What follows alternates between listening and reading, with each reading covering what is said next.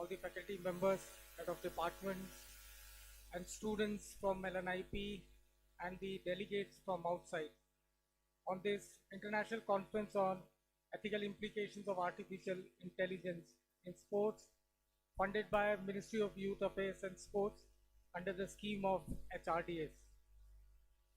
Today, we are starting with the new chapter and with the aim to take this conference into the different level and to establish something after this conference with their output, with their suggestions, and with the different experts who delivers the keynote addresses, the talks regarding the sports and the implication of AI into sport.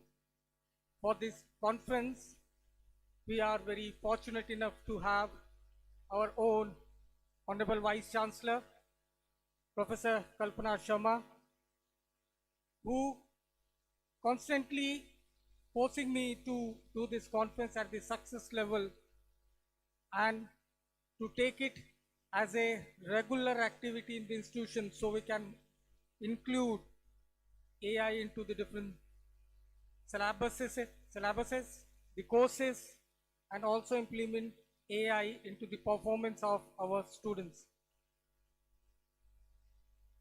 Professor Kalpana Sharma, she is eminent educationist, academician, sports person with a lot of books on her name. She herself participated in different competitions in basketball, represented as a captain, and also she is keen of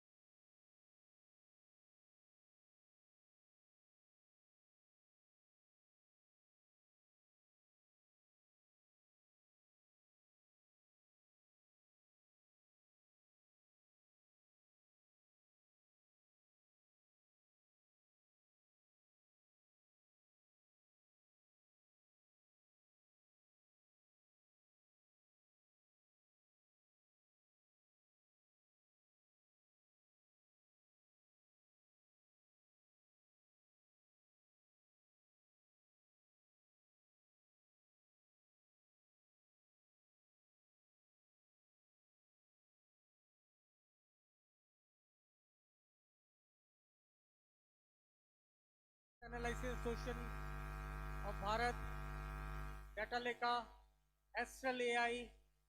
We also have collaboration with Pepsi India.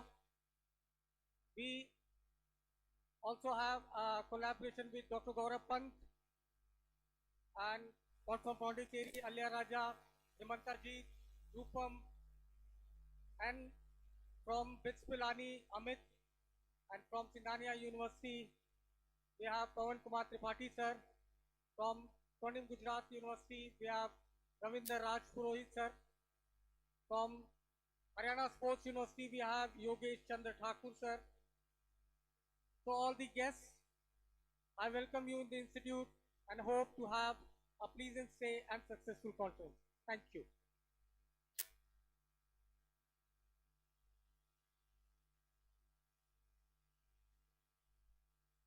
Thank you, sir, for the warm welcome and the opening remarks.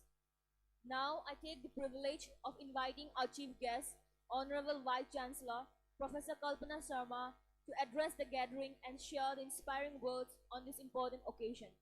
Ma'am, we request you to kindly address the audience.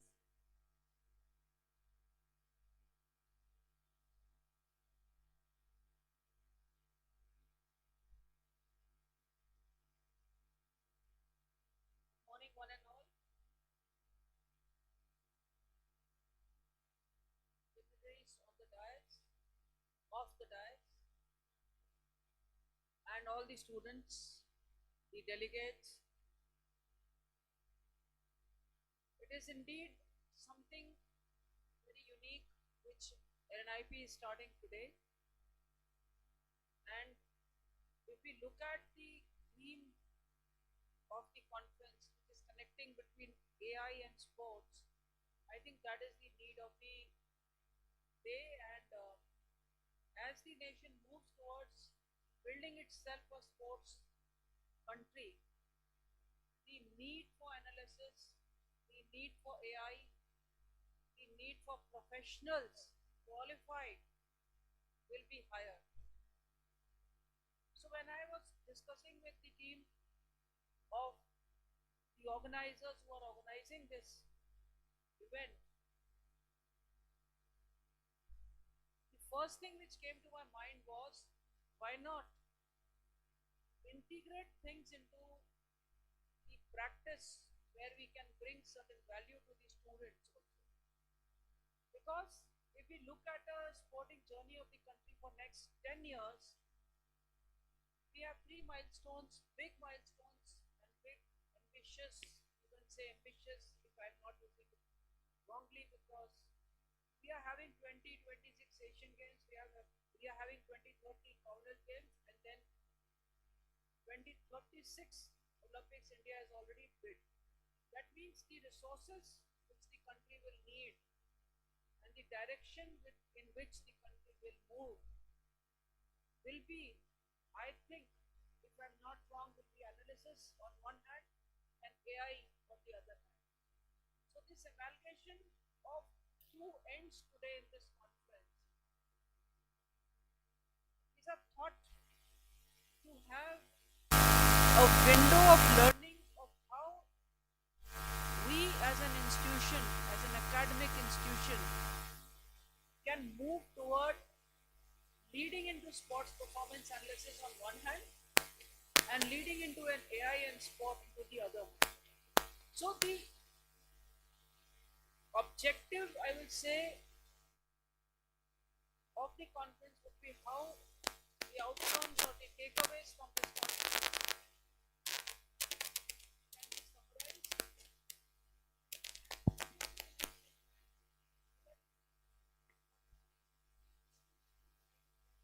Sure. Can be drawn out from such conferences. We have great resource persons with us. Each one of them, as Dr. Rajput was just naming, if I start naming each one of you, each one of you are a gem in the country, contributing to various models in their own form, whether it is PEFI, whether it is Sports University of Haryana, whether it is BITS Pilani, whether it is Raksha University. I mean, you name it, and you think that yes, they are the ones who will matter tomorrow to give a direction to the academia also. So I just mentioned, if you have just missed, I was mentioning we have with us PEFI, we have with us Raksha University, we have with us BITS Pilani, and we have with us Sports Performance Analysis Bharat Association. We have the International Association of Sports Performance Bharat's representative in Dr. Nimai. So if we can have this commemoration here today, I think this is something which will give us a direction to think beyond this Congress. After this Congress, what is summarized here and what plan of action is given, I think that is what is important for us to take forward.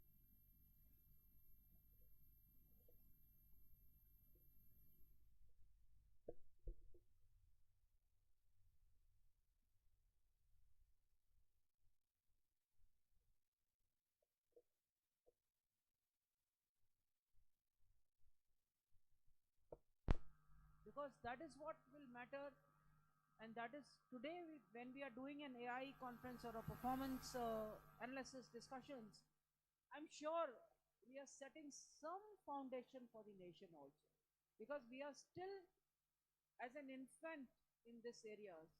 But when you see reports worldwide, there'll be a lot of examples given by Dr. Nimai when he speaks, because he has got a lot of experience of traveling and interacting with various countries, experts, and engaging himself into various athletes programs. So you will understand why this impactful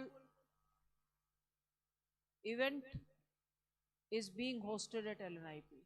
And I'm sure that the outcomes will be taken forward, and I say very hopefully that the organizers will come up with a report of the conference which would be very, very useful to take things forward. With this, I once again thank all the dignitaries on the dais who have taken their time to be with us, to all the resource persons who have come here from all over the country and they are here with us. Thank you for making it to LNIPE, and to all the participants who are going to be presenters and the listeners. With this, best wishes for the conference, and thank you very much.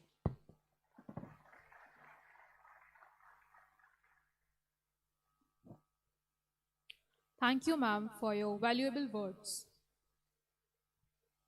Now, I am honored to introduce our guest of honor, Meenakshi Mazumdar, Director of ITM Gwalior, an eminent academic with an MTech from IIT Kharagpur and a PhD from IIT Delhi.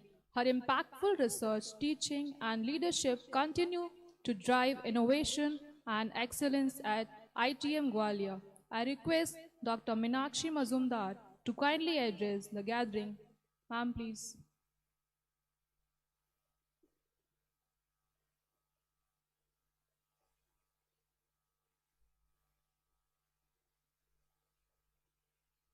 Good morning, everybody. So that's not the good morning that I would like to hear from a youth who's into sports. Good morning, everybody. That's still not sufficient. Good morning, everybody.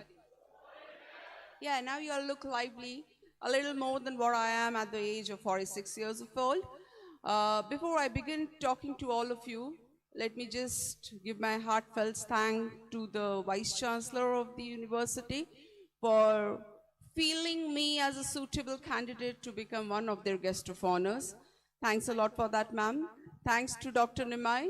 To come to know that Indians are everywhere around the globe is not really untrue, it's true.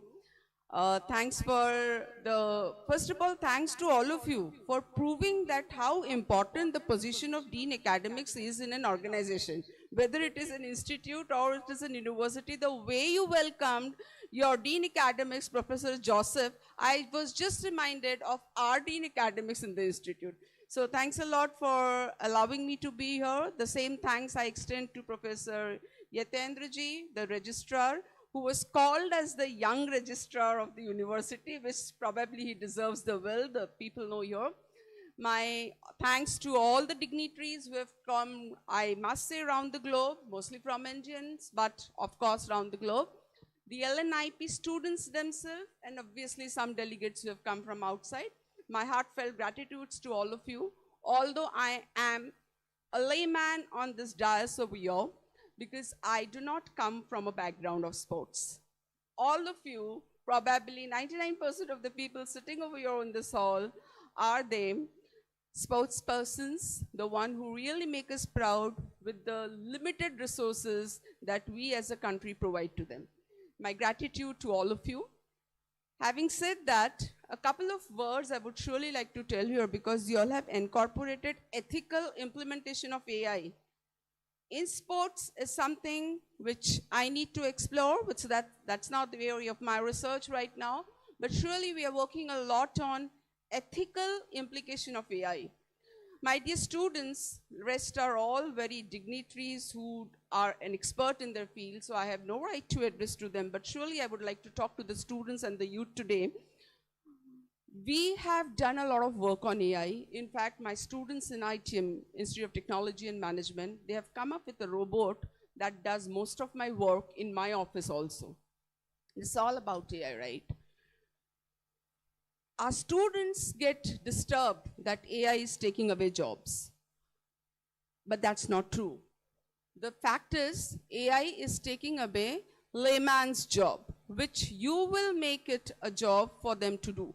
So why am I speaking all this over here is that is not true. You should not even get frightened of AI coming ethically into sports.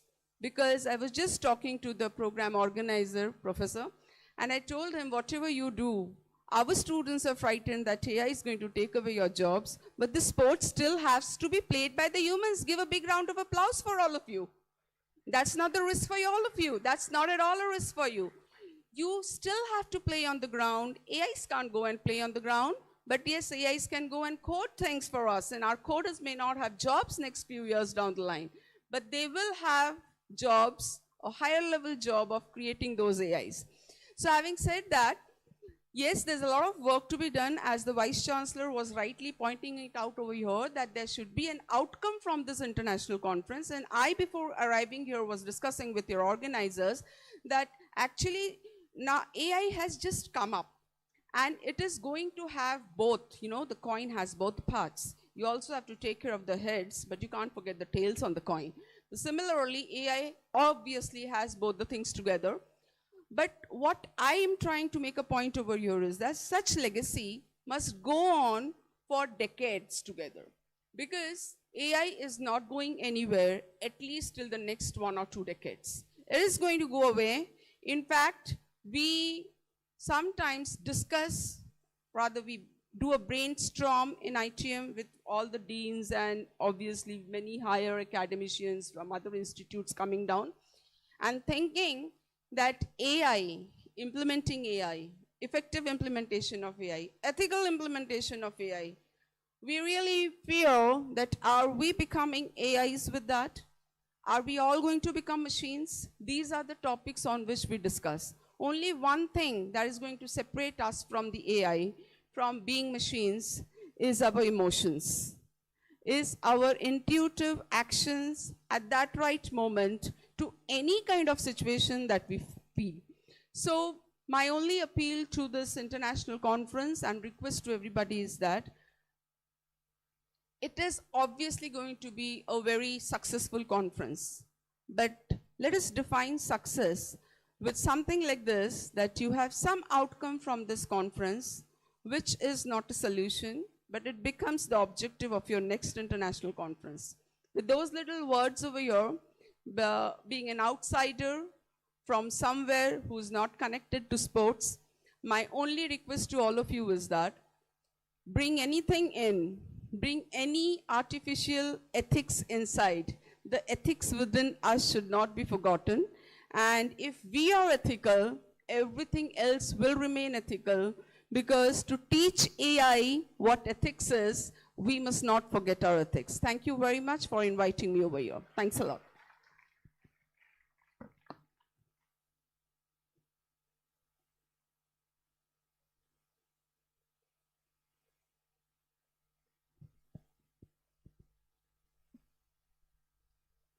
Now I request all the dignitaries on the dais for the come forward for the unveiling of souvenir of this conference. Ma'am, please.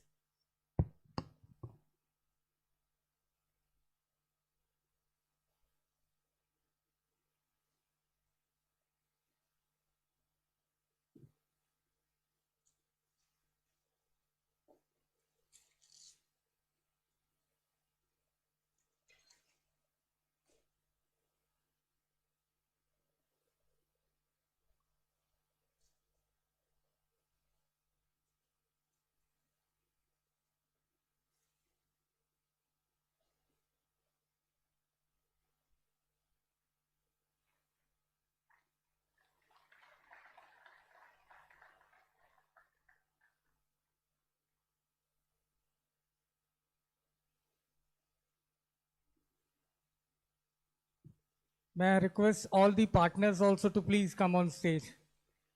Pawan sir for Singhania University, you sir, SLAI, Gaurav, Portal Corporate, Birdings, Karnakar. Yeah.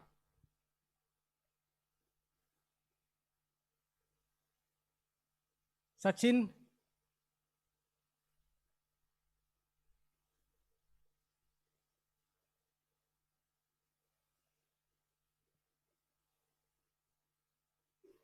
Yogesh sir, आप भी partner हैं. And so we have left with Alyaraja sir and Amit sir, please. And Hemantajit, Bhaskar sir, please. आइए.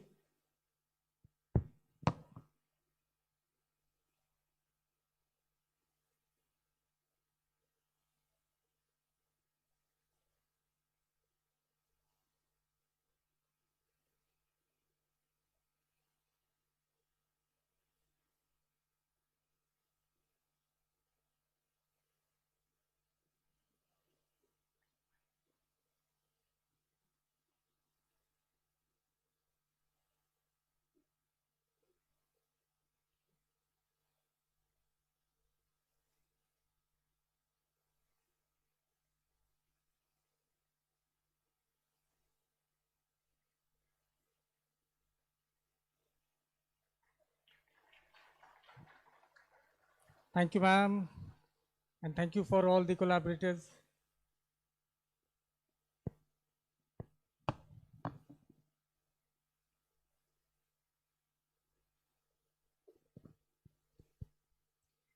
Thank you, everyone. Before we proceed forward, I would like to thank ma'am for your words of inspiration, and we promise you to imply your suggestions in the future. Thank you, ma'am. Now, to conclude the inaugural ceremony, I invite the Joint Organizing Secretary, Dr. Ashish Fulkar, to deliver the word of thanks.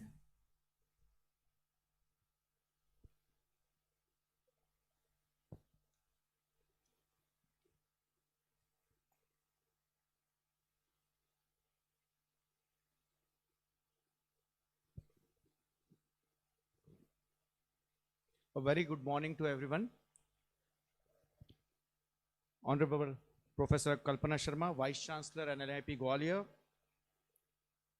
Dr. Meenakshi Mazumdar, Director ITM Gwalior, our Registrar Dr. Yaten Singh, esteemed Dean Academics, Professor Joseph Singh, our distinguished keynote speaker, Shri Nemi Parmar, Performance Analyst. Today's ceremony marks an important moment in our collective journey to understand how technology and ethics must move together to shape the future of global sports. On behalf of the organizing committee of International Conference on Ethical Implication of Artificial Intelligence in Sports, first and foremost, I extend our heartfelt gratitude to Professor Kalpana Sharma, our Honorable Vice Chancellor, for her inspiring leadership and her presence today, and her unwavering support towards fostering academic excellence and forward-looking research at LNIPE. Ma'am, your vision continues to guide and motivate us.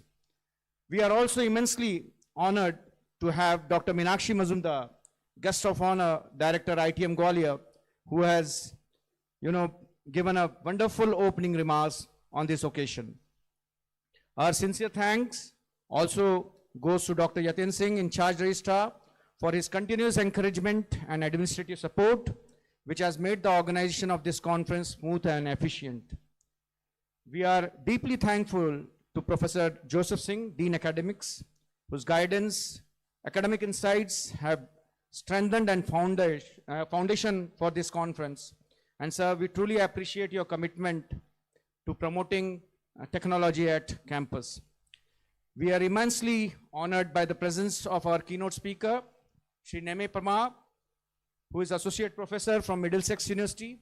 He is renowned performance analyst, and your address today will reach us with thought-provoking ideas and practical perspectives.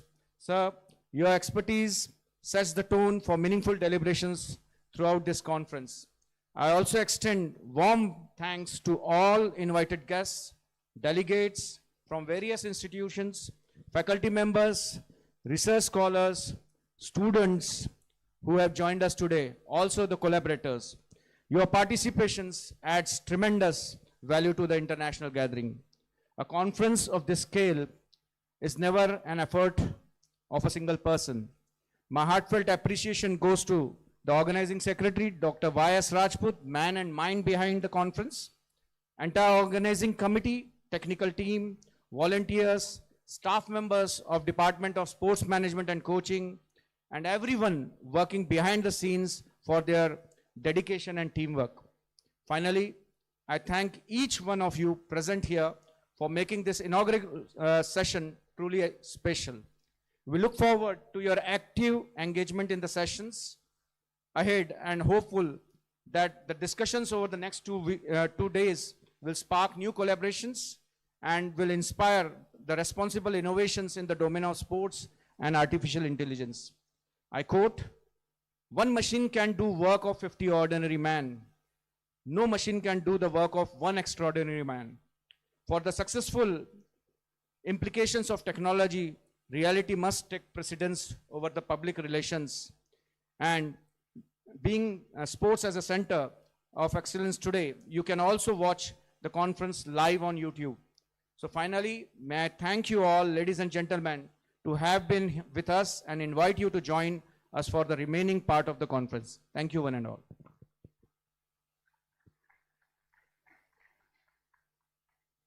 Thank you, sir. We now proceed to the signing of the MOU with the Sports Performance Analysis Association of Bharat. I request all the dignitaries involved in the MOU signing to kindly come forward.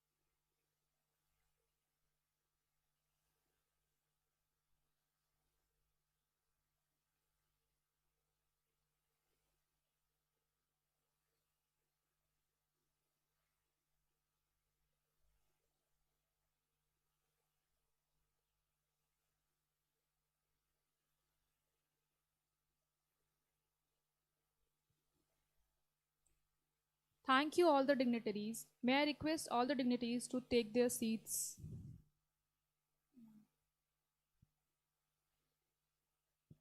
Take their seats down.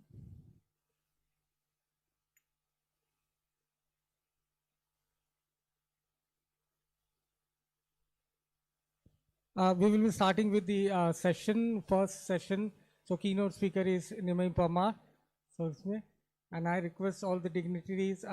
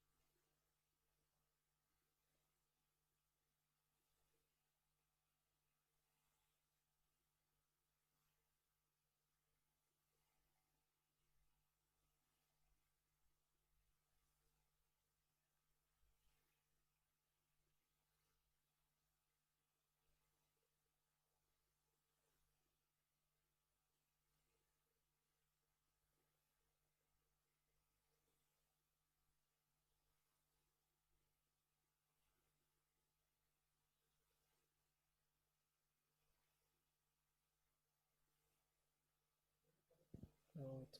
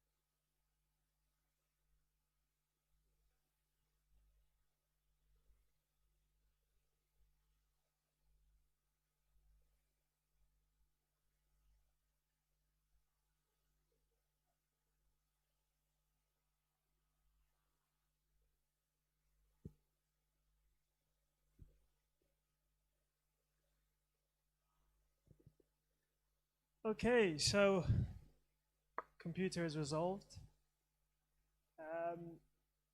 It's a real pleasure to be here at LNIPE University. Thank you to Professor Sharma, Vice Chancellor here at the university. Thank you to everyone that's organized and put lots of time and effort into this conference. And thank you to all of you, students and participants and whoever is here to attend the conference. Actually, the first time I attended a conference, I was a bachelor student and I was presenting my dissertation thesis at a conference. And I think that was the pivotal moment in my life where I then decided that I was going to become an academic. And actually, from attending conferences, I met many sports club scientists, I met many academics, I met many other students. And so I think conferences are very, very, very important for your development because every single one of you in this room has something to contribute and offer. So I think one of the major things from a conference for me is if I learn one useful thing to take forward, or I get an inspiration from an idea. And even more important than any of that is the networking and collaboration opportunities you have from attending conferences. So do make the most of networking with people that are here and making the most of the opportunities that are available to you. So it gives me great pleasure to be here. It's always a pleasure to be at home in India. So I have a great pleasure traveling all over the world to China, Dubai, America, all over Europe. But I'm most happy when I'm here in India. So thank you for having me here, and I'm very pleased to be here.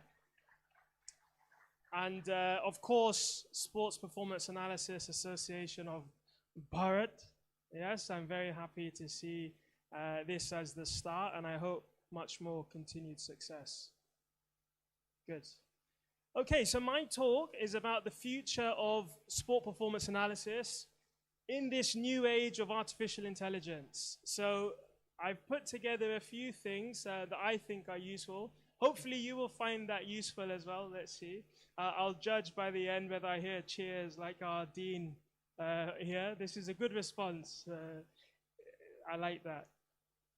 One day I hope people will cheer for me like that as well, you know? So, okay, so I am an associate professor in sports performance analysis.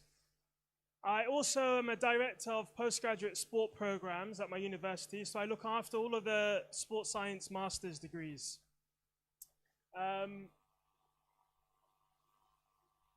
So actually, I was a sports player. I used to play rugby. Maybe rugby is not so popular here. It's more. My grandfather was very disappointed I didn't play cricket. He was very upset with me. When I told him I was playing rugby, he said, "What is this rugby?" But that was my sport. I was very, very interested, happy to play. I played for England, junior level. I traveled to Kazakhstan and Russia. I had some international tours. And then I decided to study at university. So I had a scholarship. I had a scholarship to play rugby and also study sports science. And then in my second year, I met a professor in sports performance analysis. And I decided this was something that was interesting to me. I actually wanted to be a PE teacher and a sports coach. And then I changed. I had lots of changes in my career. But this is the benefit of studying degrees. You get to do lots of different modules, and then you can pick a specialism that you like. So I was coaching and playing rugby. I'll continue. I was playing and coaching rugby, and I wanted to better understand my performance as a player, and I wanted to better understand the performances of the players I was coaching.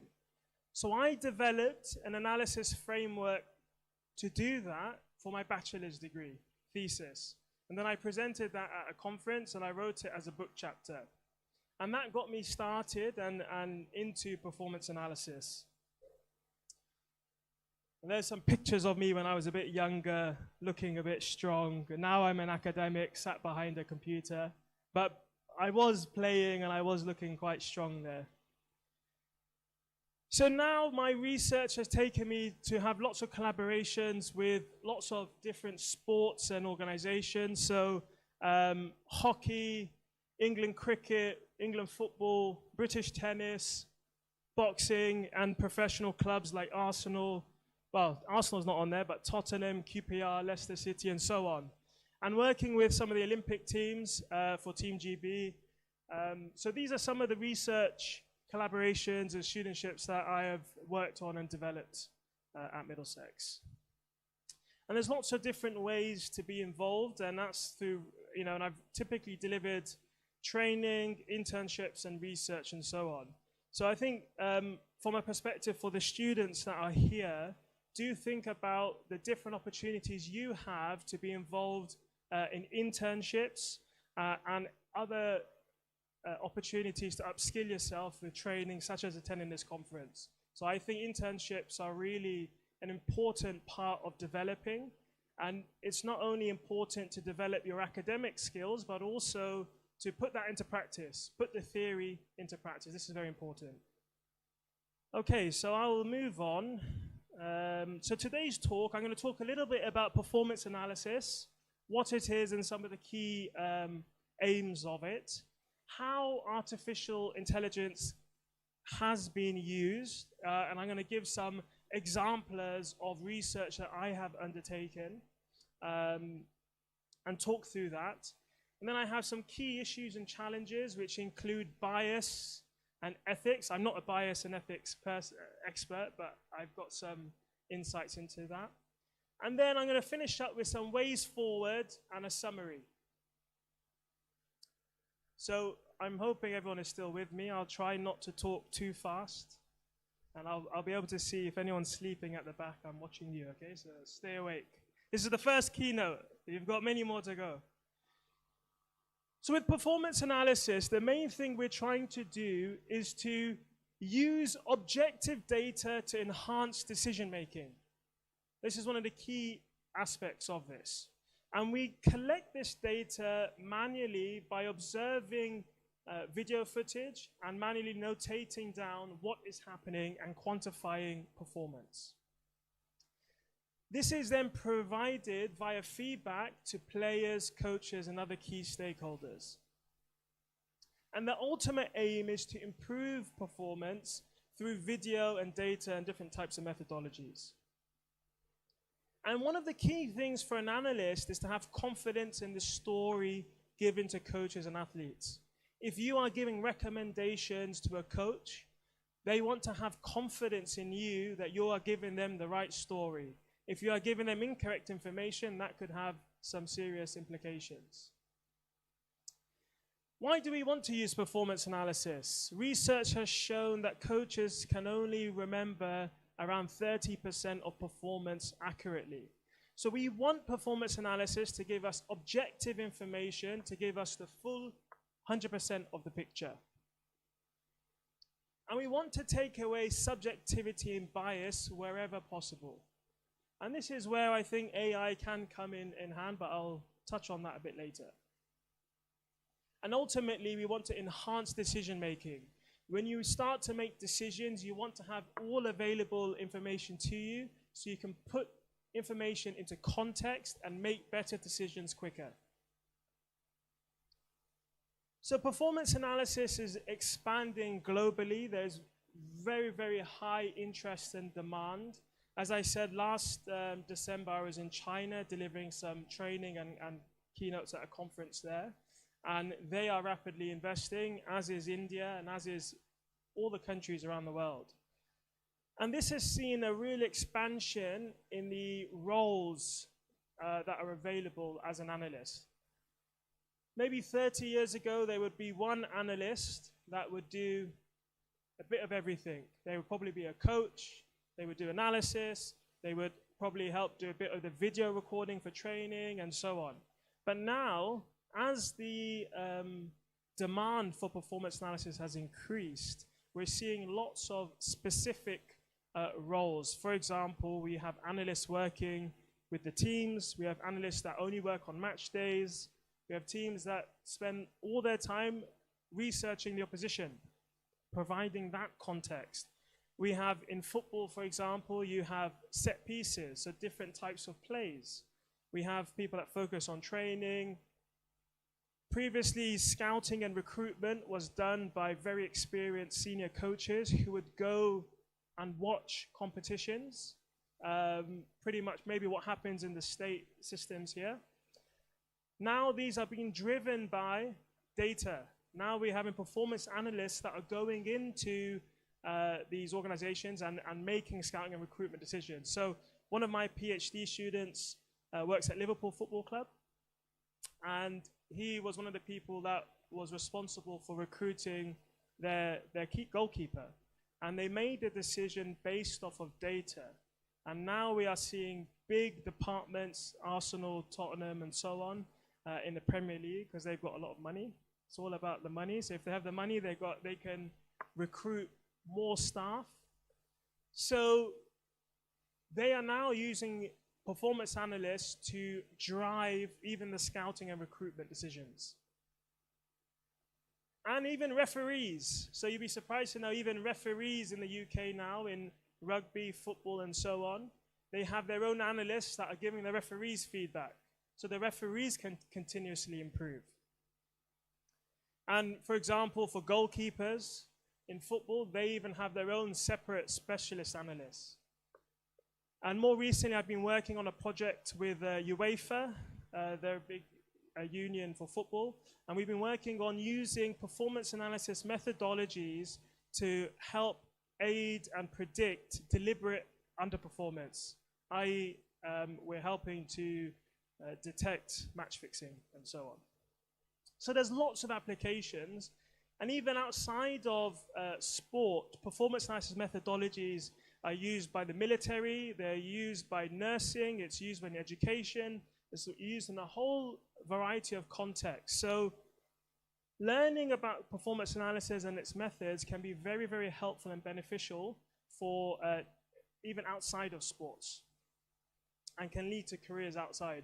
Many of my PhD students have actually gone on to work in banking, in business, and so on. So they haven't just stayed in sport. There are the methodologies that are applicable outside. So the three key thoughts for me about using performance analysis is that we want to objectively quantify performance in a valid and consistent method. We want to examine and ultimately improve sporting performance. And then we want to derive meaningful insights to aid and enhance decision-making processes. We then want to focus on advancing our processes. What can we do once we've collected all this data? So a few years ago, FIFA, they set up their performance analysis division. And they were collecting lots and lots and lots of data, not really knowing what the next steps were going to be. But we know that if we collect lots of data and good quality data in the first instance, this can then be analyzed, and then we can start running more advanced statistical methods. We can start using artificial intelligence methodologies and so on to get, like I say, more meaningful insights. But to do this, we have to remember the basics. We must collect data in a good, objective way, and we must store it. If you do analysis, you must store it correctly so that you can do your data analysis and you can create visualizations. And one of the most important parts of being an analyst, and definitely one of the most important traits that I've seen for analysts to be successful, is the ability to communicate. You can have the best ideas in the world, you can have a first-class distinction degree, but if you cannot communicate, then your ideas are useless. So you must be able to communicate and build rapport and relationships. So we want to ensure that we use all of this information to help push forward achievements. You will see in cycling, they have methodologies and they have an ethos of small improvements collectively build up to improve. So they focus on small improvements. And we can get these information from performance analysis. Now, even in Formula One, okay, this is racing. Maybe some people are into Formula One or not. There's McLaren. You might have heard of McLaren and many other racing teams. They utilize performance analysis methodologies. And even they use it to look at the speed of taking on and off the wheels for the teams that are supporting. You know, the difference in seconds counts for the finishing position. And then also using it for analyzing the driver's decisions and so on. Within a coaching context, performance analysis can be really, really important to push coaches forward to the next level. Integrating in performance analysis into the different stages of coaching processes is very, very key. Definitely in the UK, performance analysis is firmly embedded within all of the coaching qualifications. And I think this will be a very important thing for India, that as performance analysis progresses and as sport progresses, we will see the integration of performance analysis in the different coaching and PE qualifications. I hope to see that. So, this is what you all come for. Artificial intelligence in sport performance analysis. So I have to be honest, a few years ago, my colleague said, come here, come and sit with me. We have a big seating area in Middlesex University in London. You are all very welcome, by the way. So if you ever come, I'll take you to the same place. So we have a center place, which is like a big greenhouse. And there's different cafes and so on. So my colleague said, come over. I was in a break between teaching. So he said, look at this. So he had ChatGPT open. And I had heard of ChatGPT, but I had never thought about using it. And he said, watch. So he put in a query. He said, write me an essay on performance analysis. And all I saw was, and a whole essay came up. I was thinking, wow, this is scary. This is scary, you know, this is done it it had lots of errors and issues, but I was thinking, Mike,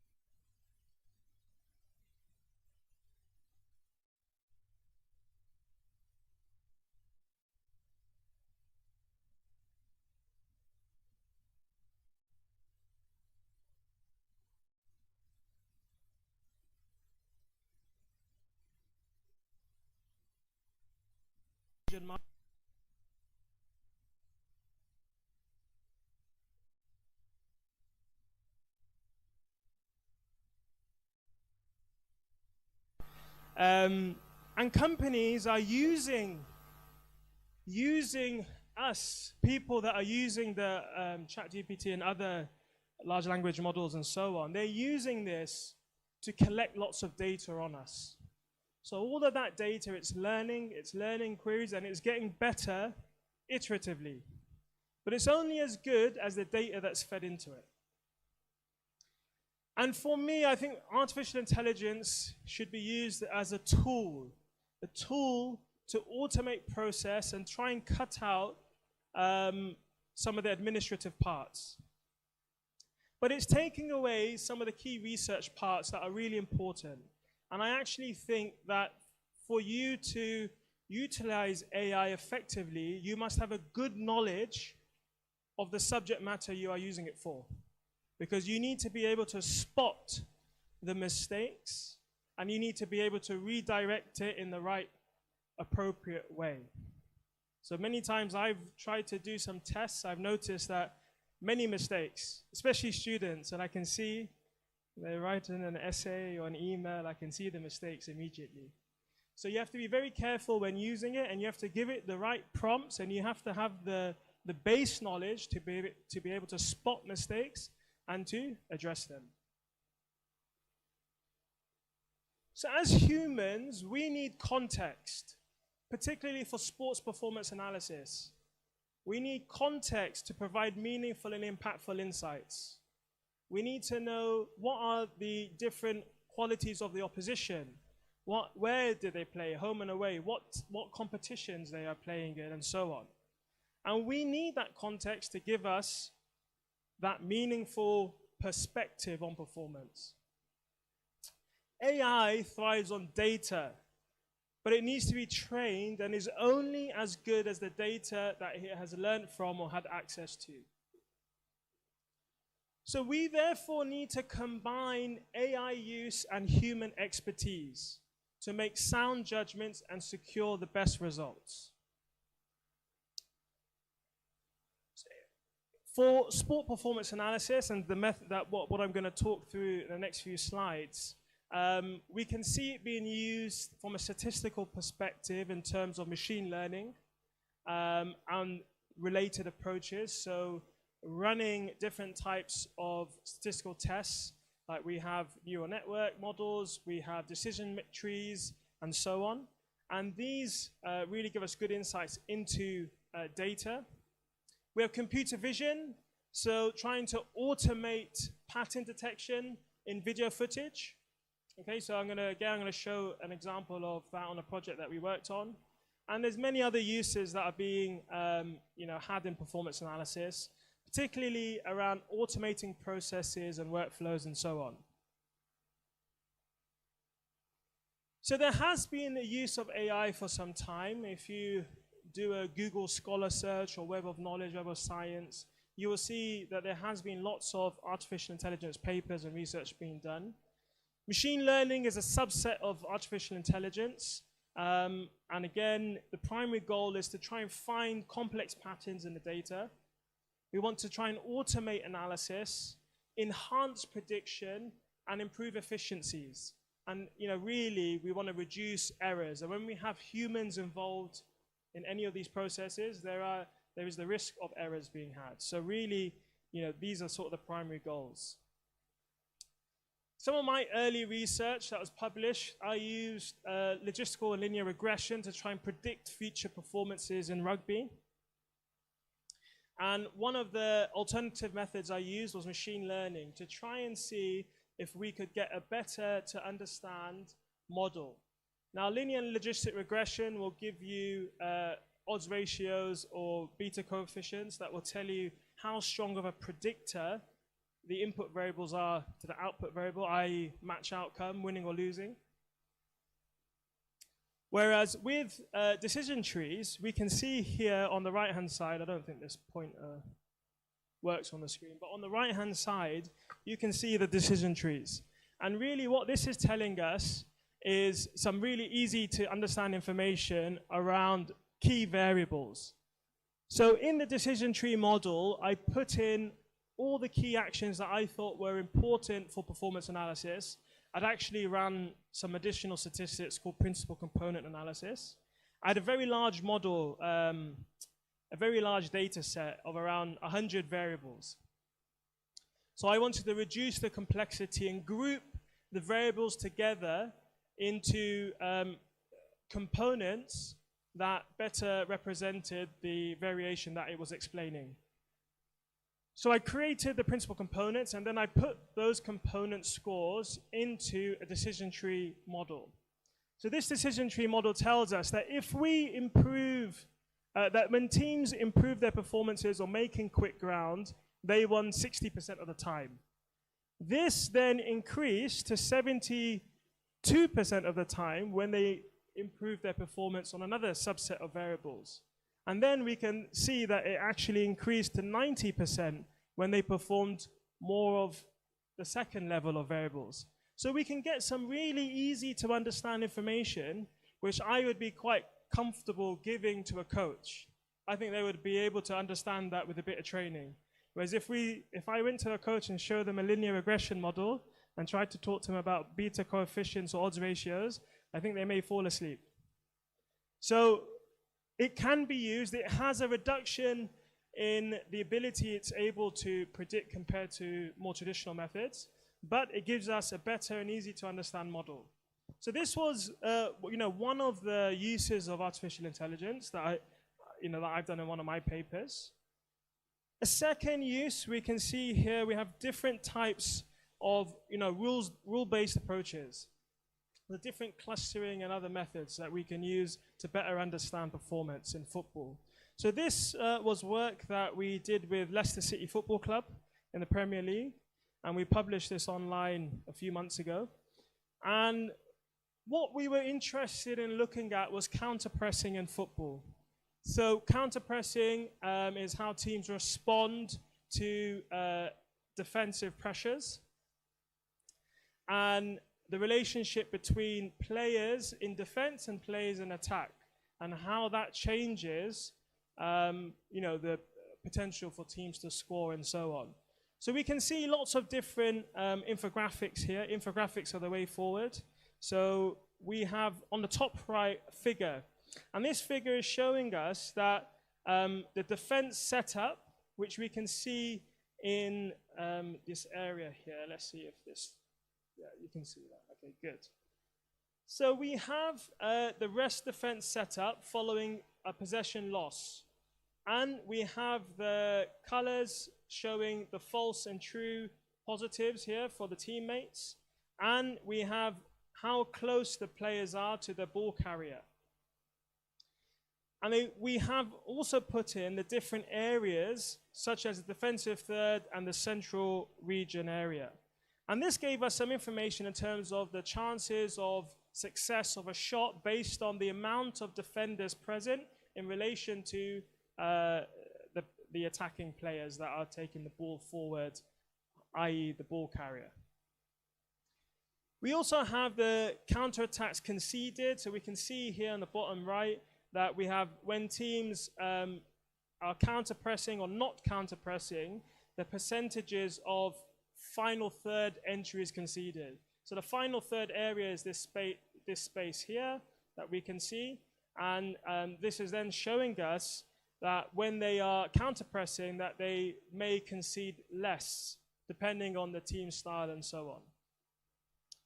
And then we have the pitch displaying all the successful pressures relative to the unsuccessful counter pressures, subdivided by the different teams in the Premier League. And the direction of play is from right to left. So we can see here that we have the higher amounts of counter pressures in the defensive third area according to the different teams and so on. So this gave us some really novel information, important information in terms of different tactics and techniques that teams can use to counter when other teams are pressing. And pressing is a big thing now. We have different metrics like passes per defensive action, and you have many, many other different types of variables. And this is a very topical subject that lots of research is being undertaken in. This is a paper that was just accepted a few days ago. So this will be published next year on the issues.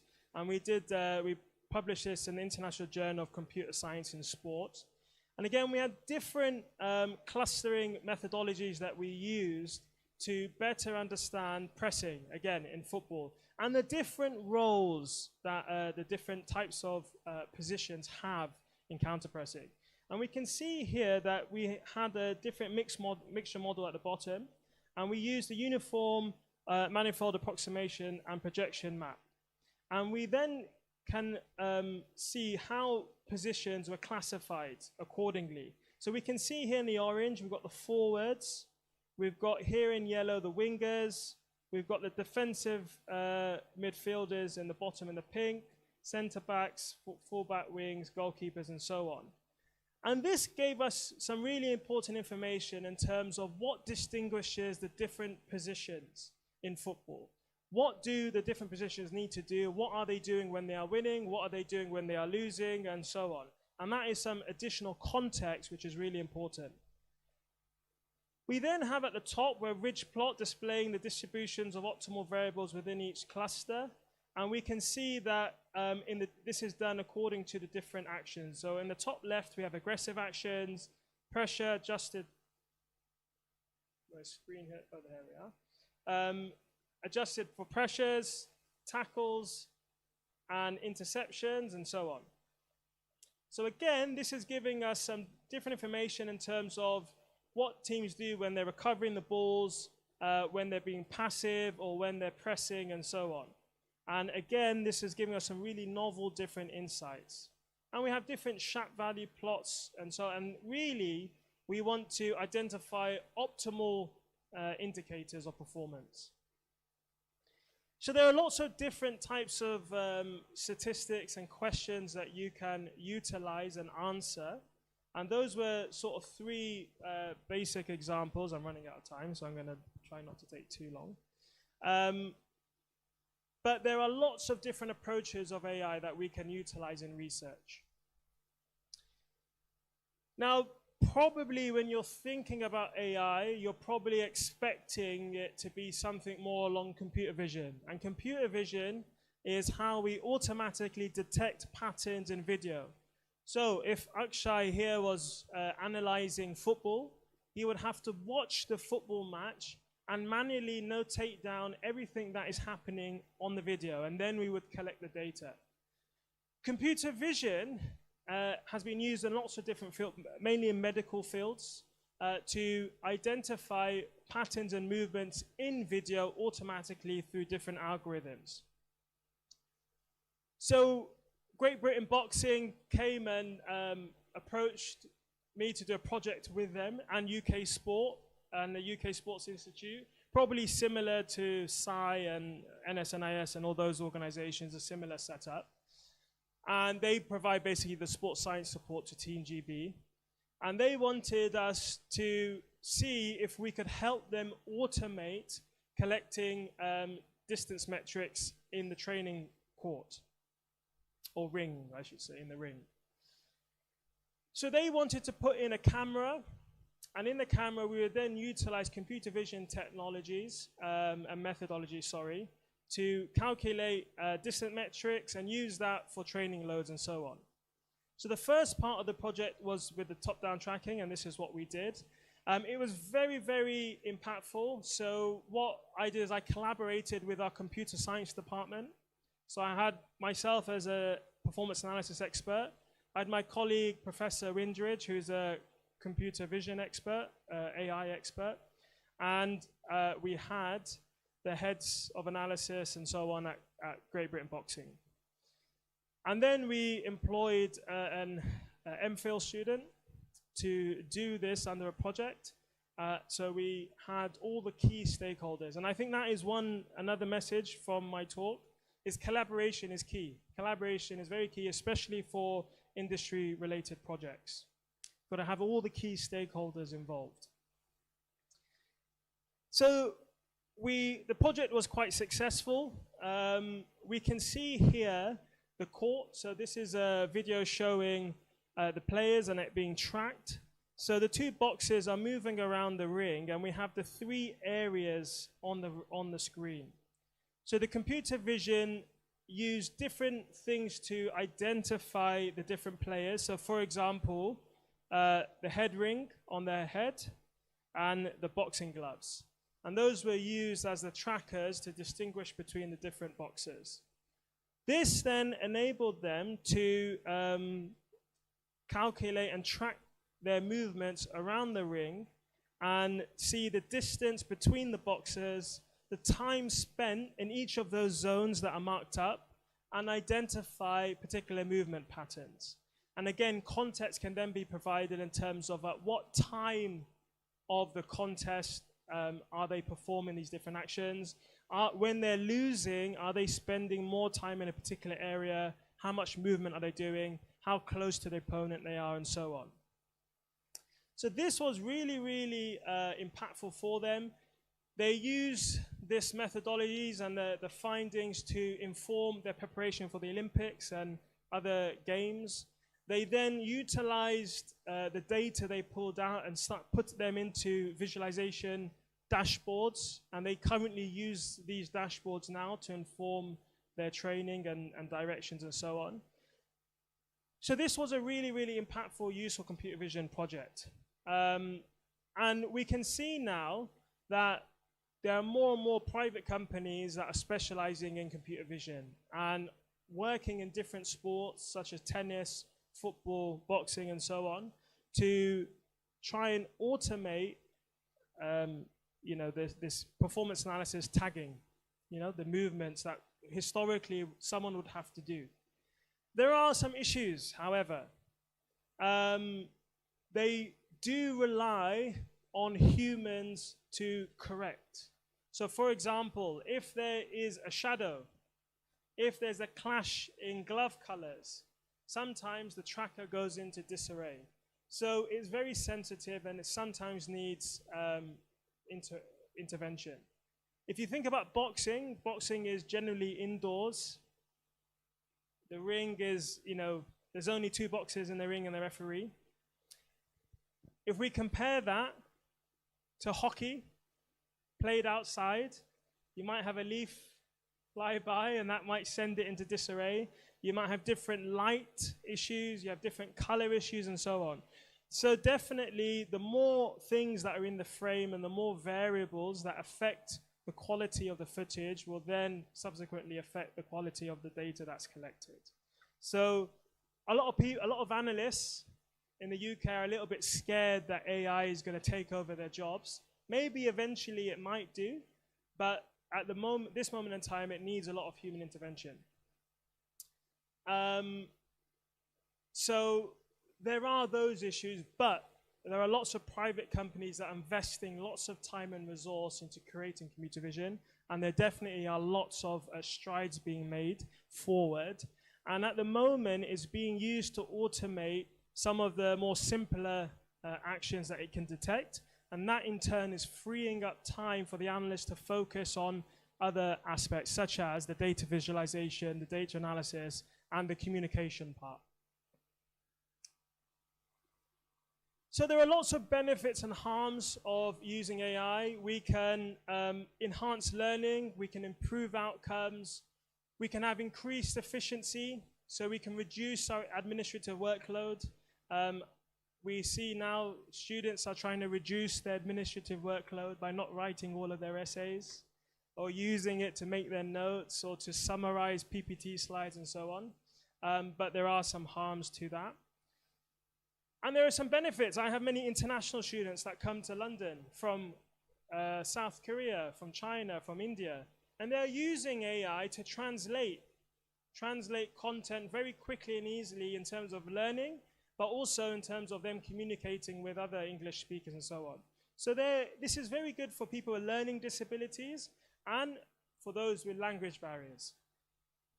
But one of the harms is that it undermines the credibilities of your qualification, and it can harm the trust that you have, because if you are relying on the AI to be the expert, you are making yourself redundant and your credibility is lost.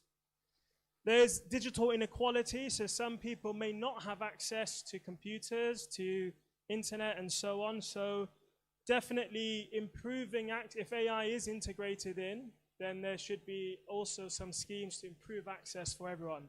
So I know in the UK, I think it was the University of Oxford, they did a trial on giving every student access to an advanced ChatGPT premium subscription.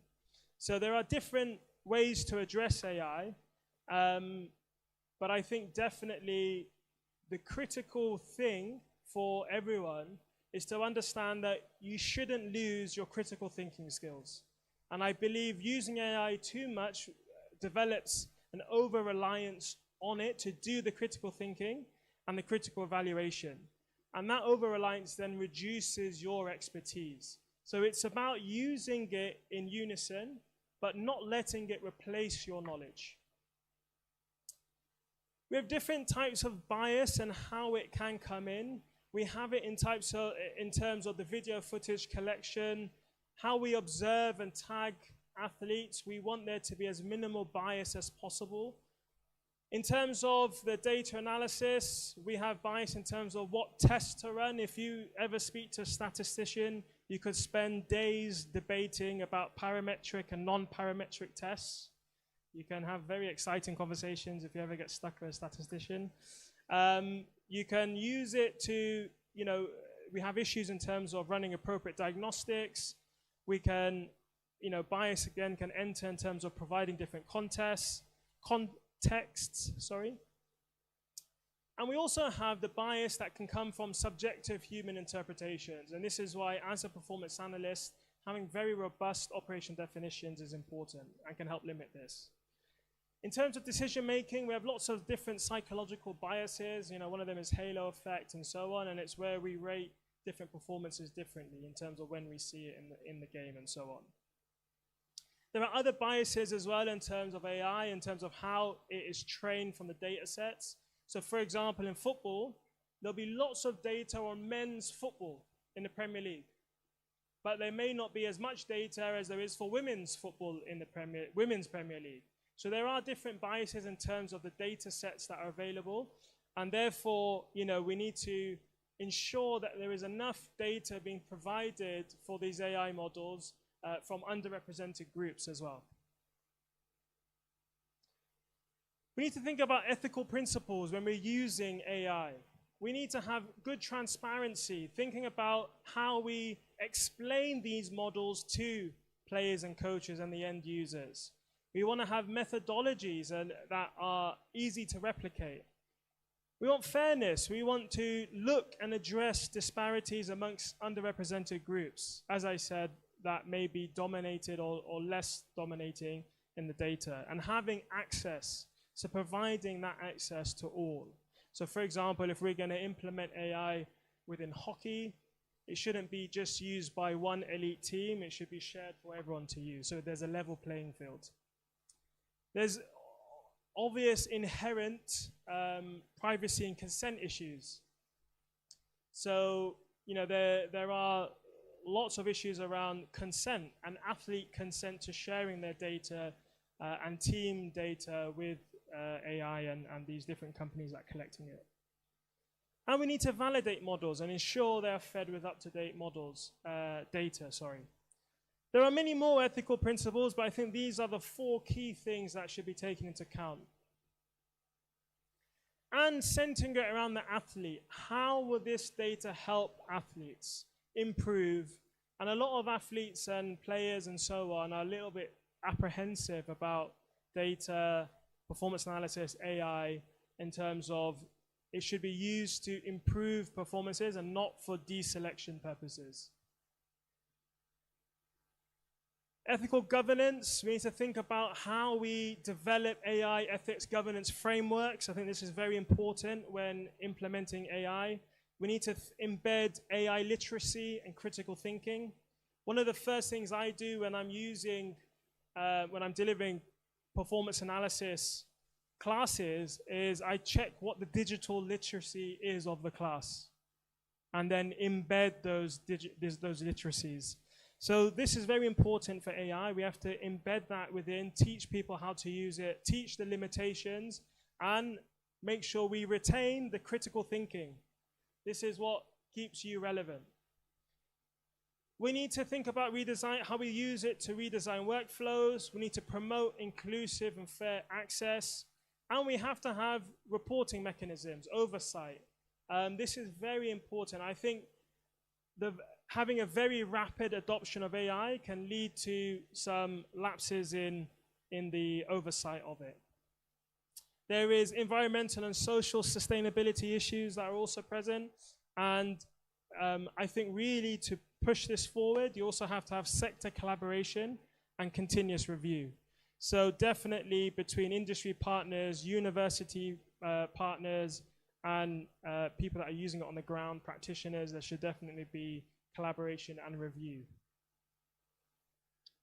In terms of way forward, that's a good segue into my next part. It's almost as if I planned it. Collaboration is really, really important to advance research and practice.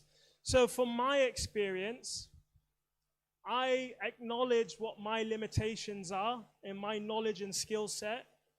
And I think that's a positive to know when you need to seek help or when you need to seek advice from other experts.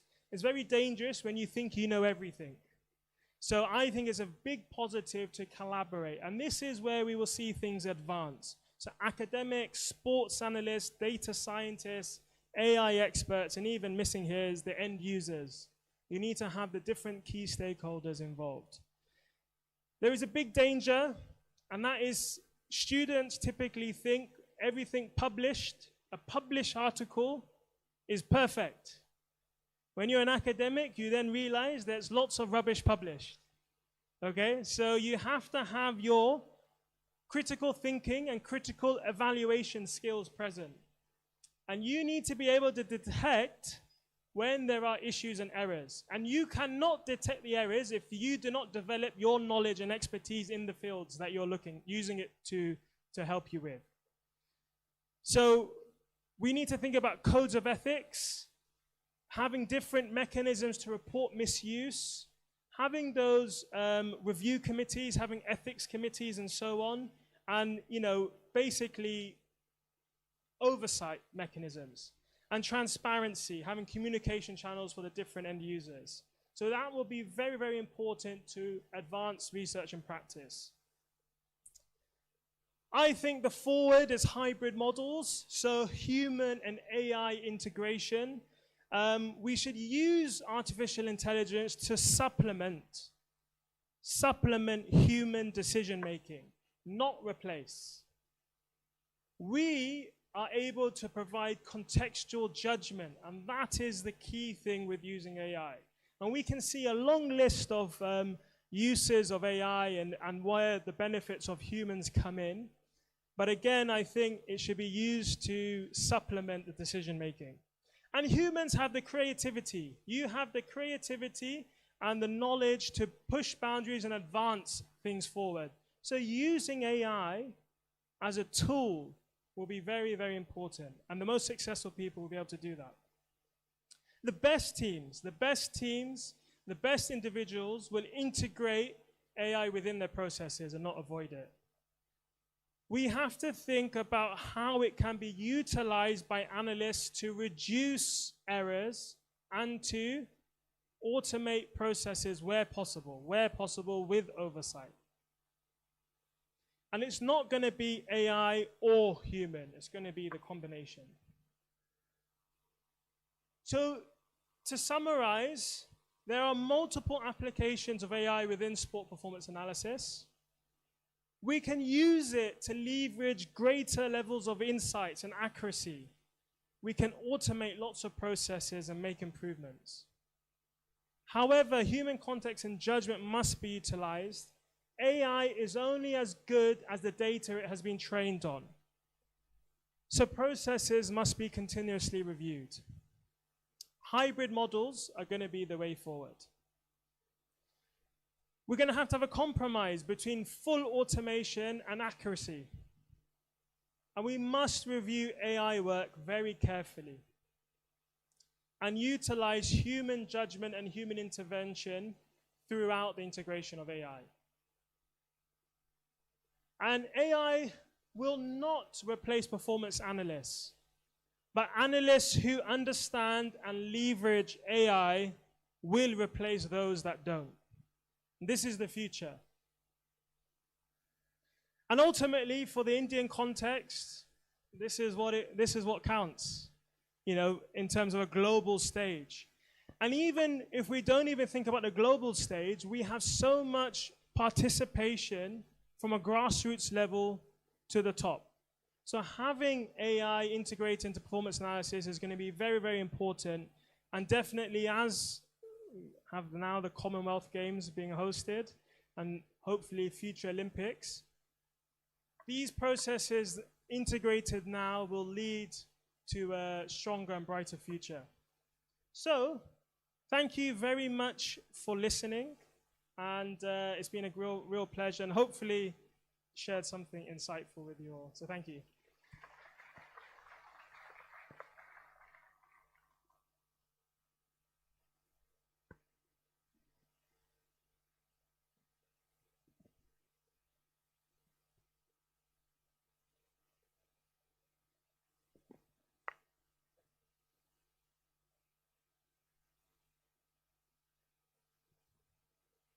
Thank you, sir, for the valuable and enriching session. We truly appreciate your time and knowledge.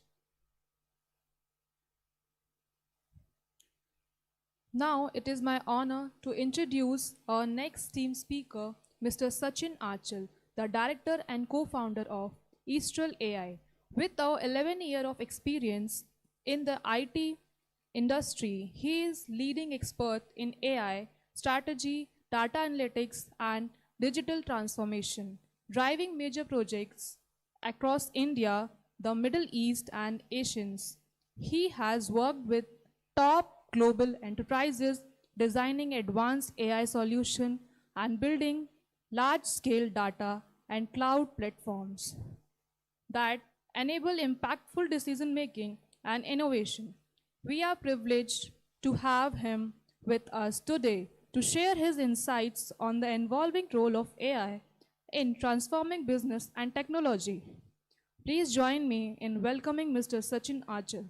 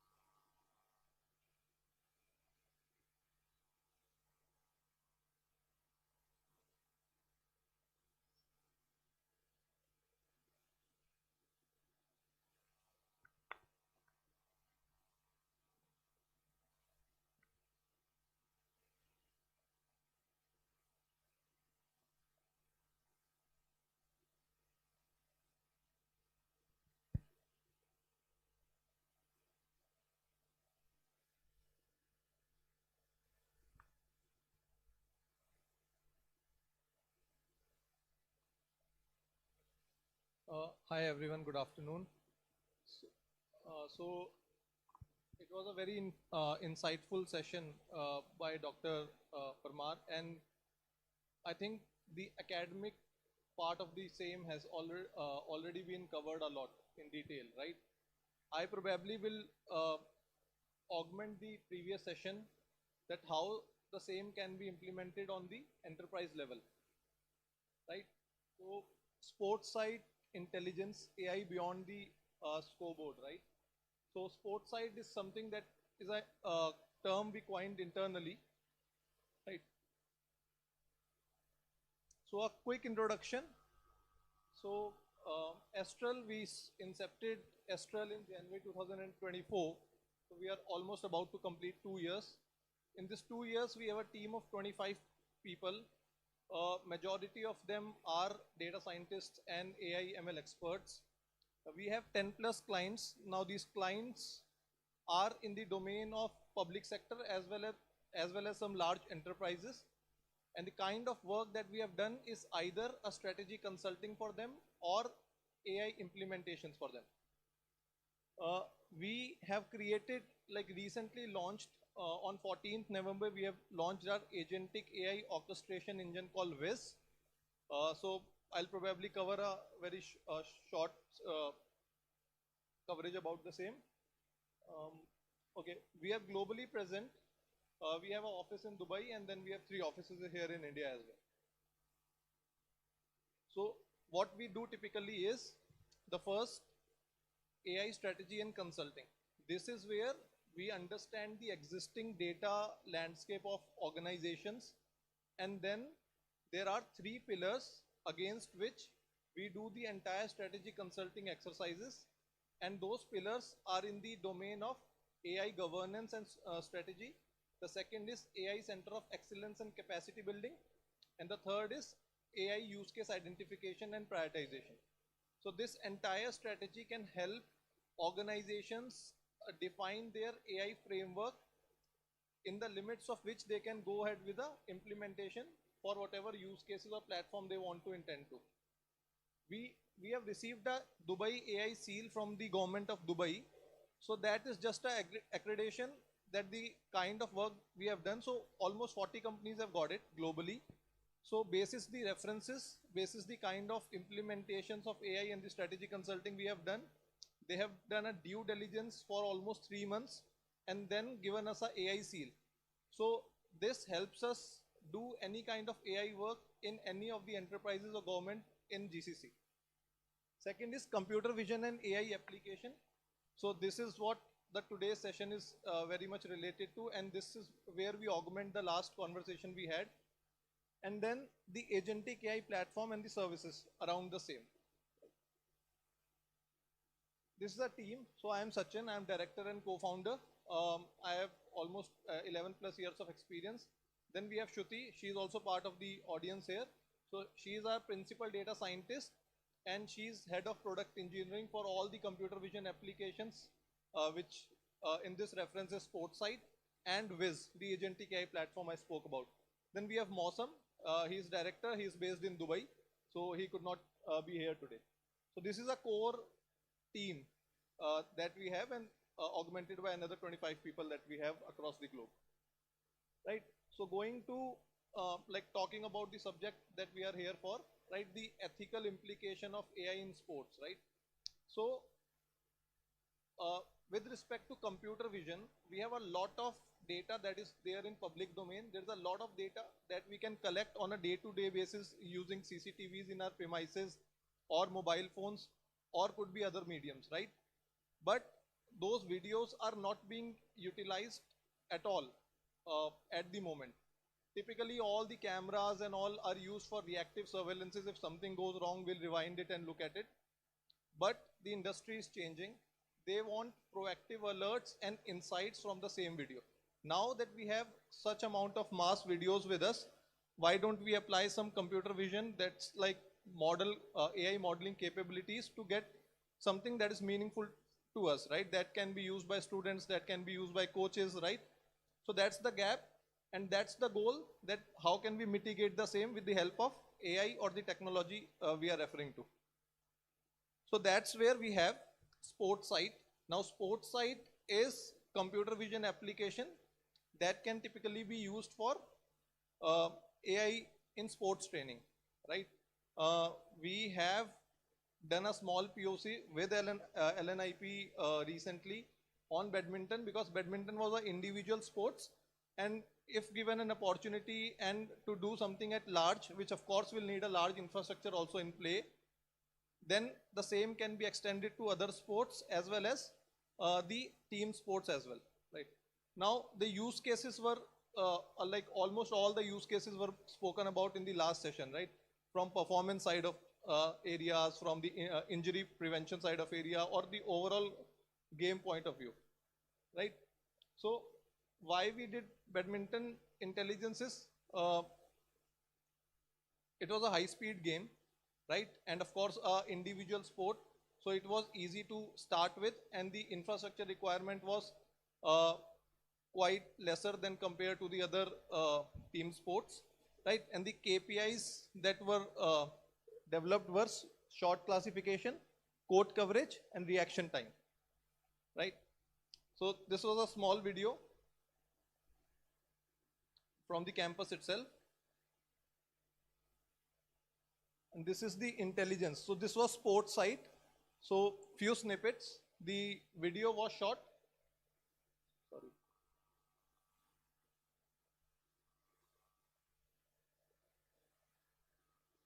Sorry. The video was shot and then it was uploaded on SportsSite, and all the analysis that you see on the left side, I don't know why yeah.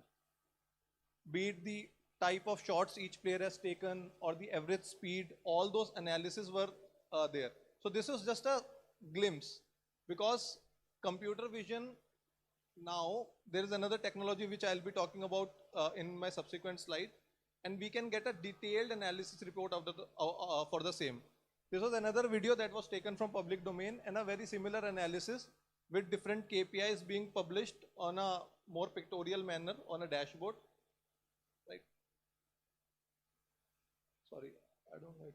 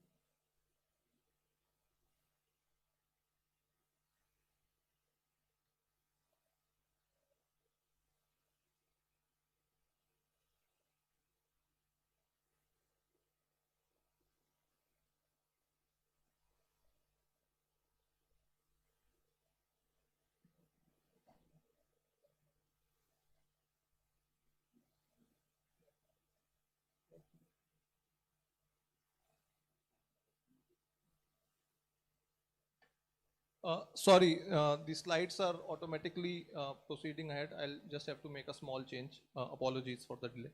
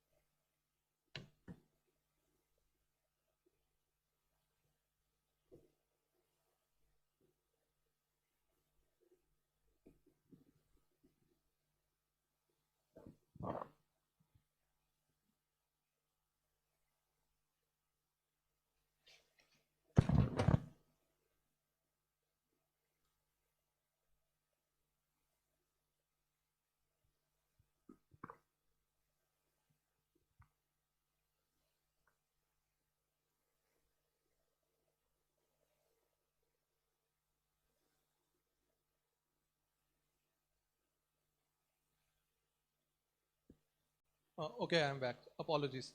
So,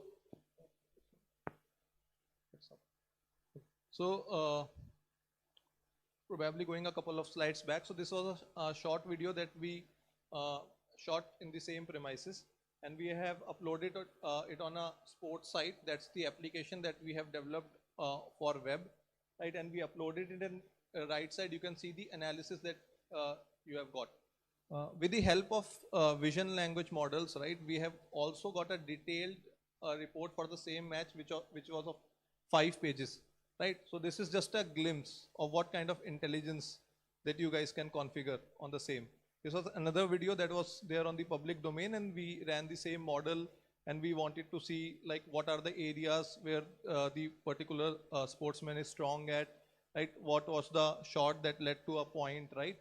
And again, the same analysis for player 1 and player 2, right? The backhand, the forehand, the smash, whatever the choice of shots they went ahead for, and which led to a point or which led to a drop, right? So that over a period of time, we can see that how the particular sportsman is performing, what are the areas that that particular being need to address or work on specifically, right?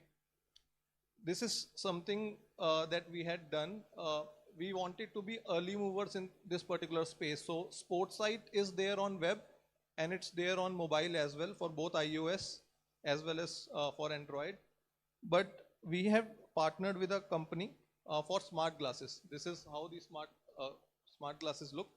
And we have a booth set up in ahead of the conference hall, and anyone who wants to have a look and feel at the glasses and how the screen looks like, feel free to come there, right? So these smart glasses, on one of the lenses, it has a screen, right? Probably if, all of us would have seen Robocop or Iron Man, and we see that the screen itself is there on the glasses, right? And these are see-through glasses, and as in when the certain particular KPI or information is needed, and we would have all seen the Meta glasses by in collaboration with Ray-Ban that has come, right? So this is very, very similar to that, right? Why this is being showcased, that we were able to fine-tune these computer vision models and bring that model to smart glasses. Now these smart glasses have capability to connect to Wi-Fi and Bluetooth, right? And different kind of real-time models, right, can be seen on the glasses that we are the coach is wearing, right? So this was particularly for the coach, and all the stabilization issues and everything was mitigated. So let's say I am a coach and I am looking at a match, a badminton match, and I'm looking at player 1 and then player 2 and then player 1 and the player 2. Let's say it's a 20 minutes match, right? So some of the KPIs on the real time, the type of the angle of attack, good, the type shot, smash, the accuracy, right? Did it lead to drop or scoring a point? Or it can also be a case where you are streaming the match live to a coach in a remote area, right? Or a international area, right? So this is what we have done with a collaboration with a smart glass, and multiple other KPIs can be inbuilt. So the real-time analysis plus the same game that is being watched, it has camera of course, right, will also be streamed. And let's say a badminton match goes for 20 minutes, right? So the entire analysis will also be recorded on a backend server. So once the match is over, the real time was here and the deep analysis report will be there on your probably a laptop or a desktop, right? So this is what we have done with collaboration with a smart glass organization. So there are other smart gadgets, right? Of course, keeping the ethical principle in mind, but going forward, and this actually is being observed on our international players, right? Olympic players who have a lot of sponsorships and all, where they wear smart gadgets to monitor the other vitals for a player. Because when it comes to competing at a global level, right, we are talking about lakhs of people in a particular game, right? So your endurance, your strength, your other vitals also become very, very important apart from the game you are playing, right? And that's where the coaches and the analysts, they put a lot of brain behind identifying the root causes and then going for a prescriptive thing, right? How things can be improved, right? And in the morning, ma'am mentioned, the VC ma'am mentioned, right? India has its own goal that we have to be in top 10 as a country in Olympics 2035. So these kind of technologies are needed to go there. And then we spoke about computer vision, and there was a lot of research for computer vision in the last session as well. There is something ahead, and that is not ahead, that is already there in market today in terms of technology. These are some pivots of artificial intelligence. So one is VSS, the video semantic search in sports. So how is it different from computer vision object detection models is, these object detection models, they don't have memory. So they identify the shot, they identify the human being, and then you can do your calculations and then probably map those graphs, but they don't have the context. VSS gives them the context, This is the reasoning. So that computer vision object detection plus VSS gives them the reason. So take an example, there was a shot being played and a player fell down, right? And we still were able to score a point. So the VSS, the computer vision, probably the models will say that it's a fall, it's a score. But when it comes to VSS, it gives the entire reasoning with a context. So that is what happened. So this does not work on frames, this work on video. And whatever intelligence a lot of organizations, a lot of educational institutions have built from object detection models or YOLO models can be passed on to these kind of VSS systems, right? So like how we use ChatGPT in our day-to-day life, right? Those are built on LLMs, like large language models. VSS is built on VLM, which is vision language models. The second is agentic AI. Now, what agentic AI is? You have the brain, which is VSS.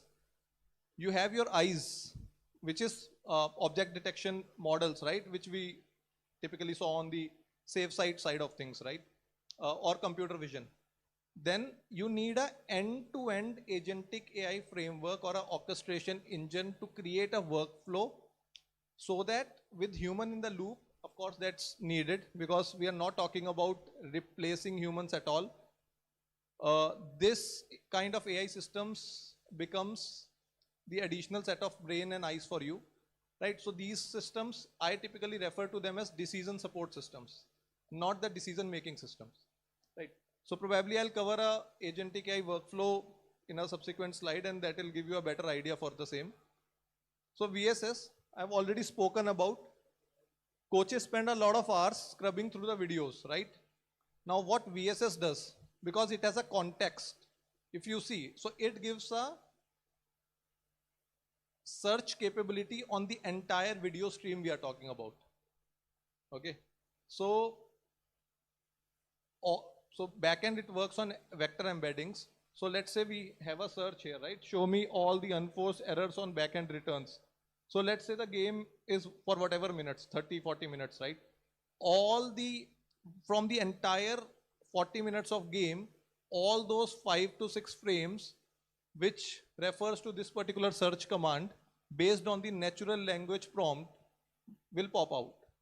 And this is how VSS is much more powerful. So computer vision will exist because that's where it has originated from, because VLMs are general purpose based, right? These are pre-trained models on videos. Those have to be fine-tuned. Those has to be fine-tuned for individual sports, individual player, okay, or individual instruments. Let's say for cricket, it has to be trained on bat and ball. For badminton, it has to be trained on rackets and the shots, right? But it can be not trained, fine-tuned. So VLMs typically have to be fine-tuned. So this is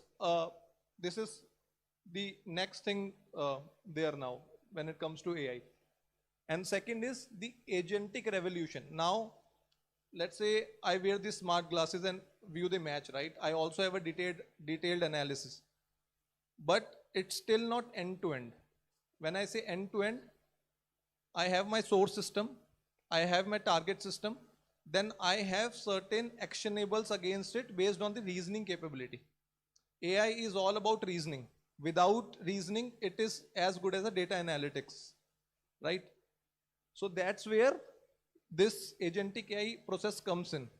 Now, in the entire scheme of things, all the input devices, output devices, and all the intermediary layers, such as your eyes, brains, memory, comes into play. So these kind of platforms help you create all the agentic AI workflows seamlessly without the need of coding, right? And you can integrate with external LLMs or VLMs, or you can also integrate it with a in-house SLM for that matter, right? So these are the capabilities. We ourselves have a platform called Viz. If someone wants, like someone is interested to know more about Viz, right, they can visit our booth and we can do a quick demo for, let's say, 5 minutes. So that creates a very similar agents as it was shown on the last slide. Okay, definitely have to talk about the elephant in the room, which is the ethical frontier, because without any policy being drafted, without any framework being drafted, it's very, very risky to first adopt AI technologies and then implement it for the data that is very, very sensitive to us, right? That is very, very critical to us. So the first is the ethical AI, which definitely has certain concepts which we talk about: privacy, bias, and rights. So these are the few things that we have to keep in mind. One is related to the data sovereignty, right? At a country level, we want our data should be there in India.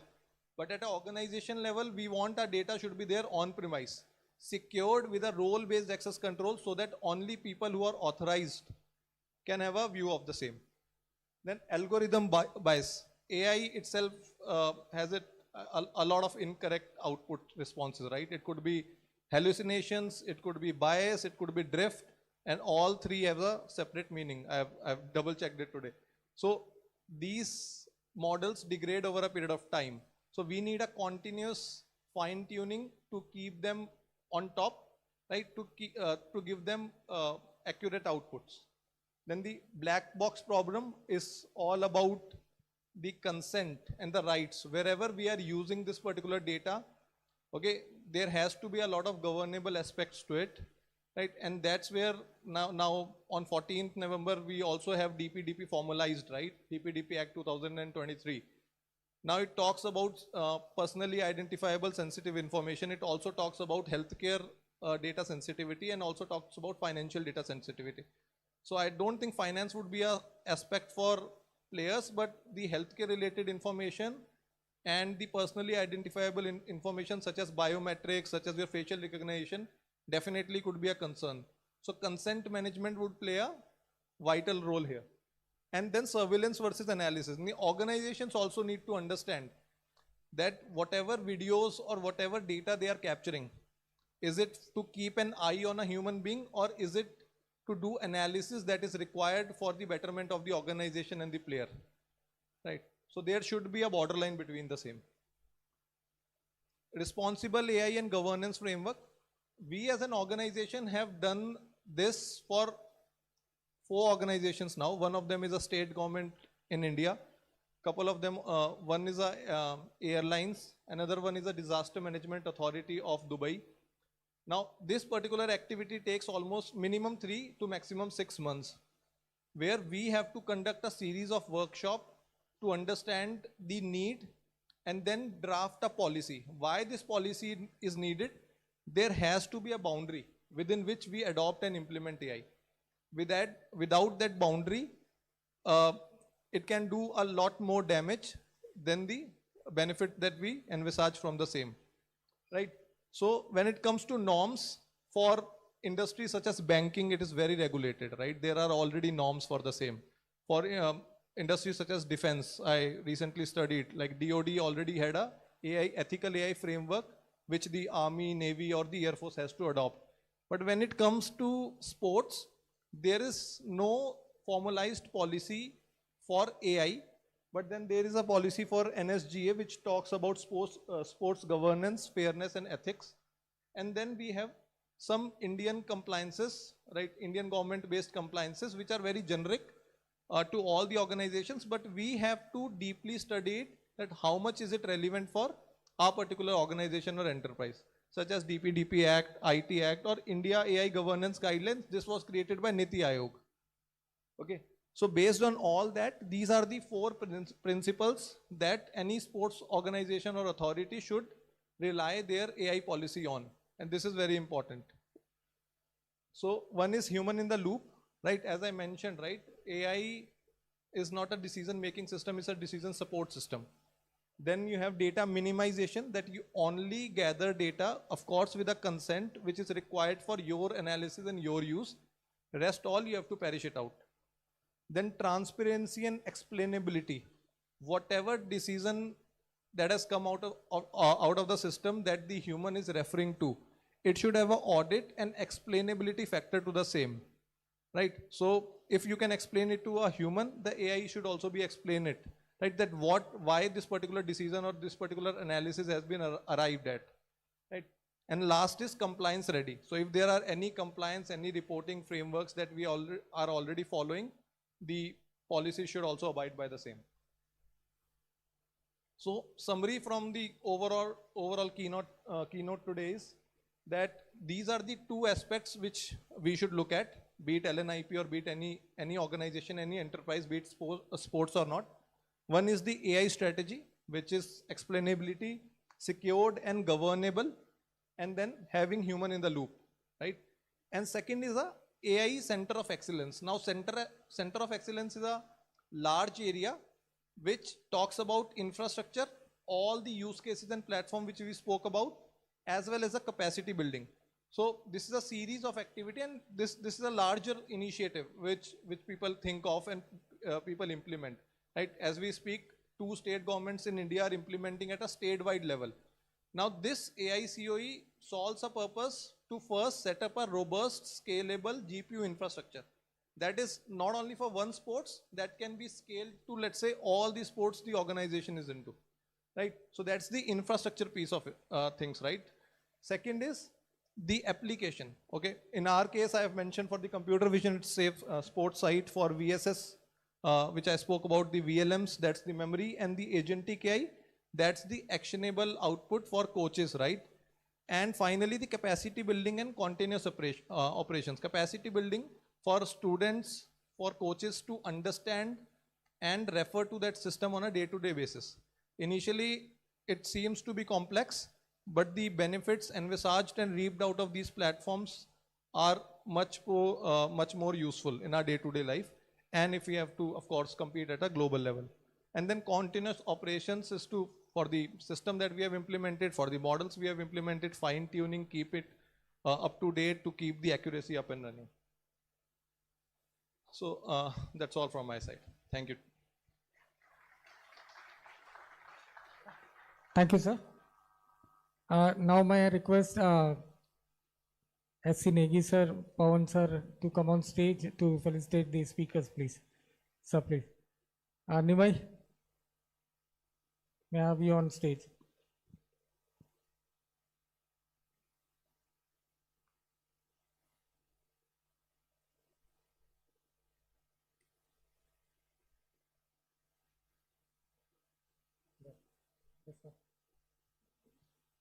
We had a first speaker, Dr. Nimai Parmar from UK. I request Negi sir to please felicitate him.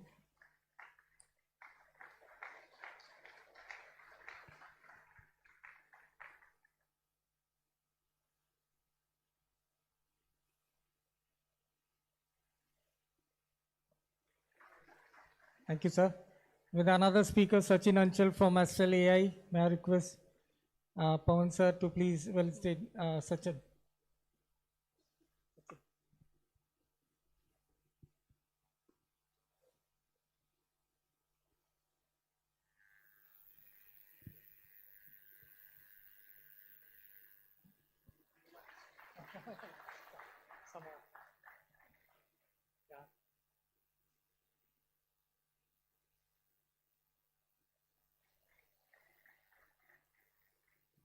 Thank you, sir. Ladies and gentlemen, lunch.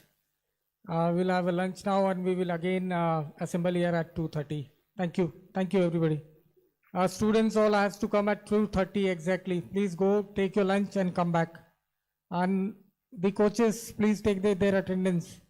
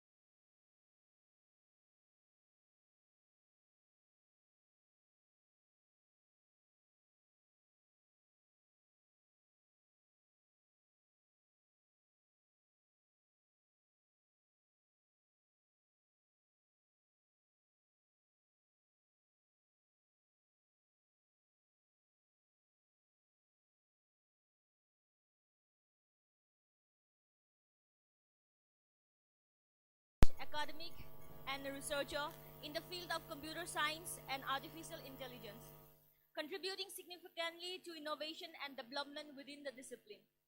Sir, we kindly request you to get on the stage.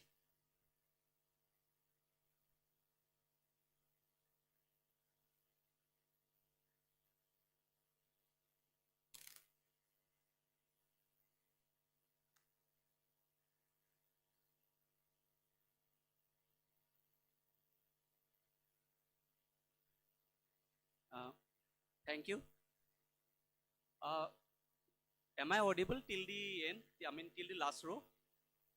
Okay, good.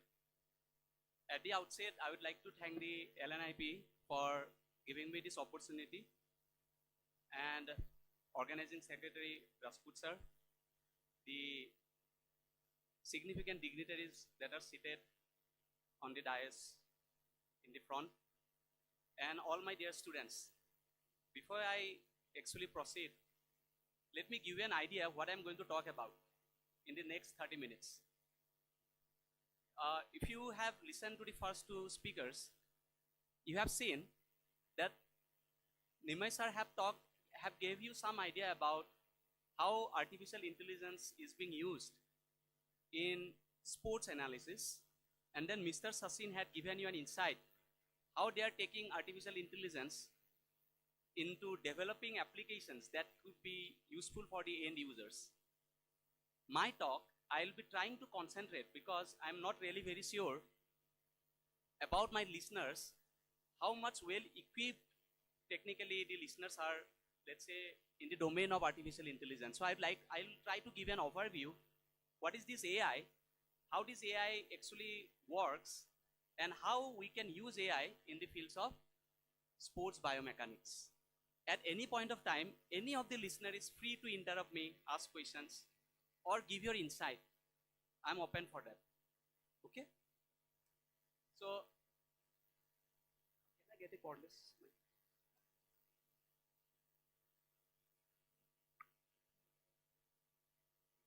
Hello. If you see here the outline of talk, the AI umbrella, sports biomechanics, AI in context of sports biomechanics, special reference to CNN and LSTM and attention network. If you look the fourth point, this is all about, this is the backbone of the ChatGPT or all other models that you are using. Let's say you are using Google Gemini, you are using ChatGPT, you are using DeepSeek, any large language models that you are using, the backbone of those model is the fourth point that I'm saying here, LSTM and attention network. I'll try to give some idea what they actually do. And then finally, I'll try to conclude my talk, okay? So if you look the AI umbrella, when we say artificial intelligence, it's very broad, okay? Now if you look here, I mean, you can see here, at the top we have the artificial intelligence, then below we have a subset of artificial intelligence, which we call as the machine learning. And then again, down, we have a very small subset again, which we call as the deep learning. Most of the revolutionary things that is happening in today's day actually is falling in the area right at the core, the deep learning models, right? So these models, when you talk about the ChatGPT or any generative models, you had seen in Mr. Sachin's talk how he was trying to actually capture the badminton players. If you would like to do any of those activities, you need to concentrate your, fully on the subset deep learning. So if you look the AI umbrella, AI is all about, it's a very big umbrella. Then we have a subset machine learning.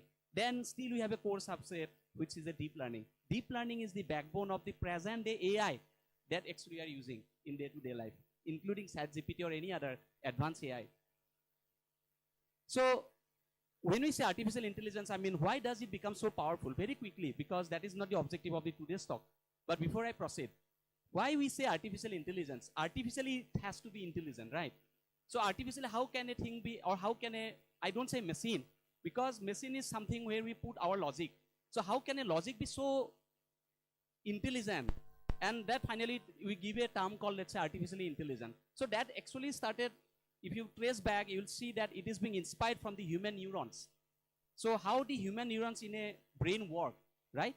So interestingly, if you see, let's say when I'm looking at all of you, right? I'm treating roughly all of you together, I mean, in equal considerations, because I don't recognize you, I mean, all of you, all the students that are sitting there, I don't recognize you all. But all of a sudden, if I see a known person here, immediately I'll give a special attention to that person, at least for 1 second. That subconsciously I give an attention. That means what? The way we process the input is not same for all, right? So what usually happens if you actually dissect our human brain, it's a set of neurons. There are layers of neurons, and these neurons are connected to the sensors. For example, if I see you, that is my sensor eye. So when the eye takes some input, that signal goes to our neuron. Then if I detect you, if I know about you, then that neuron gets fired. It gets excited. And accordingly, I mean, subsequently, it will try to trigger other neurons because he recognizes you or I recognize you. And that generates some excitement in my neurons. And those neurons will again try to trigger other neurons. Other neurons will try to imitate a behavior in me. If I see you, I'm happy. If I see you, let's say I'm not feeling comfortable. Or if I see you, I remember so many things. These are consequences of me recognizing you, which actually, in fact, is a result of all the neurons that are getting triggered. So if you look the behavior of these neurons in the human brain, then you'll see that these neurons behave or they respond to certain inputs very excitedly, and they respond to certain inputs very negatively. So we say excited and inhibitory. Sometimes the neurons are excited, sometimes the neurons are inhibitory. That means they are reacting negatively, right? This itself becomes a learning process. Because if I'm becoming excited, then I'm going to know more and more about you, or I already know something about you, I'm going to know more about it. So that's how the process goes on and goes on and on. If I need to bring that artificially into a logic now, that should be framed down as a mathematical equations. Because when you say artificial intelligence, it is nothing but certain mathematical equations which we are putting into place. And these mathematical equations can tune itself to solve your problem. That we call as artificial intelligence. So if you look this particular picture here, you can see you have the human brain and you have the neurons there. And on the right side, you can see one neuron. Okay, if you see there is the synapses which takes the input, and as a result of the input, a particular neuron will get excited. That excitement signal travels forward, triggers other neurons. This entire thing is mathematically pinned down now. If you see the below diagram. So can I form a mathematical logic of these representations? And in fact, it can be. So if you see the below diagram, you can see that I have all of these inputs here going to a function, a mathematical function, and this mathematical function is my neuron now. And when certain inputs come, if the mathematical function is excited, that means it is active, then you say that this particular function recognizes the input. If it is not active, you will say that this function does not recognize the input. That means the analogy is becoming clear now. How a neuron responds and how my mathematical function is going to respond. So we say that when we say artificial intelligence, it is about this, nothing else. That means, can we form a mathematical formulation which behaves like the neurons in our brain? Are you getting it? So this idea that we are inheriting, we call this particular domain as the artificial neural network. And artificial intelligence inspired from artificial neural network, okay, ANN. So moving further, if you see here, this is a huge map of artificial intelligence. I mean, there is no field where AI is not implemented in today's day, okay, and these are all sets of implementation scenario. Before I proceed further, I mean, how a system becomes actually intelligent? If you look a particular child, if you observe a child, how does he learn? First day you will show him a bottle. He does not know that, okay, this is something of this shape, we call that as a bottle. But how he learns? Because he observes others marking that particular object and then saying the word bottle. So today you will show him, okay, this is a bottle. Again, tomorrow you will show him another geometrical shape. You will say, that's a bottle, that's a bottle, that's a bottle. And this child learns, okay, that means this particular figure is a bottle. Same thing also with the programs. So these artificial intelligence, when we say AI programs, the AI programs need data. You have to show him more and more data to the program. When the program start looking your data, then the program start understanding the representation of those data. Are you getting it? That means more and more you are showing him, more and more he gets an idea about that.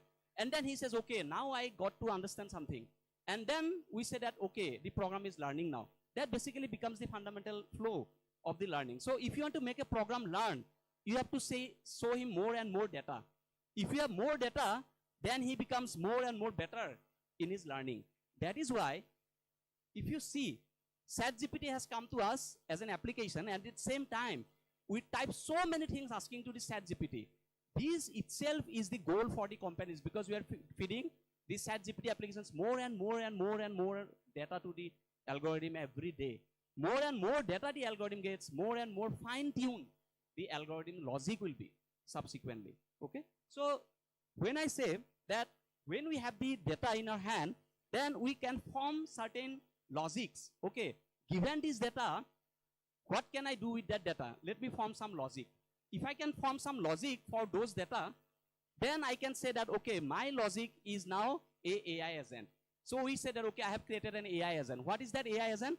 That AI agent is nothing but my logic that I am forming to actually capture or understand my input data. So if my AI logic can understand my input data, I say that, okay, my agent is proper. If it cannot understand, I say my AI agent is not proper. I have to fine-tune him again. There are different ways of fine-tuning it. Okay? So if you look the timeline of AI evolutions, I mean, it started long way back, 1939, Second World War. Okay? And now we are moving, we're in the 2025. The timeline is still 2024. Interestingly, you'll see in 2024, the Nobel Prize in chemistry was achieved for computational chemistry. That means, given the data, how the protein structure, okay, how the protein structure looks like, people cannot design that in a 3D model. There was no software to design a protein structure, given the genetic sequences. So using AI, the scientists could for the first time generate the protein structure, and for that they got the Nobel Prize in 2024. That is computational chemistry. Okay? So we had started from 1939, we had moved to 2024. If you look the AI, very broadly we can categorize AI into 3 types. If you see, one is stage 1, stage 2, and stage 3. We accordingly call it as the artificial narrow intelligence, artificial general intelligence, and artificial super intelligence. Okay? So artificial narrow intelligence, it is used if you are using some AI program to meet or to solve only specific purposes, then that's narrow intelligence. More broader, then that becomes general intelligence. Then if you see the super intelligence, it has to be smarter than the human beings. At times, it should also be able to outsmart human beings. Then we call that is artificial super intelligence. No doubt we are eventually moving towards that path. Okay? So this is, before I proceed, I'm just trying to give you an insight what AI is all about. Okay? Now, if you look the AI, there are different types. The bigger umbrella, if you see at the top, is our AI. And then the subset we have, I already told you, is the ML. And then again, the small subset is this generative AI. Now, if you look the AI objective is to create intelligent machines. The ML, which is machine learning, the objective is to learn from examples. So if you are dealing with that particular subset of AI, which is learning with examples, you show him more and more examples, he's going to learn you. Let's say you are a badminton player. What do? You watch the videos of the best players. So watching the videos of the best players, you try to learn certain moves. That means you're learning from the examples. Can the program do the same thing? Yes. If the program can do the same things, then we are saying that the program is learning from examples. So we say that specific program, so it is learning from examples, is falling on the category of machine learning programs in the AI. If you go deeper, then we say that's generative AI. Generative AI is not about just learning. He already know what is happening and he generates it for you. ChatGPT, you just give a prompt, it generates for you. That is generative AI, right? So accordingly, we have these AI, ML, and this generative AI. So the generative AI is very, very powerful. If you can see, it can generate text, it can write a code for you, it can generate images for you, and so on and so on. So if you look at the algorithm, how the AI actually works, like I already had told you, but if you look in this picture here, more and more data you give, on the right, on the left, you can see a lot of data I'm giving to the algorithm. And this algorithm means, literally I'm saying that's a model for me. Technically I'm saying that's an algorithm for me. So we have a model. This model takes all my input. And once my model takes all the input, then my model means what? There are certain mathematical equations inside it. So I fine-tune those mathematical equations based on different inputs. And as the mathematical equations becomes more fine-tuned, then I say my model has learned or it has become smart. That means my mathematical equations have been tuned to recognize certain input.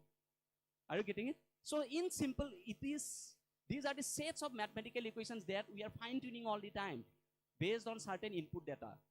So to fine tune, I need data. More and more data I have in hand, more and more fine tune I can do to my mathematical equations. What do I mean? Very simply speaking, if I say you an equation, A is equal to mx plus b, x is your input, m is something, let's say I call that as a coefficient now. What should be the value of this m? To get a better value of this m, I need more and more input. If you have more input data, then you can predict what could be the base value of this m. And if you arrive at a situation where m is your best, then your equation becomes fine-tuned to recognize input better way. Okay? So moving further to our context, to our objectives. If you look the AI or ML, so AI means artificial intelligence / I am saying machine learning. Okay? So if you look the AI or ML for biomechanics, then broadly you can have two types of tasks. One is the traditional machine learning and another is the deep learning and computer vision. Okay? So what is this traditional machine learning? If you see here, on the left, you can see a diagram here on the left, where it's like, for example, I'm saying you, let's say I'm a badminton coach. Just an example, okay? So what happened here, I'm an expert on it, saying, when you are doing a particular service, is that service fault? For that, you need an expert who understands whether properly I'm doing the serve or not, right? So what can happen? You have a coach, you call a coach, and then you show him the different serves. And then the coach will say, oh no, this is wrong, this is correct. If you do serve this way, it will be more better. It will be difficult for the opposition. That means you have someone, you are calling an expert, and you are trying to know from him what are the different serves that I do, which may be correct, which may be wrong, which may be efficient, which may not be efficient. That is called manually crafted. So you need an expert who knows or who have all this knowledge, and you call him, and then you take the help of him to frame down the rules. Okay, given this rule, this is good. Given this rule, this is bad. So you need an expert. That is traditional machine learning. So when artificial intelligence started, the concept of artificial intelligence started, we need these experts. And that is not easy, because let's say I want to design a program which can detect a human person or a sports person playing a badminton. Then you will call a person, a computer expert person, and he will say, okay, at first I have to detect whether that is a person or not. Then I have to detect whether he is holding a racket or not. Then I have to detect whether that particular person is doing a serve or not. So for all these things, you have to write some mathematical equations. One mathematical equations will be used to know whether you are a person or not. Another sets of mathematical equations will be used to know whether you are holding a racket or not. So for all these, you need an expertise, which is not easy. Because if that particular expert makes a mistake, then your algorithm is going to do a mistake. That we call as a manual feature engineering. So manual feature engineering was a part of traditional machine learning approach. We are moving away from manual feature engineering strategy nowadays. Nowadays, we don't need any expert. We are on the stage where a algorithm, a program is so smart, he can replace the coach himself. He will say that I don't need a coach. Just show me a lot of badminton videos. I'll try to understand which video is a serve. I mean, where the player is doing a serve, whether he is doing a correct serve or a wrong serve. I'll try to understand that myself. The program itself becomes so intelligent. So we go to the next cluster, which is a deep learning. So I say, if you are going to apply, let's say tomorrow you are going to design some applications. If you are going for the traditional machine learning approach, then you need all these expertise data already beforehand. If you are going for the deep learning approach, the program itself are so intelligent that they have the ability to learn whether something is wrong or something is not wrong. He becomes the teacher of himself. He is a student as well as he is a teacher of himself, the program. Are you getting it? So that particular phase we call as the deep learning. So when we are thinking of applying artificial intelligence in sports biomechanics, either you can go for deep learning or you can go for traditional machine learning approach. Now, when you go for traditional machine learning approach, there are, I mean, these may sound little technical for the listeners. If you go for the traditional machine learning approach, there are like regression models, classification models, clustering for athletic phenotyping. I mean, I can say this way, okay, let's say regression, what does it do basically? For example, there is a sprinter, he is running. So if he runs, let's say he picks up his speed. In the 5th second, 8 meter per second. In the 7th second, 10 meter per second. Now you want to predict, okay, what will happen in the 10th second? What will be his speed? Will his speed come down? Will his speed be more? So you need to predict that. What he actually does on the field is different. But as a program, the program is watching you and the program wants to predict what will be his speed in the next 5 seconds. That's a regression model. Are you getting it? So you're trying to predict something, a continuous value. Okay, his speed is going to be 13 meter per second after 5 seconds, 20 meter per second after 5 seconds. That's a regression model. So you can have those predictions also on the programs. No, you want to do this. No, after 10 seconds, will the performance of the athlete good, better, or consistent? I mean, good, bad, or consistent? You just want to know that. After 5 seconds, what will be the performance of the athlete? Is it going to be good? Is it going to be bad? Is it going to be consistent? I mean, stable. That becomes a classification. So now see, my objectives are different. Now I'm saying, okay, I want to go for a classification problem. No, I want to go for a regression problem. Are you getting it? So based on your need problem, you decide what is the model or what algorithms you are going to use. Are you going to go for a regression or a classification? Likewise, you are also going for phenotyping. Phenotyping means based on certain characteristics. I really don't know all of your athlete here, all of your athlete. But I want that athlete whose performance is consistent for, let's say, 30 seconds. I want that. For that, I will take some parameters, right? Let's say, how much is your pickup speed, top speed, or let's say, what is your muscle force? All these things I'll be taking. And then I'll try to analyze, okay, this category of students, their performance is going to be consistent for 30 seconds. This category of student, their performance is going to be consistent for only 20 seconds, and so on. That is phenotyping. So given certain characteristics, can I predict your nature of performance? So phenotyping. So I can even do that using these machine learning models. Okay. If you go for the deep learning, now this is the area. I mean, Mr. Sachin from the company. I mean, I forgot the company name. He was showing you one of the website where they are fetching the input video and it shows you the output visualization curve, right? For performing those types of activities, you need to actually move to the next platform of artificial intelligence, which is this deep learning and computer vision, right? So what is the advantage of computer vision? Like yesterday, Hemantajit sir was saying one thing, like if you, let's say I am a badminton player again, I'm going back every time to the example of badminton player. So if I'm a badminton player and you want to measure how much of force I apply when I smash, how can you measure that force? One way, let's say, straight way of doing that is you're going to put certain sensors in my body, right? And these sensors will give you will record your data. So as I smash, these sensors will record the data, and this data you get it, and then you analyze it. Fine. Now the problem is what? When you start putting a lot of sensors in my body, I am no longer a normal person. So I am not going to play my normal game because I know so many sensors. I become cautious. Subconsciously, you are aware that so many things are there in your body recording your data, right? So as an athlete, you will not feel comfortable. If I'm asking you just play and let me put all these sensors in your body, come the second approach, the second passive approach. I'll say you just go on playing, I'm going to record you, then you don't have any problem. Because you're going on playing your natural game, I'm recording your video. Can I perform or can I find out all the parameters that is of my interest just from the video? If I can do that, that is computer vision technique. So when I say, I mean the earlier speakers also were saying frequently this term, computer vision, computer vision. Computer vision means watching your video, I should be able to take the data of my interest from it. If I can take out those data of my interest, then that is a computer vision technique. Computer vision is all about the second phase of artificial intelligence, which is the deep learning. So for that, you need to go to the second approach of AI, deep learning. Okay. Now, if you look this particular example here, sports biomechanics. Okay, it's a long jump, for example. So you can see here the performance of a person who is doing a long jump will primarily depends on these three factors: run up, which is an approach velocity, how much he's taking the run up, and then he is taking off angle. So let's say with what angle he take off, and then landing. So when he flies, then he land. All this is going to give you an idea overall how much of distance he is going to cover, right? So before I go into little detail of this, if you look this diagram down, I had put a small diagram in the down with three different colors.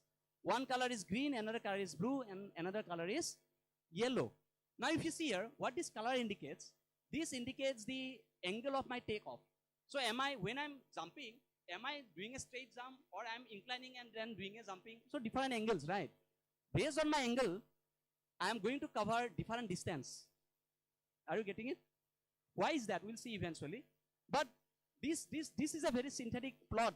I mean, I had taken some rough data of my own and I had plotted this graph, and you'll observe that ideally the green curve is the distance that is maximum, which means that angle is 25 degree, which shows if an athlete is doing a jump at 25 degree, he is going to cover more distance compared to an athlete who is taking the jump at, let's say, 20 degree or at 15 degree. Why do we need this? Because that's a feedback mechanism for you athlete. So this is in case of a long jump. If I can know this, I can give you this as a feedback that can you change your inclination? Can you change this and that so that finally you can cover maximum distance, right? Now, when I was saying you all the time that if this knowledge I need to transfer to a program, then all of these activities, a person taking the runoff, then jumping and then landing, all these things has to be translated into mathematics because program understand only maths. And when I say it is AI is nothing but the mathematics inside.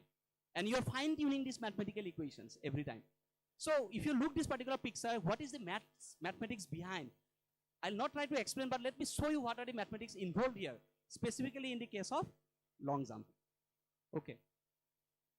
So if you go here, the first thing is I'm saying you that the distance an athlete is covering in a case of a long jump is proportional to his approach velocity. If you are not taking enough velocity, then you may not end up jumping quite a good jump. But if you are taking enough velocity, you may end up taking a good jump. So I'm saying the distance I'm covering is proportional to the approach velocity. That means, can I put that into equation? Yes. What is that distance? L. What is your velocity? I'm saying V. So I'm saying we had mathematically found out, let's say, that my distance is dependent on my velocity, the run-up velocity. How? Quadratically exponential. That means if my velocity, if I can double, there is a likeliness I can increase my jumping distance more. Are you getting it? So now I'm dissecting. See, my quality of jump is dependent on my approach velocity. How much fast I'm doing a run-up. It is dependent on that. So I'm trying to put that as a mathematics now. The mathematics is L is proportional to V squared. Now if you go to the second phase, okay, when I'm doing a good jump, then it also depends how much I'm jumping, how steep I'm jumping. So that means it depends on the force, vertical force, how much I'm applying. If I'm applying less vertical force, I cannot jump high. If I'm applying more vertical force, I can jump high, right? So how can I bring that into mathematics now? So you'll see that means the force vertical, F vertical I'm putting on the right hand side is nothing but mass and then vertical velocity Y, this velocity, divide by time. How much of ground contact I have? Okay? Technically, this is nothing but mass into acceleration. Acceleration is change of velocity. So why I'm saying this? Because all these things I have to know. Once I know all this mathematics, then I can bring this mathematics into my program. And if my program understands this mathematics and can accordingly use this equation whenever necessary, the way he wants, then you will say you are building an AI program, an artificial intelligence program. That is an AI. Are you getting my point? Okay. So now if you see here, the jump distance, okay. So the jump distance, I'm putting it as the D, which is nothing but V cos theta. So what is cos theta? Cos theta is nothing but your angle. In what angle you are jumping, taking the leap off, see? At what angle you are taking the leap off. So on and so forth, but I'm saying it's given by equation V cos theta by Z, then V sin theta plus so on and so on and so on. That means that's again a mathematical equation. So in every phase, when I want to know how much of good jump you are doing, then I need to know the mathematics that is happening inside. Why? If I know the correct mathematical equations, then when can I increase the D? Can anyone say me, students, I'm asking. When your D will be increased? D means the distance covered by in the long jump. So when you can increase your distance in the long jump from that equation? Very simply, if your V is increasing, your D will increase. Yes or no? Correct? If your Z is increasing, Z, gravity, your B is decreasing. So you know what factors should increase, what factors should go down, what factors you have the ability to sense, what factors you don't have the ability to sense. Gravity you can never sense. That is going to remain constant. If gravity remains constant, what can I sense? I can sense the V. I can sense the theta. If I play with the theta, my D is going to sense. So what is the base theta for you? What is the base V for you? As a person, you don't know because you're simply doing it unknowingly. You're simply taking a runoff and you're jumping. Let a program, let there be a video of it. And there is a program who will try to take out all the theta, V in every step and then analyze it, dissect it. Whether you are going for a good theta, whether you are going for a good V or not. If not, then it will give you a feedback. No, you try to incline yourself more hip angle, let's say ankle angle. So it will give you some feedback. Accordingly, you will train yourself. And then maybe you can come up with a greater distance value. Are you getting it? That becomes the fundamental point of understanding the AI. So I have put an example here. I mean, just an example here. If you see the velocity is 7.5 meter per second, the run-up velocity, the theta is 12 degree, and h naught is 0.20 meter. What is h naught? H naught is takeoff height. When I'm jumping, how much of height I am doing? So that is your h naught. So if you see here, the distance covered is 6.1 meter. But if you sense yourself, you are sensing the velocity from 7.5 to 8.5 meter. You are sensing your takeoff angle from 12 degree to 18 degree, and your distance of your jump, you are increasing from, let's say, 0.20 to 0.30. Then the FTD can cover a distance of 7.4 meter. That means that is roughly 1.3 meter more. So that is significant difference, right? So in the second example, I said that if B is given this, then you can increase your distance. How I know that this should be the angle? How I know? Because I'm simply saying, okay, given these values, your D will increase. But how I know what should be the base value? For that, I need this AI agents who will do that work for you, correct? So the same thing, taking it forward. Now, if I need to bring this entire framework into AI perspective, because our objective is, the objective of this conference is to know the inside of the AI behind this. If you like to see the AI flow for this entire work, because I'm going to automate this process now. It looks something like on the left hand side the block representations. So I give the athletic video input. See at the top, I give the video input. Then once I give the video, I will try to take out these different parameters. What are the different parameters? For example, the velocity. Are you getting it? The angle theta, the height h naught. These are the different parameters. So all these parameters I'll try to take out from the video because I need them. So that is my second thing, pose estimation. How do I take out? Because I have to know when I need to find out the angle. Let's say the knee angle. I should know where is the knee. Once I know where is the knee, only then I can find the knee angle. Yes or no? So my objective is, can I find out the points in a human body which is representative of all the angles in the human body. For example, my hand, I need certain points in this hand which will help me to retrieve the angles. I need all the points in my entire leg which will help me to retrieve the angles and so on. So all these points I need to find out in human body. Given these points, how these points are moving around, then I can find out the respective angles. I'll show you a video which will make it clear. And once I get these different parameters, I give it to the biomechanics engine. This biomechanics engine is nothing but the set of mathematical equations that we have, which is the backbone of the AI.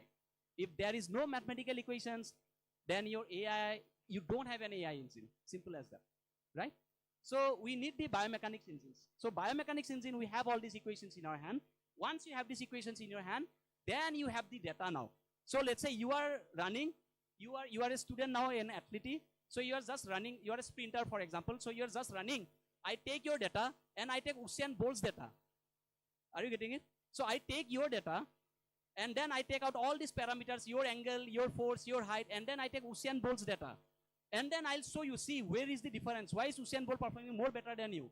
Just because in this time, he had given this force, this angle, this much, so and so on, and you are missing in that. That becomes your feedback. So that becomes my ML classifier. So there I need the machine learning engine, which I'm saying as the AI engine. But this AI engine will only work provided you have the biomechanics engine before that, right? So once you have the ML classifier, then the artificial intelligence will accordingly at the end will try to give you some feedback, personalized feedback. You do this, do that, then things will be better, and so on and so forth, correct? So before I actually move, I mean, I'm saying you that many of you might be already equipped with this mathematics. If no, also just try to take it very lightly. Given a picture on the top right, you can see that that's a leg. How do we find the angles, right? So it's all about mathematics. So using mathematical, I mean, these are all vector calculations. So if I treat your entire body as a nothing but set of vectors, then based on these vectors, I can find the angles at different joints. So if you look that particular symbol there, the angle beta is nothing but I can easily compute that beta based on the vectors. Let's say hip to knee and knee to ankle. Those are vectors now, right? So I'm just putting this slide just to indicate that given any diagram of a human body in certain posture, you can find the different angles at different joints using the vector equations. So this is like vertical symmetry, angular symmetry, and so on. Okay, now I'll go to this. So now we are slowly moving towards AI. So when I design a artificial neural network, which is a deep learning framework, what are the input that I'm going to give to that particular AI agent? Some of the inputs that I may be using could be like this.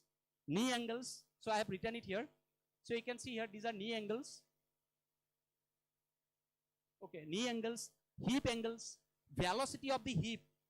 So when I'm moving, it's not just me moving. There are different joints moving with me. For example, I have a center of mass. So let's say my center of mass is here, somewhere here. So when I'm moving, my head is moving, but my center of mass will be somewhere here. So the velocity of the center of mass is going to vary compared to the velocity of my head, right? So likewise, I have a hip angle. So let's say I have my hip. So what is the hip forming? The angle with my base. So the hip angle. So all these parameters are running there. So I'm taking different parameters. For example, the velocity of the hip, velocity of the com means center of mass, then center of mass, height, landing angle. All of these parameters I need. I'm saying for my AI program, for my AI agent, give me some information. What information? This information please give me. What the AI program will do, given this information to the program, the AI will say you whether you are poor, you are average, you are good, or you are excellent in that particular sport. That the AI program will say you. Getting it? So what I have an AI program. The program is saying me, please give me these inputs, this type of information. I'm asking to the program, what output are you going to give me? The program is saying me, I'm going to give you an output saying whether you are good, you are average, you are extraordinary, or excellent. I'm going to say you that, right? So accordingly, you are going to give him some input, all of these inputs. Okay, when I'm doing a running, take all of these my inputs. So you cannot go on calculating those inputs. So you are recording your video now. From the video using computer vision techniques, we will take all these inputs.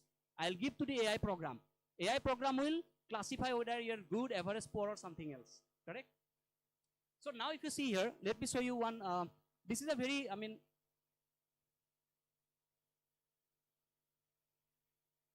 this is a very simple video. I mean, let's say this is a normal video, right? In a long jump. So you can see the athlete, for example, he is doing a jumping here. So he's just doing a jump. Yeah, you're taking the video of that, right? Now I want to assess this athlete.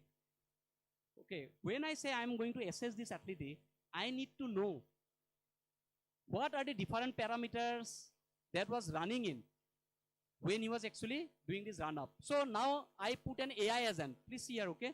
Now let me say that I need to know all the different parameters of this athlete. So I'm running the second video here. Now you see this video, okay?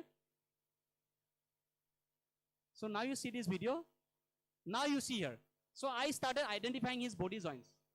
See? Yes or no? All of his body joints. Now you can see those markers you can see.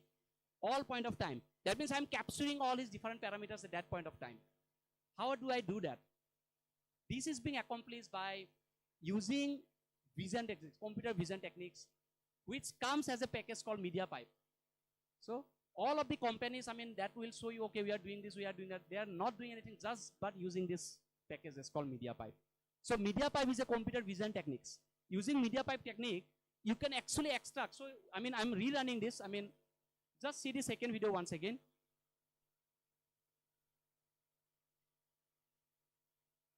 Just see this second video once again. How well the MediaPipe actually identifies your joints at different parts of the body. And once you get those joints, so you can trace out. You just go on recording what is the angle of your knee, of your hip, of your hand, what is the I mean, all the parameters you go on recording now on the run, and you give it to the algorithm for analysis, right? So now these are certain performance curves that you can actually generate. What? Let's say knee angle over frames. The entire video that you're watching, how did the knee angle sense of the player? How much of variation happened to the knee angle of the player during his run up? So this is the different knee angles data, right? So this is again, you can see hip angles over frames. I'm getting the continuous hip angle data of the athlete. You can see this is center of mass. Center of mass, interestingly, you see, he's taking a run up here, he's taking a run up, and then he jumps.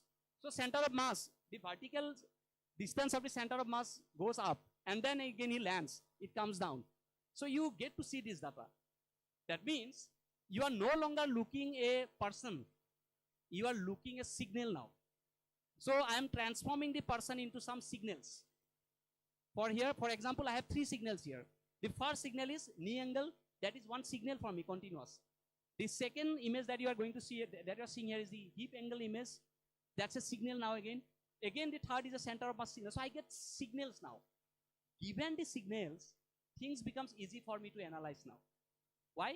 Because signal is nothing but, again, mathematical equations. So let me give these signals to our equations and let them decide whether this was a good signal for a athlete to jump, longer distance, or it was a bad signal for the athlete to perform a bad jump.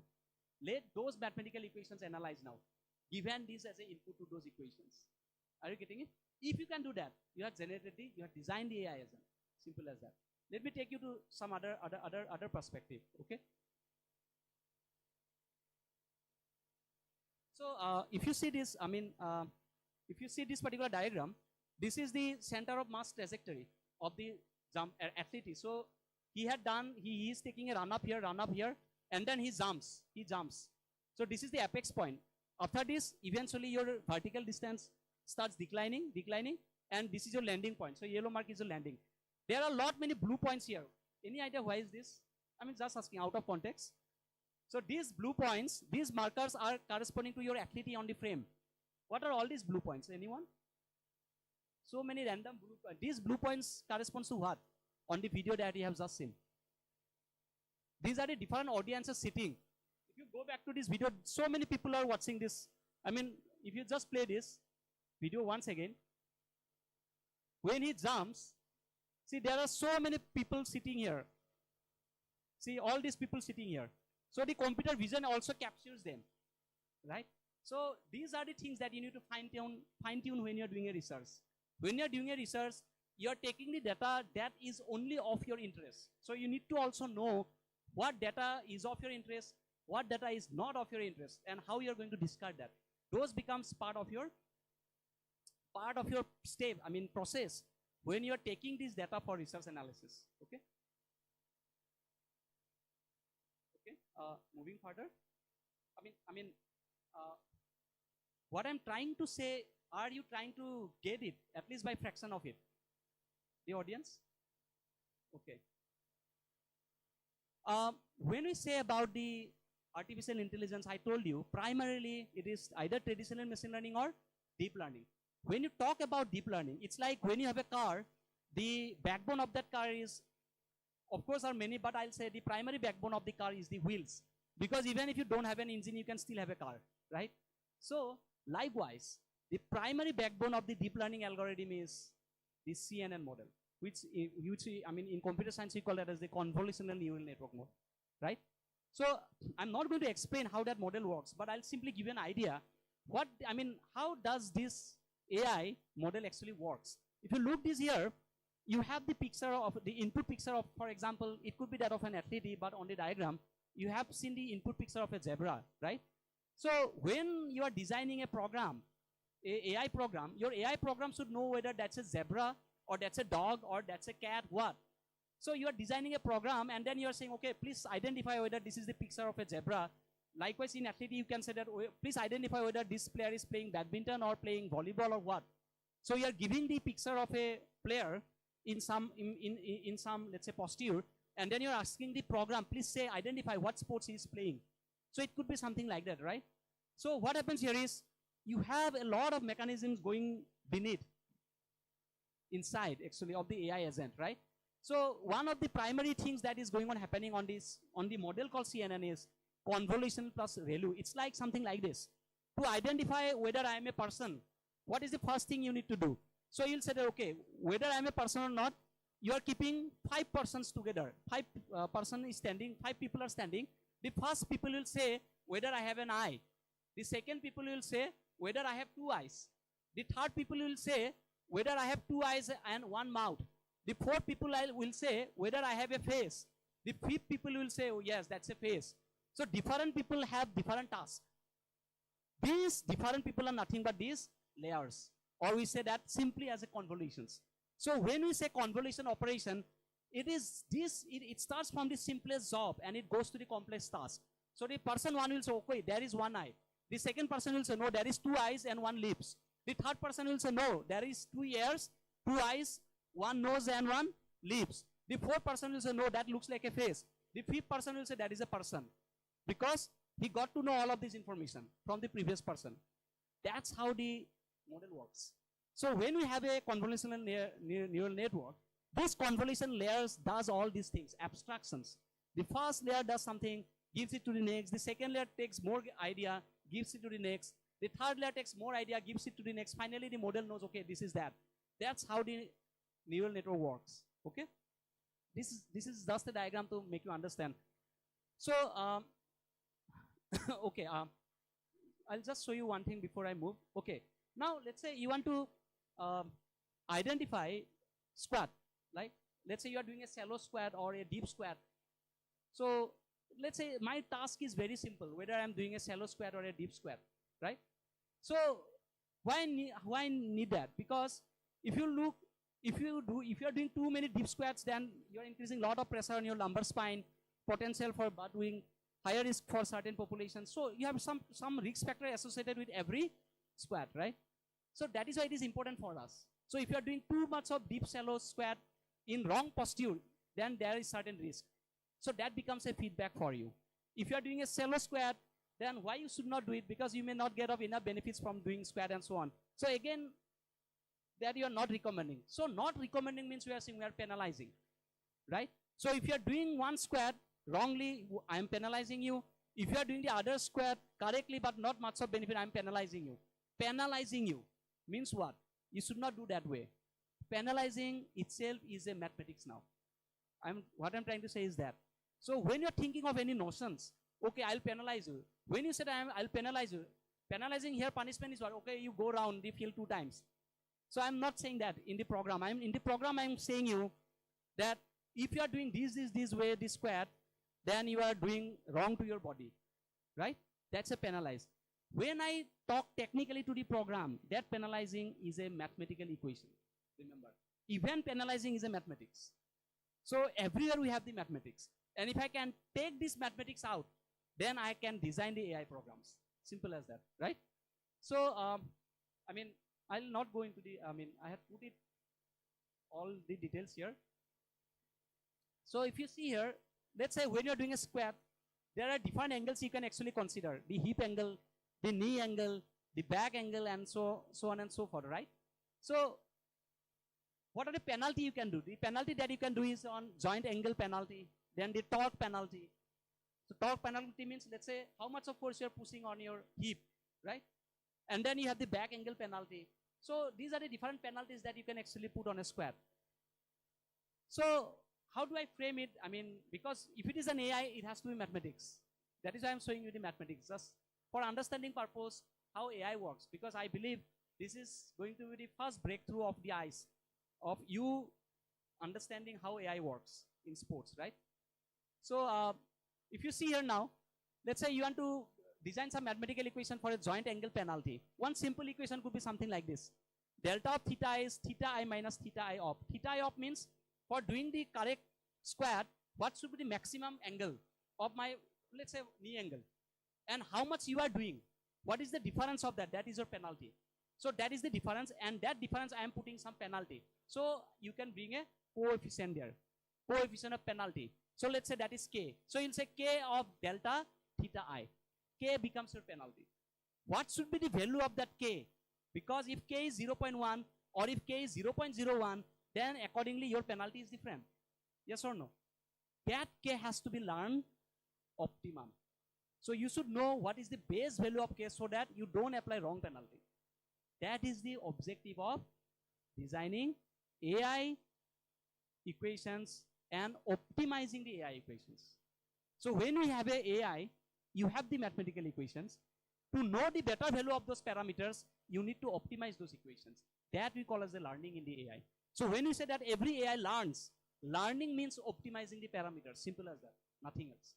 So when you are optimizing the parameter, you are saying your AI hasn't have learned it well, right? So I'll not go to the mathematics of this.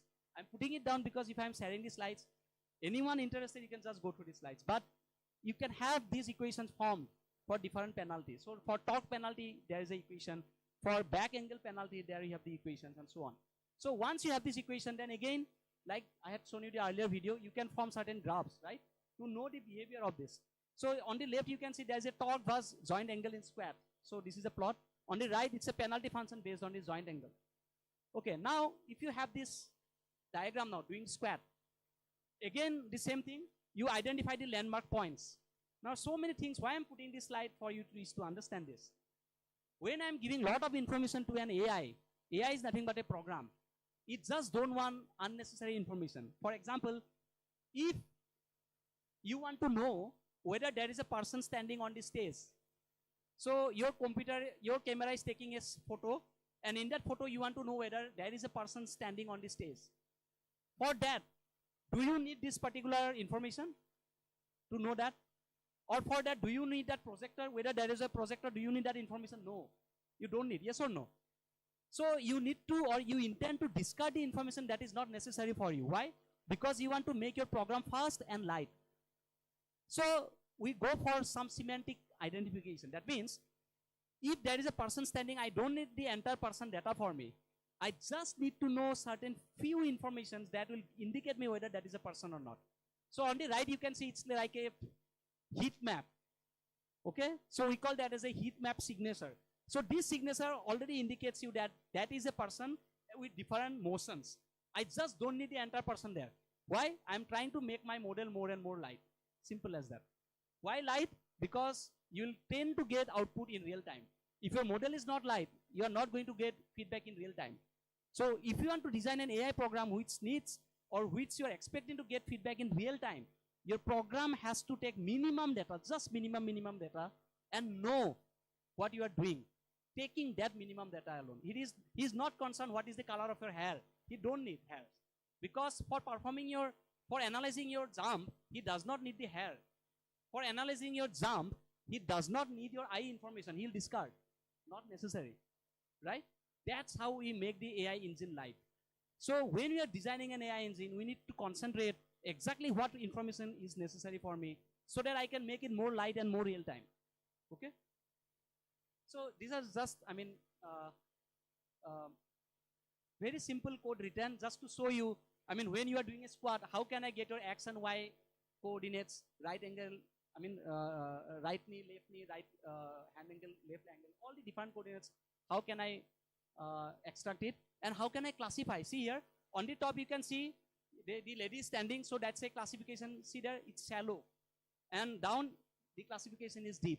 So, once you have all these parameters, you give to the AI program simply classifies it. These are very simple. One interesting thing I'll say you. When we started designing programs, let's say 7 years before, 6, 7, 2 years before we used to write codes, we break our head writing codes like this. Now, you don't need to know anything. So why I'm saying this, because you have the generative model, the ChatGPT, you just give him a prompt. Hello, ChatGPT, generate a program for me that will take the points out from a given input video, so and so on. It does it for you. You just need to know whether that's a suitable code for you, whether it has done some mistake. Just minimum understanding will give you that idea. And then you fine tune it, take your code, run it, you get the output. You need not buy any company packages for that. Companies will come to you with all those packages and it will try to sell to you. Not necessary. Just understand the minimum. Use it yourself. You have everything in your hand, just for free, nothing else, right? So these are very simple. I mean, just few codes written that gives me all this output. Now, I mean, things look like more complicated. Like when I am doing a run and I'm jumping, it is not enough for you as a coach to see only my jump or to see only when I have landed. You have to see right from the beginning. Yes or no? That means you're observing me right from the beginning until I have landed my jump. And then you are saying me some feedback. No, this was not good, that was not good. That means memory. So right from the start till the end, you need some memory. So can we have a AI system which have this memory? If I can bring memory into AI system, then he can give you a better feedback. Why? Because he's observing you right from the past till now. And then he starts giving you feedback rather than just giving feedback now. Yes? So we have AI models that has the ability to remember things from the past, right? So those types of models, we call it as the LSTM architecture in, computer science. So which we call as the long short-term memory. So that means the AI model has the ability to remember things from the past. Take all your data. From the past, it will take all your data. And then it will analyze, okay, you have done these things good, these things bad, these things so on and so on. It will say that, right? So one of the very widely used memory architecture in AI is this LSTM, long short-term memory cells, right? So I had put it here thinking like I'll be explaining, but I'll just keep it like this, thinking like you may not be able to follow it. But you'll see here, this type of architecture, these are fully mathematics, okay? Then there are three parts. You can see here the forget part, the input part, and the output part. So whenever I see certain things, I make a decision. Should I remember or I should forget that part? No, you forget. Some part you forget, some part you remember. Okay, let me remember this part. Then I'll take the next part of the video. Again, I'll decide whether I should forget now or I should remember. No, you try to forget. This is this part. Try to remember this part. Okay, I remember. So now program is thinking, I should remember or I should forget whenever I see some new input. So that type of program we call as the LSTM. Such a, evolved program, in fact, in AI. So, this is a diagram. This is a picture that you can see where I have used a memory-based architecture here, right? So now you see here, on the blue curve gives you the angle, knee angle positions. And based on the knee angle positions of your entire squad, it gives you the squad depth indicator. Why? Because I'm watching you right from the beginning. I'm standing like this, then slowly going down. So I'm watching the entire thing. Looking the entire thing, finally I make some decisions. So that is a memory-based neural network, which I'm saying as the LSTM. Okay. So these are examples how actually inside these models work. I'll not go into this. Okay. So these are all mathematics. When I say you should remember, remembering is again mathematics. You should forget. That forgetting is again mathematics. You should take input. That is mathematics. That means it's all mathematics that you take in the plate, you digest, and you take it out. Everything is mathematics. Once you have this mathematics in whole, only then you can have these principles design for the AI. Okay. So these are, mathematical equations which shows how this memory is being retained by the network, how a network is actually forgetting, and so on. Okay. So I'll not go into this. I'll end with this particular slide. Why? Because this network is one of the very powerful network in artificial intelligence, which we call as the transformer network. This, in fact, is the backbone of ChatGPT, I'm saying you. Okay? Anything that you are designing, or the recent trends you'll see, have this particular network model as the backbone. We call this as the attention network. Why attention network? Because it's like I am watching the entire video. I'm watching a 3-hour movie, and I'm asking you, what is that movie all about? Are you going to give me narration for entire 3 hours? No. You will narrate the entire movie in 2 minutes. It happened like this, the villain came, then he did this, he died, finished. How could you summarize that? How did you summarize the entire 3-hour movie into 2 minutes? Because you are saying only things that are important for me. And overall, that gives me an idea. That is an attention network. So much of data, the earlier speaker, you were saying that we are in the present day where enormous data we have in our hand. I cannot pay equal attention to all the data that I have in my hand. So what I do, I have all the data in my hand, but I pay attention to only some specific data in those full data. So I pay attention to some data, and I take those data, and then I use my decision based on those some data of the entire data. Those some data, how I identify which data I should give attention, how I know. That is attention network. Attention network is the backbone of the present day AI changes that we actually see, or the AI applications that you are actually indirectly or directly uses this particular network called attention network. Okay. Architecture again, I'll just skip. So you can see here, if I use an attention network, I'll not just have a look on the diagram on the right. It's a parabolic diagram that says you that given a frame, given a video of let's say 8 seconds, it is paying more interest to frames of which duration? All the frames between 2 and 6. That means in the second, whatever he's seeing, on the third second, whatever he's watching in the video, on the fourth second, whatever he's watching on the video, he finds that more of the information is only on that part. Not on the first second, not on the 8 second, no. So he ignores. He looks the entire video, but he ignores. Like the athlete is jumping, so when he's taking the run up, the initial run up he can ignore. Then from between he start paying interest, and then eventually he jump and so on. So he pays attention to only some specific part. The model understand which part he should pay the attention and so on. Okay. So it is, I thank you. And my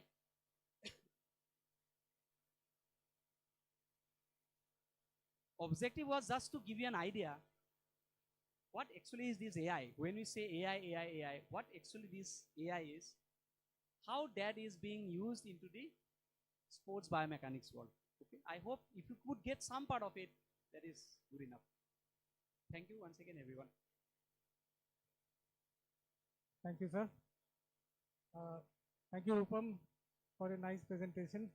Now request Yogesh Chandra Thakur sir to please hand over the memento and the plaque to the speaker, Rupam sir, please.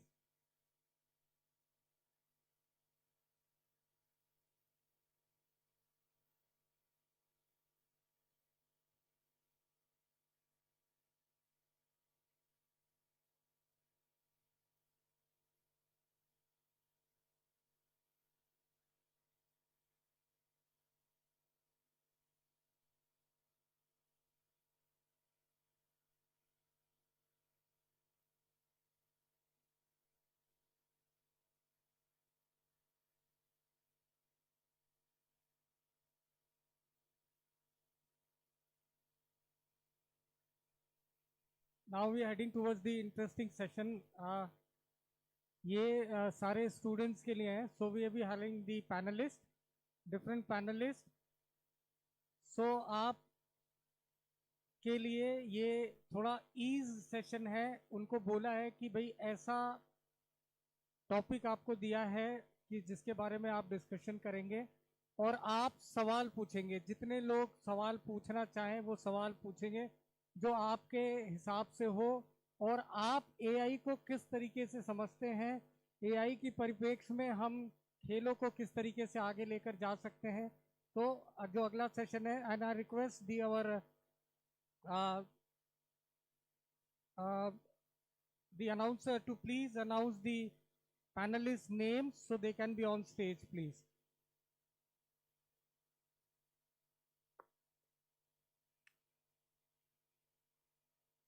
Moving forward, first of all, I would like to thank Sir for the sharing the valuable knowledge and opportunities in the sports research. So now we move on to the most significant and interactive segments of the conference. That is the panel discussion on the theme Human versus Machine Decision Making. How much control should AI have in competitive sports? This AI discussion will explore the evolving balance between human intuition and AI-driven analytics and its implications for fairness, performance, and the very spirit of sports.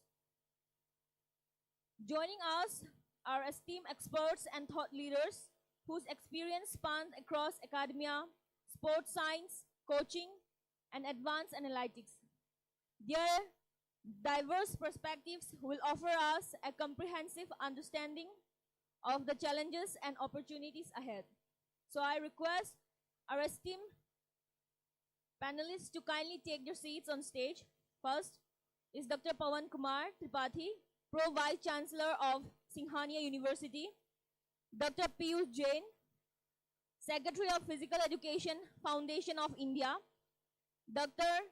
Hemantajit Gogoi, Assistant Professor of Rajiv Gandhi University, Itanagar, Dr. Bhaskar Sukla, Professor of Allahabad University, Professor Yogesh Chandra, Professor of Dean Academic Sports University of Haryana. And now I'm honored to invite our moderator, Dr. Krishnakant Sahu, to lead and facilitate this engaging discussion.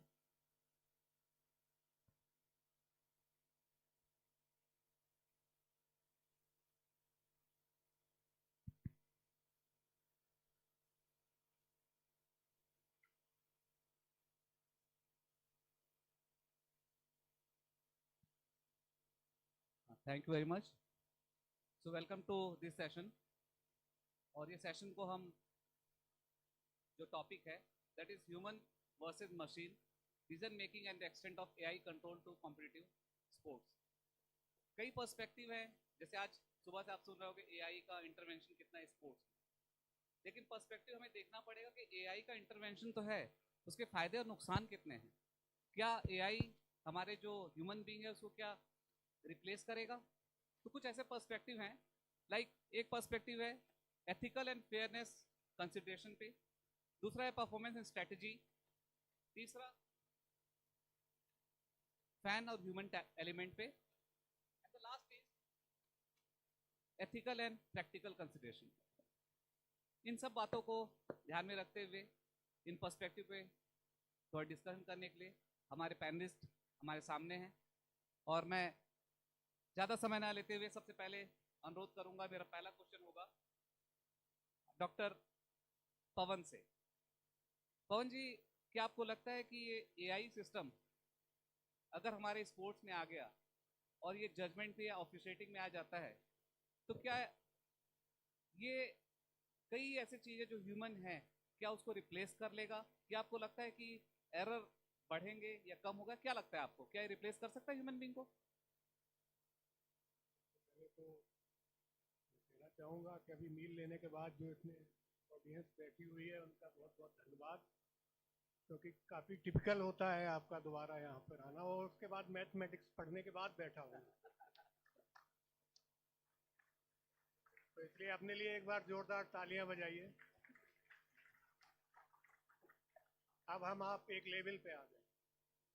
तो जैसा कि sir ने कहा कि क्या AI का कितना use होना चाहिए, क्या ह्यूमन को रिप्लेस करेगा, तो मेरा जहाँ तक समझना है कि टेक्नोलॉजी एक ऐसी चीज़ है जो हमें compete करती है वर्ल्ड प्रोस्पेक्टिव से. अगर हम इसको नेगेटिवली लेंगे तो हम compete कैसे करेंगे, तो हमें पॉजिटिवली लेना चाहिए. और चूँकि इथिकल इसमें इन्वॉल्व है, तो इथिकल का मतलब ये है कि हमें उसके पॉजिटिव साइन लेने हैं.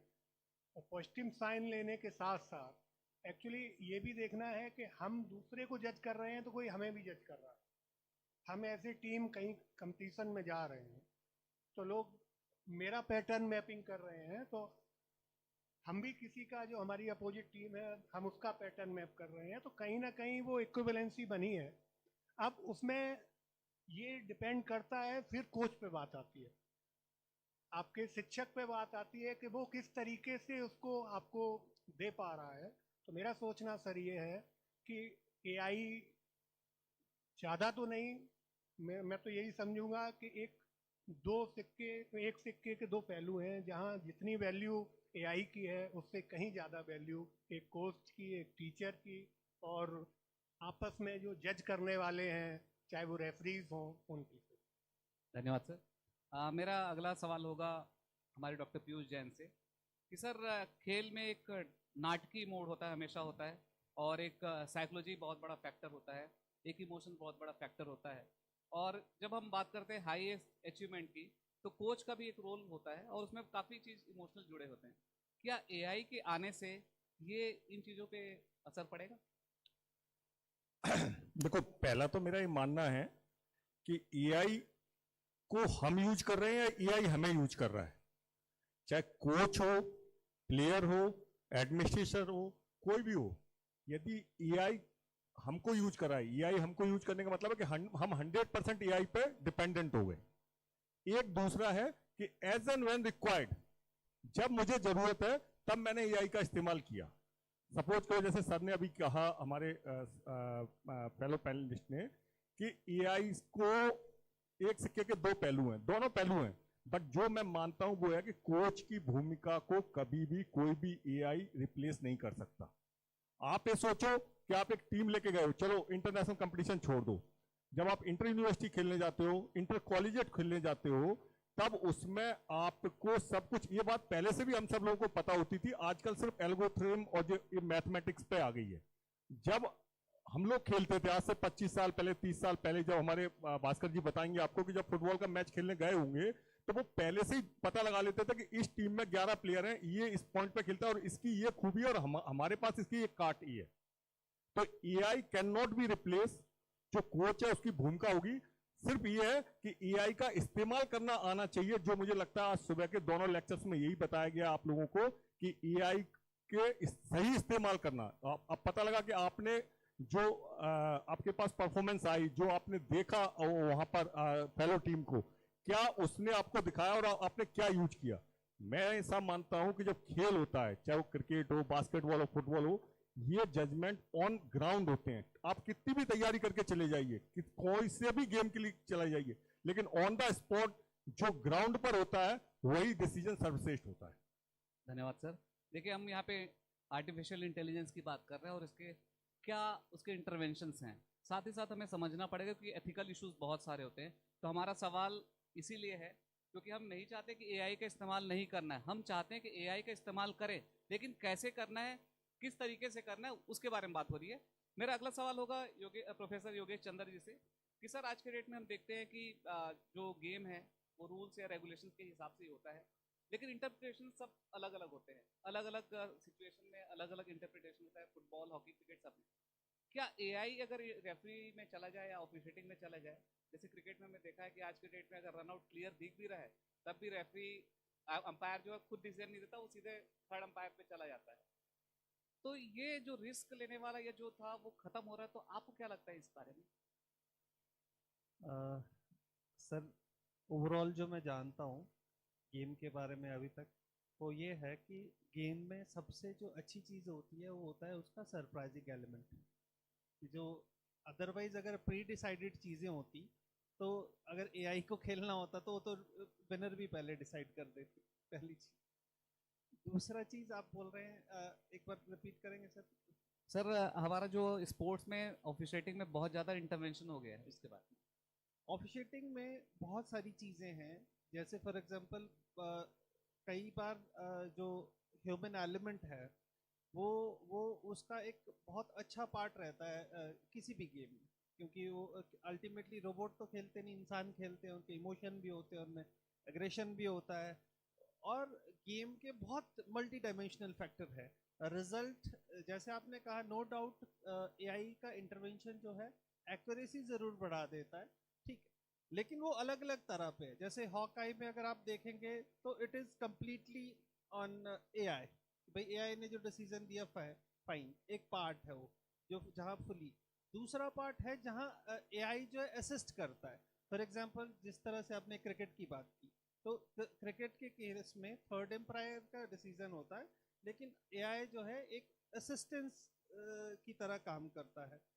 तीसरा रोल जो होता है वो होता है कि डिसीजन मेकिंग में, जहाँ पे जो रेफरीज हैं वो खुद से डिसीजन लेते हैं, ठीक है, वो सिचुएशनल होता है। लाइक वहाँ पे they can take it help, और वो देख सकते हैं, उसका रीप्ले देख सकते हैं, लेकिन डिसीजन जो है वो इंसान ने लेना होता है।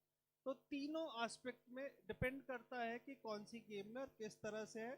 तो नो डाउट हम क्योंकि इसको एक फैसिलिटेटर की तरह देख रहे हैं, बेटर डिसीजन मेकिंग में देख रहे हैं, तो इट इज़ अगर मैं कहूँ कि एक बेनिफिशियल रोल में रहेगा हमेशा। लेकिन मैंने फिर कहा कि हर एक गेम में जो सबसे अच्छी चीज़ होती है वो उसका सरप्राइजिंग एलिमेंट रहता है। धन्यवाद सर। मेरा अगला सवाल होगा प्रोफेसर भास्कर शुक्ला से, क्योंकि आप फुटबॉल से जुड़े हुए हैं और कोचिंग भी आप जुड़े हुए हैं। सर जैसे हम फुटबॉल गेम की बात कर लें या कोई भी गेम की, पेप टॉक होता है, कोच ग्राउंड के बीच में पेप टॉक देता है और जो भी स्ट्रेटेजी बनाता है उसमें स्ट्रेटेजी में चेंजेस भी करता है। लेकिन जैसे एआई का इंटरवेंशन हो रहा है, मे बी एआई का कितना इंटरवेंशन देखना पड़ेगा, लेकिन इंटरवेंशन के कारण आप अपने स्ट्रेटेजी आप डेवलप कर लेते हैं और ऑलरेडी क्योंकि वो ओपोनेंट को देख के स्ट्रेटेजी डेवलप करता है। लेकिन अगर इस बीच में ओपोनेंट ने गेम खेलते समय, गेम सिचुएशन में कोई स्ट्रेटेजी चेंज करता है, उस समय आपको क्या लगता है एआई का रोल कितना होगा? Thank you Sahu sir. और जो आपने प्रश्न पूछा है ये उसमें आपने आंसर भी दे दिया है, क्योंकि स्ट्रैटेजी जो होती है हम मिनटों में बदलते रहते हैं। जब कोई प्लेयर फास्ट खेलती, कोई टीम फास्ट खेलती, हम स्लो खेलना शुरू करते हैं, कोई स्लो खेलती तो हम फास्ट खेलना शुरू करते हैं, और ये हमें खुद का डिसीजन लेना पड़ता है। जैसे भी हमारे जितने पैनलिस्ट ने बताया, इन्होंने बिल्कुल परफेक्ट बात कही है।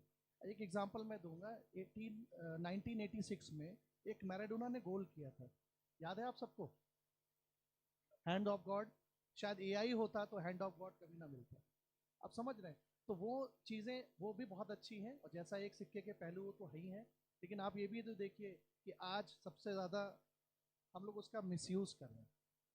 जितने भी लोग यहाँ बैठे हैं, अभी कोई आपसे कुछ कहा जाएगा असाइनमेंट बनाना है, तुरंत आपने सर्च में डाल दिया कि हाँ भाई, और सबका मिलता जुलता आ जाता है। तो हमारी थिंकिंग पावर, हमारी फिलॉसफी, हमारी साइकोलॉजी, जितनी चीज़ें हम सुनते थे, सोचते थे, हमारी इमोशंस, हमारी संवेदनाएं, जो चीज़ें आप बैठे हैं, इतने लोग बैठे हैं, अभी कुछ लोग जैसे अच्छे से जो निद्रा में थे, थोड़ा सा हम लोग आए, तो थोड़ा ये चीज़ अब इसी पे हम एक कैसेट चला दें तो शायद और अच्छी नींद आ जाए। तो बोलने से, बात करने से और उसका यूज़ करने से, अगर अच्छा यूज़ करेंगे, बच्चों के, चाहे छोटे बच्चों से लेकर बड़ों तक शुरू करते हैं, अगर उसका हम यूज़ करते हैं प्रॉपर तरीके से, चाहे पढ़ाई हो, चाहे स्पोर्ट्स हो, चाहे प्रोफेशनलिज्म, किसी भी चीज़ में, लेकिन अल्टीमेट आपको अपना यूज़ करना पड़ेगा, बिना उसको चलाने वाला कोई नहीं। मैं बात में ऐड कर रहा था, क्या होता है, ये मानव सभ्यता को देखेंगे, जिस हिसाब से मानव का जन्म निर्माण बहुत करोड़ों सालों में, हम जिस चीज़ का उपयोग करते हैं वो चीज़ धीमे धीमे खत्म हो जाती है। आज हम सब लोगों ने क्या किया, अब इनका उपयोग करना कम कर दिया, हम डिपेंड होते जा रहे हैं मशीन पे। हमको क्या करना है, हमको ये हमें कितना मशीन का उपयोग करना है और कितना अपने इमोशंस, अपनी भावनाओं को करना है। अब सपोज हमें एक चिट्ठी लिखनी है या हमको एक लेटर लिखना है, दो चीजें, दो ऑप्शन है, आपने चैट जीपीटी में डाला, आपके पास एआई से सारी चीजें बन के आ गई, आपने एज इट इज उसको करेक्शन किया और भेज दिया। एक वो बात हो गई। एक दूसरा होता है हम अपनी भावनाओं की बात, हमने गलत लिखा, सही लिखा, कुछ भी लिखा, और जब हमने पूरा लिख लिया उसके बाद हम यदि करेक्शन के लिए डालें कि इसमें कॉमा कहाँ था, फुल स्टॉप कहाँ था, तब तो ठीक बनता है। लेकिन यदि हम 100% ही उस पर डिपेंडेंट हो जाएंगे तो कल के दिन जब हमें बोलने के लिए, मैं एक एग्जांपल देता हूँ, आप सब लोग इस संस्थान के छात्र हैं, हम सब लोग भी हैं, ये अच्छी बात यह है कि हम दोनों ही लोग एक ही थाली के, एक ही जगह के प्रोडक्ट हैं। जब मैं यहाँ पढ़ता था, इससे 1996 से लेकर 2001 तक, तो हम ये देखते थे कि हम कोई चीज अपने हॉस्टल में पढ़ के आते थे, जब हम लिखने बैठते थे एग्जाम में, तो जब एग्जाम हॉल से जस्ट बाहर, और आप लोग भी एक्सपीरियंस करते होंगे, ऐसा लगता था कि हम ब्लैंक हैं, हमारे दिमाग में कुछ भी नहीं है, और घबराहट सी होती थी, यार भूल गए, अब तो लगता है आज का पेपर खराब होगा। लेकिन होता क्या था, जब हम लिखने बैठते थे और पेपर देखते थे तो हमारा हाथ चलना शुरू हो जाता था और हम अच्छा करते थे, एंड वी डिड गुड। तो तब ना तो एआई थी ना कुछ और था, क्यों? क्योंकि हम अपना फुल पोटेंशियल यूज करते थे। अब आज हम और आप लोग जो लोग एआई के जमाने में लोग हैं, वो लोग जब चैट जीपीटी से हम एक चीज बना रहे हैं, तो हमने क्या कर दिया, अपने अंदर शब्दों का जाल कम कर दिया, हमारे ब्रेन में चीजें कम जा रही हैं, और जब कम जा रही हैं तो वो बाहर निकल के भी कम आएंगी, तो हमारे इमोशंस में प्रॉब्लम आएगी, हमारी चीज में लगेगी। मिशन है। सब लोगों से यही कहूंगा मैं कि हम उतना उपयोग करें जितना असेंशियल है, हम उसके ऊपर डिपेंड नहीं रहें, वो हमारे ऊपर डिपेंड रहे कि इसको हमारी जरूरत थी इसलिए यूज किया, अदरवाइज नहीं करेंगे। सेम है स्पोर्ट्स के केस में, आप सारी तैयारी करके जाओ, बट जब ऑन ग्राउंड है तो ऑन ग्राउंड में अपने ब्रेन का पूरा उपयोग करोगे तो आपकी टीम ज्यादा अच्छा परफॉर्म करेगी। धन्यवाद सर। मुझे लगा ही था कि जब शुक्ला जी बोलेंगे तो जरूर पीयूष जैन उनको सपोर्ट करने आएंगे, क्योंकि दोनों बैचमेट हैं। आपने जहां बात खत्म करी, मेरा क्वेश्चन वहीं से स्टार्ट होता है हेमंतजीत के लिए। Can AI truly replicate the human intuition, creativity and adaptability? To answer this question, another question. Why do we want to see how actually human perform, how human actually do amazing thing, and at the same time we want to actually see the emotion of the player, emotion of the spectator. We want to see the motivation and हम खुद को excited होना देखना। Now, when we involve AI, actually, we can have two situations. Sometimes we can have benefit out of it, and or एक situation जहाँ AI का use हम just as a assistant use कर सकते हैं। Now, कहाँ हम benefit हो सकता है actually, sir? जैसे for example, जहाँ हमें subjective नहीं objective decision चाहिए। For example, whether the ball is outside the line or inside the line, whether the shuttle is outside the line or inside the line, और सही में हाथ में टच हुआ बॉल और नहीं हुआ। सच के डिसीजन के लिए हमें क्या चाहिए? AI का हेल्प चाहिए। Because as a human we cannot actually minutely detect those things. For example, in 100-meter race, if you want to, for example, two players simultaneously they touch the finish line, and now you are there as an official to decide who is the winner or the loser. Now at that time you need the help of AI, that is for sure. And if you don't have AI at that time, you'll be in a very awkward position. But in other condition, for example, I will say, सभी football से है तो football का ही example देता हूँ। If we start implementing AI to decide whether it is a foul or not, तब क्या होगा? Decision will be totally different. Why? हम फीड किया कि दोनों प्लेयर ने टक्कर खाया, and who was in the because of whom actually ये जो टक्कर हुआ, he should be given fall. But we should also consider the emotion or the situation of that fall. We need to check whether those जो टक्कर खाया that was intentional or not. क्या पता वो unintentional भी हो सकता है। Even the ball was the hand जो हुआ है that was unintentional. तो AI what AI will do? AI will directly give you the decision either that is a fault or not. That is a handball. AI will give you the decision. But as a referee, as a human, you need to look into the human factor. For example, what was the emotion of that player? What was the situation of that time? Right. So मुझे लगता है AI can accompany human, but as a जैसे decision making उसमें AI cannot replace human. Ultimately, human make AI, right? Human is who actually develop AI. तो मुझे लगता है कि AI हमारा ये जो कुछ है, जो बेसिस है, वो उसको रिप्लेस नहीं कर सकता है, और इंट्यूशन वगैरह में ultimately human will be the person. You mean to say that can complement us, that can be supplementary to our, but that cannot replicate. Right. My next question is, अच्छा इसमें आपको मैं बीच में बोलना चाहूँगा एक बार, क्योंकि एक सबका क्वेश्चन हो चुका है। अगर आपको कोई क्वेश्चन हो तो आप पूछ सकते हैं किसी भी पैनलिस्ट से, अगर आपके पास क्वेश्चन है, अदरवाइज मैं सेकंड राउंड के लिए जाऊँगा।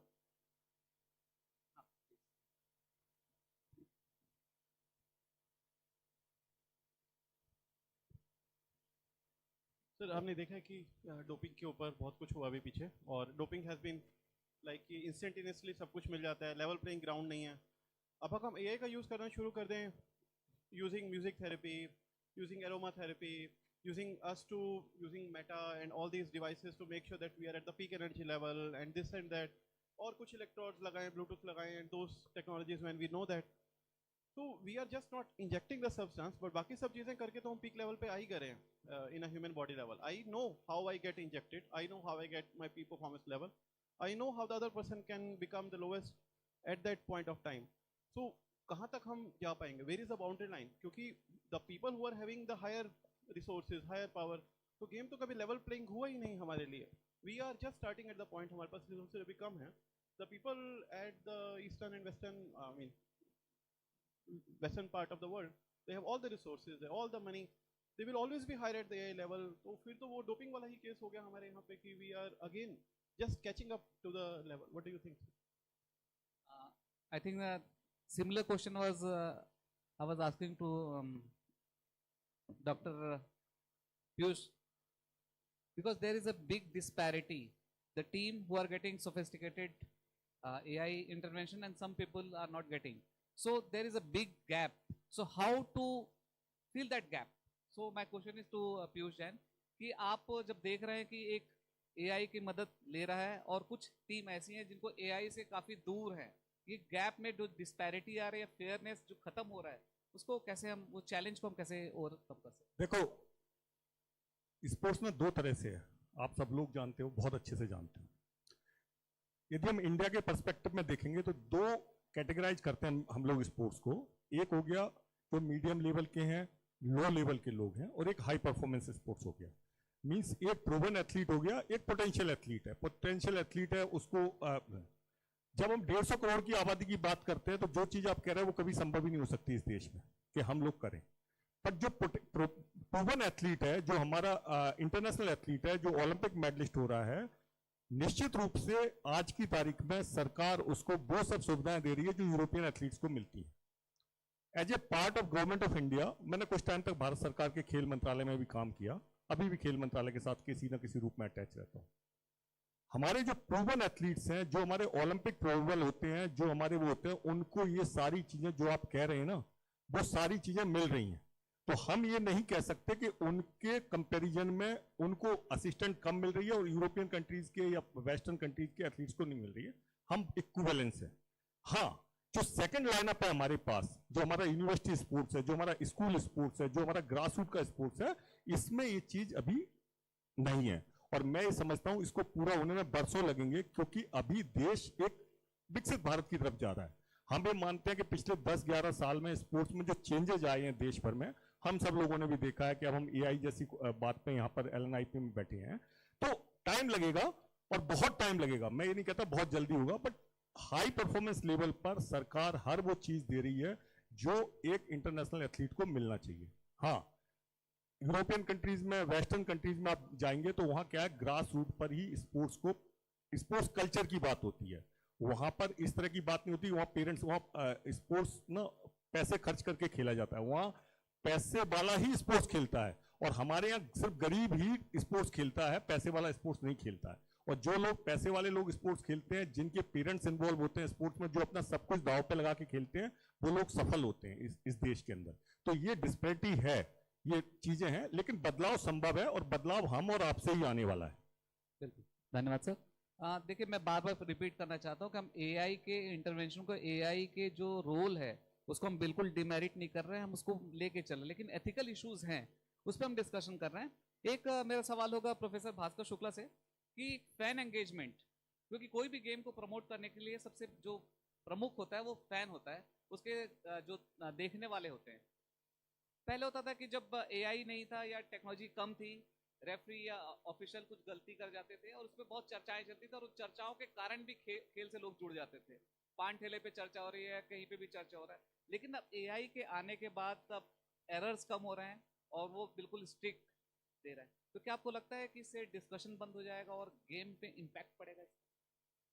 सर, सबसे बड़ी बात जो आपने बताया कि ये सब चीज़ें जब कम होना शुरू हो जाएंगी तो चर्चाएं तो कम होंगी और एक्यूरेसी भी बढ़ती है, ठीक है, लेकिन कुछ गलतियां होती हैं तभी उसकी चर्चाएं होती हैं. जितने भी हम लोग बैठे हैं बात कर रहे हैं, हो सकता है बहुत चीज़ें आपके फेवर में ना हो, कोई चीज़ ना हो. जैसे मैं एक एग्जांपल लेता हूँ, 2010 में एक मूवी आई थी रोबोट, याद है आप सबको? याद आ रहा है? अब उस मूवी को आप देख लीजिए, याद करिए. रजनीकांत की मूवी थी, रोबोट बनाता है और वो रोबोट कैसे कन्वर्ट होता है जब इमोशनल होना शुरू होता है, उसमें आदमी आना, आपने सबने देखा होगा. तो मैं इसलिए, क्योंकि ये बहुत अच्छा एग्जाम्पल हो सकता है. और उस समय वो रोबोट जो है फिर वो कैसे अटैच होना शुरू होता है, इमोशन आते हैं, तब वो क्या क्या करता है, फिर डिस्ट्रॉय करना शुरू करता है। आप समझ रहे हैं? तो मेरा मानना है कि हम लोग को उसके, जैसे भी हमारे जितने पैनलिस्ट ने कहा कि हमें असिस्टेंट, उसको सहयोग लेना है, उसका सहयोगी नहीं बनना, उस पर डिपेंडेंट नहीं होना है। जैसे ये मोबाइल है, आप ये ध्यान करिए, हम लोग उस टाइम में भी रहे कि जब पेजर, मोबाइल, फैक्स, जितने भी लोग हैं, लैंडलाइन होते थे। मैं थोड़ा सा हटके बता रहा हूँ। और आज ये हाल है, पहले फ़ोन आते थे तो फ़ोन करने के लिए भी दूर जाना होता था, फ़ोन रिसीव करने के लिए। आज ये हाल है कि आपके पास ये फ़ोन आ गया, फिर पैड वाला फ़ोन आया, फिर धीमे धीमे एडवांस फ़ोन आए, एंड्रॉयड आए। अब आज के समय में फ़ोन, आपको लैपटॉप की ज़रूरत नहीं है, आपके पास सब चीज़ है। लेकिन पॉजिटिव है तो अब ये फ़ोन बच्चे के पास चला गया, आप सोच सकते हैं क्या कर सकता है वो। और हमेशा हम लोग अभी भी कह रहे हैं, पहले हम लोग ख़राब चीज़ सीखते हैं, कोई भी भाषा सीखते हैं तो पहले गाली सीखते हैं। तो एआई में भी ऐसे ही है, पहले हम लोग ख़राब चीज़ें, ये कर लें, फ़ोटो बना लें, कुछ ऐसा कर लें। आज के समय में ऐसी फ़ोटो बन के मेरी आ जाएगी, ये नहीं जान पाएगा कि मैं हूँ कि और कौन है। ठीक है। और इसी के साथ में मैं यही कहूँगा कि सर, जो फ़ैन वाली बात आप कर रहे थे, इसमें मज़ा तब आता है अगर यहाँ ऑडियंस नहीं हो और हम लोग यहाँ पैनल डिस्कशन करें। ठीक है। जैसे वर्चुअल क्लासेस शुरू हुई थी आपके, कौन सा वो चल रहा था, कोरोना टाइम में, हम लोग पढ़ा रहे हैं, बच्चा मोबाइल फ़ोटो बंद करके सो रहा है। अब आप देखिए हमारी हालत, हम बड़े मन से पढ़ा रहे हैं, लेकिन आप सोचिए वर्चुअल क्लासेस चल रही है, लेकिन वही हम सामने बैठ के पढ़ा रहे हो तो हम डांट भी सकते हैं, भाई सो रहे हो सामने बैठ के। अगर उसको कहाँ सो रहे हैं सर, जग रहे हैं, वो अपना आराम से बैठ कर, टीचर बेचारा परेशान होकर पढ़ा रहा है। तो ये अच्छा भी है उनके लिए जिनको अच्छा चलना है, लेकिन आप ये मान के चलिए कि वो जब तक क्या के रगों में दौड़ने फिरने के हम नहीं खायल, जो आँख से ही न टपका वो लहू क्या है। तो ये बहुत ज़रूरी है इसके लिए। बहुत खूब, बहुत खूब। अच्छा सर, एक सेकंड और। तो आप में से सभी लोग कॉलेज स्टूडेंट हैं, LNIP के किसी ना किसी हॉस्टल में हैं, हम लोग भी अपनी बात। आप लोगों ने कभी सोचा होगा कि इसी हॉस्टल में, जैसे मैं शिवाजी में था, सर सुभाष में थे, तो संडे को वेट करते थे कि फ़ोन की घंटी बजेगी, लैंडलाइन फ़ोन की, और पूरा हॉस्टल के बच्चे वहाँ खड़े होकर वेट करते थे। जब घंटी बजती थी तो एक फ़ोन आता था, जैसे मान लो बोला भास्कर के यहाँ से बोल रहे हैं, तो फिर हम भास्कर को बुलाने जाते थे। नाउडेज वो सारी चीज़ें नहीं है, ठीक है ना। तो वो एक दौर से गुजरने के बाद आप लोगों को आज वो इंटीमेसी कहाँ से लाओगे कि हम बुलाने जा रहे हैं, भास्कर तेरे घर से फ़ोन आया, एंड भास्कर दौड़ते हुए आके फ़ोन अपना रिसीव कर रहे हैं लैंडलाइन पे, पूरे दिन फ़ोन बजना है वो, क्योंकि वो सिर्फ संडे को ही टाइम मिलता था। तो ये सब चीज़ें एआई के ज़माने में संभव नहीं है। हाँ, एआई का उतना ही उपयोग करना है जितना उसकी ज़रूरत है। मेरा अगला सवाल होगा पवन जी से, जो प्रो वाइस चांसलर हैं सिंघानिया यूनिवर्सिटी में। सर, एआई का उपयोग हमें स्पोर्ट्स में किस तरीके से करना चाहिए ताकि उसके मेरिट ज़्यादा हो, डिमेरिट कम? बहुत अच्छा क्वेश्चन पूछा सर। तो मैं इसमें कुछ बाइफरकेशन चाहूँ। आपको डिसाइड करना होगा, एक तो डायरेक्ट लर्निंग है, एक इनडायरेक्ट लर्निंग। डायरेक्ट लर्निंग में आप अपने बच्चे के लिए प्रोग्रामर के साथ बैठ के उसकी जो कमियां हैं, जो वो नहीं कर पा रहा है, जो उसे सिखानी है, तो उसके हिसाब से आपको प्रोग्रामिंग डेवलप करनी पड़ेगी और फिर वो बच्चे में आपको डालनी पड़ेगी।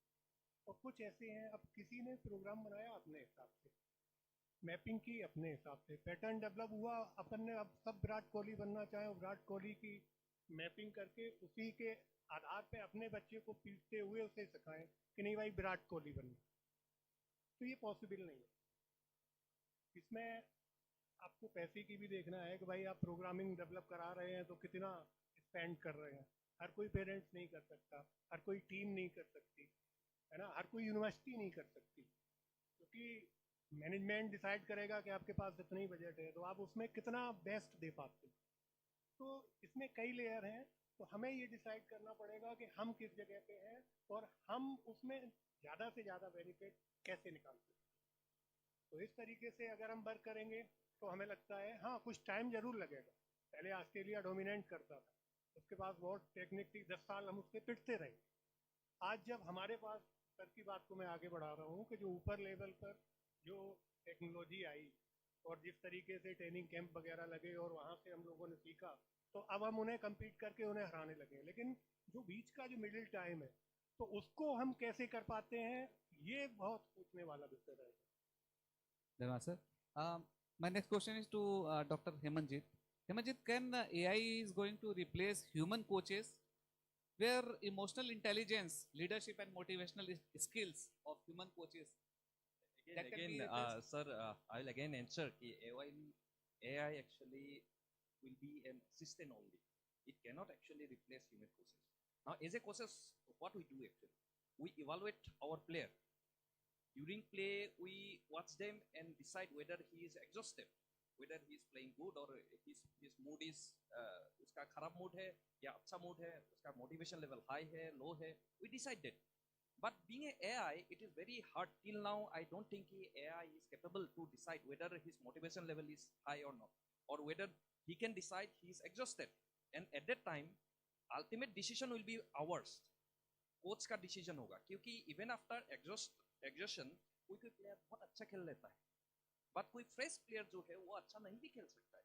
अल्टीमेटली इट इज मोटिवेशन और साइकोलॉजिकल स्टेप. एंड एआई जो है, even though they have lived a very long way, अभी तक एआई तो उस लेवल तक कैपेबल नहीं है to decide whether that person motivation level is high और नॉट. सो मेरे मतलब है जहाँ जैसे उसने आज थकान आ गया, जैसे कुछ इक्विपमेंट है जो आप रिसर्च के लिए भी LNIPE में भी अवेलेबल है, जैसे कैटापुल जैसे डिवाइस जो आपका स्लीपिंग पैटर्न डिटेक्ट करता है, आपका कितना आपने उस सेशन में वो पूरा ट्रेनिंग लास्ट वीक में कितना आपने प्रैक्टिस किया है, उसके बेसिस पर आपका प्रेडिक्शन करता है कि you will be in A injury, you will be may be injured in the upcoming game और नॉट, ऐसा प्रेडिक्शन भी करता है.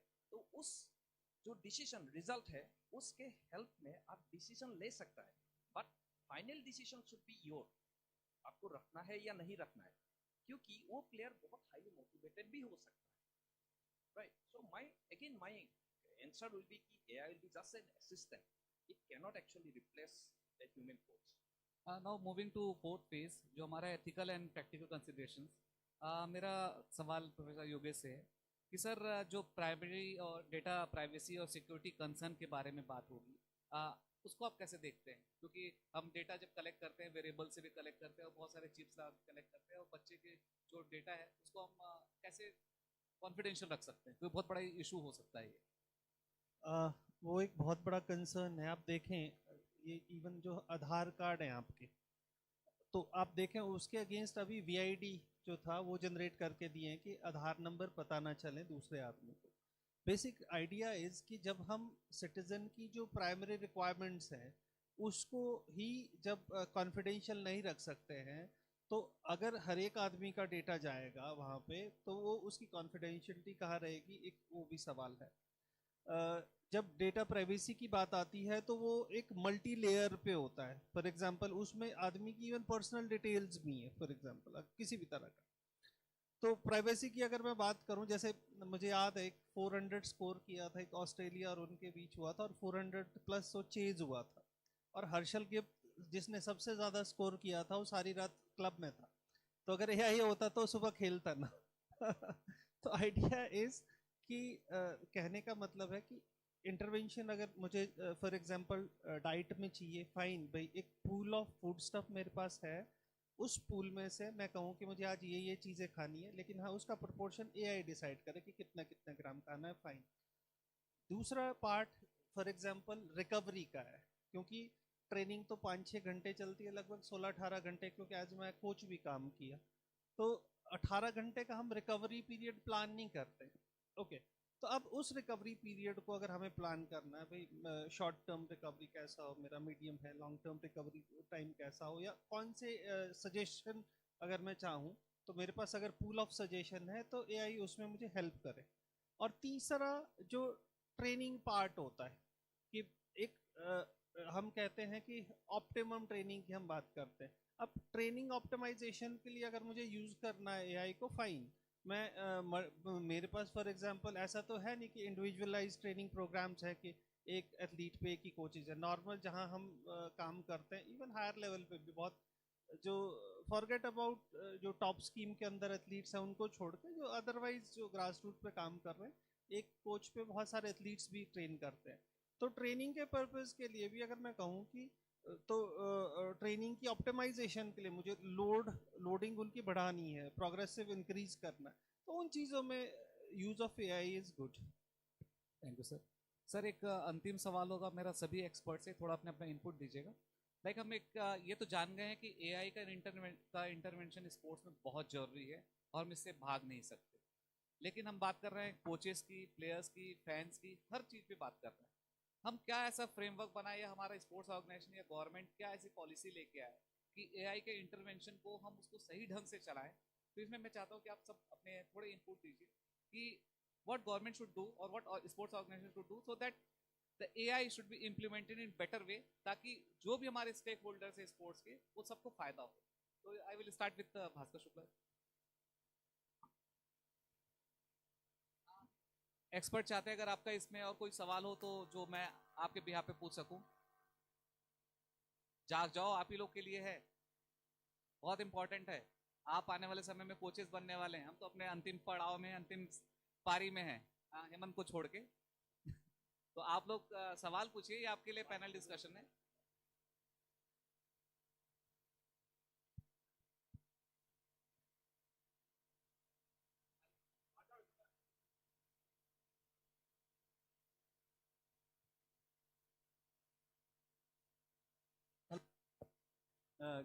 To one and all present here.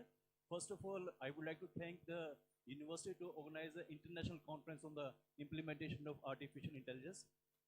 बहुत बढ़िया ही अपने व्यूज implementation को लेके।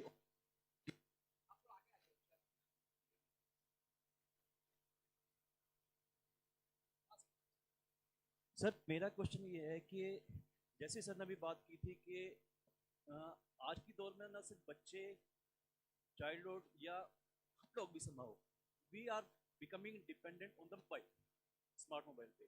तो आज की दौर में जैसे हम देख रहे हैं कि हम लोग हमारी डिपेंडेंसी बढ़ती जा रही है। आज से 15 साल 20 साल पहले किसी ने सोचा भी ना कि स्मार्टफोन होगा, हम सिंपल कीपैड यूज़ करते, जैसे मैं बताया अभी लैंडलाइन फोन यूज़ करते। तो हम आने वाले उस एआई के नेगेटिव इफेक्ट को फेस करने से पहले क्या ऐसे स्टेप ले सकते हैं कि हमें उसको एक टाइम ना देखना? ये मेरा क्वेश्चन। ये मैं चाह रहा था कि स्ट्रेटेजी बताइए कि गवर्नमेंट या ऑर्गेनाइजेशन जो भी है हमारे गवर्नेंस वाले, वो क्या स्ट्रेटेजी बनाए ताकि एआई का उपयोग बहुत अच्छे ढंग से किया जाए। सबसे पहली चीज़ जो आपने बात कही कि मैंने कहा ना ये डिवाइस हमारे लिए बहुत मुश्किल हो गया है और रेडिएशन भी इसके साथ, बहुत चीज़ें हैं आज के बिना, मतलब हम लोग रख के अपने पास सोते हैं, ये है उसके साथ। और गवर्नमेंट चाहे तो, क्योंकि आज के समय में जब से कोरोना के बाद से ज़्यादा हम लोग बहुत ज़्यादा डिपेंडेंट बच्चों के साथ हो गए, क्योंकि जितने होमवर्क पहले होते थे डायरी में नोट करके आते थे, मैं एग्जांपल के साथ दे रहा हूँ। लेकिन अब क्या है कि व्हाट्सएप ग्रुप बन गया है टीचर्स का, उन्होंने ग्रुप पे डाल दिया और बच्चे की ज़रूरत हो गई कि साहब हम होमवर्क जो है मोबाइल से देख के करेंगे या लैपटॉप से देखेंगे या टैब जिससे भी उसके पास होगा। चाहिए कि कुछ चीज़ें ऐसी हों जैसे उसके क्लासेस में इंक्लूड करें इनको कि कैसे कर सकते हैं, कैसे दूर रह सकते हैं, लेकिन वो बहुत मुश्किल होता दिख रहा है। और मेरा तो यही मानना है कि जैसे हम लोग ने शुरू में कहा कि हम लोग इसको हेल्प लें, बस जितना कम हेल्प लेंगे लेकिन अच्छा हेल्प लें तो बेहतर हो, लेकिन बहुत ज़्यादा जो डिपेंडेंट होंगे वो हमारे लिए बहुत समस्या का कारण हो सकता है। देखो उसमें बहुत क्लियर है, ये सिर्फ सरकार की जिम्मेदारी नहीं है, एसोसिएशन की जिम्मेदारी नहीं है, संस्थानों की जिम्मेदारी नहीं है, जिम्मेदारी हमारी है। हमारा बच्चा कितने टाइम मोबाइल देख रहा है ये हमें डिसाइड करना है। हम खुद जब रील देख रहे हैं तो 1 घंटा कब निकाल रहे हैं हमें पता नहीं है। तो हमने कहा ना, तो हमें अपना एडिक्ट कर रही है वो रील जो चल रही है, वो हमको अपना एडिक्ट कर रही है, हम उसको अपना एडिक्ट नहीं कर रहे। तो हमें सबसे पहले कहते हैं ना फास्टिंग करनी है, हमें डिजिटल फास्टिंग की बात दुनिया करने लगी है। तो सबसे पहले हमें ये ध्यान करना है कि हमारा माइंड इतना स्ट्रांग हो कि हम उस चीज को रोक सकें, हम अपने बच्चों को मोबाइल से दूर कर सकें। अब हम क्या करते हैं कि पेरेंट्स ही खाना खिलाने के लिए बच्चों को मोबाइल देते हैं। कितना नहीं करेगा, हमने खाना नहीं खाया क्या? जो लोग जब मोबाइल नहीं था तब लोग खाना नहीं खाते थे। तो जरूरत सिर्फ बदलाव की है कि बदलाव तब संभव है जब हम बदलेंगे, तब जग बदलेगा। पहली बात, सरकार के स्तर पर क्या करना है, हम लोगों को इस तरह के कोर्सेज डिजाइन करने हैं। कोर्स डिजाइन करने में एक्सपर्ट की इस तरह से हेल्प लेनी है कि वो कोर्स हमारे लिए, जैसे सपोज करो LNIPE है, इतना अच्छा फर्स्ट टाइम AI पर कोई कंप्लीट इंटरनेशनल कॉन्फ्रेंस या नेशनल कॉन्फ्रेंस भी 3 दिन की AI पर पहली बार हो रही है इंडिया में। तो इसके लिए तालियां तो बजती हैं। पीछे वाले लोग नहीं बजा रहे हैं क्योंकि वो सो रहे हैं ना, ठीक है। तो पहली बार AI पर इस तरह की कॉन्फ्रेंस हुई, तो ये डिस्कशन का पार्ट आया कि एआई हमको यूज नहीं करें, हम एआई को यूज करें।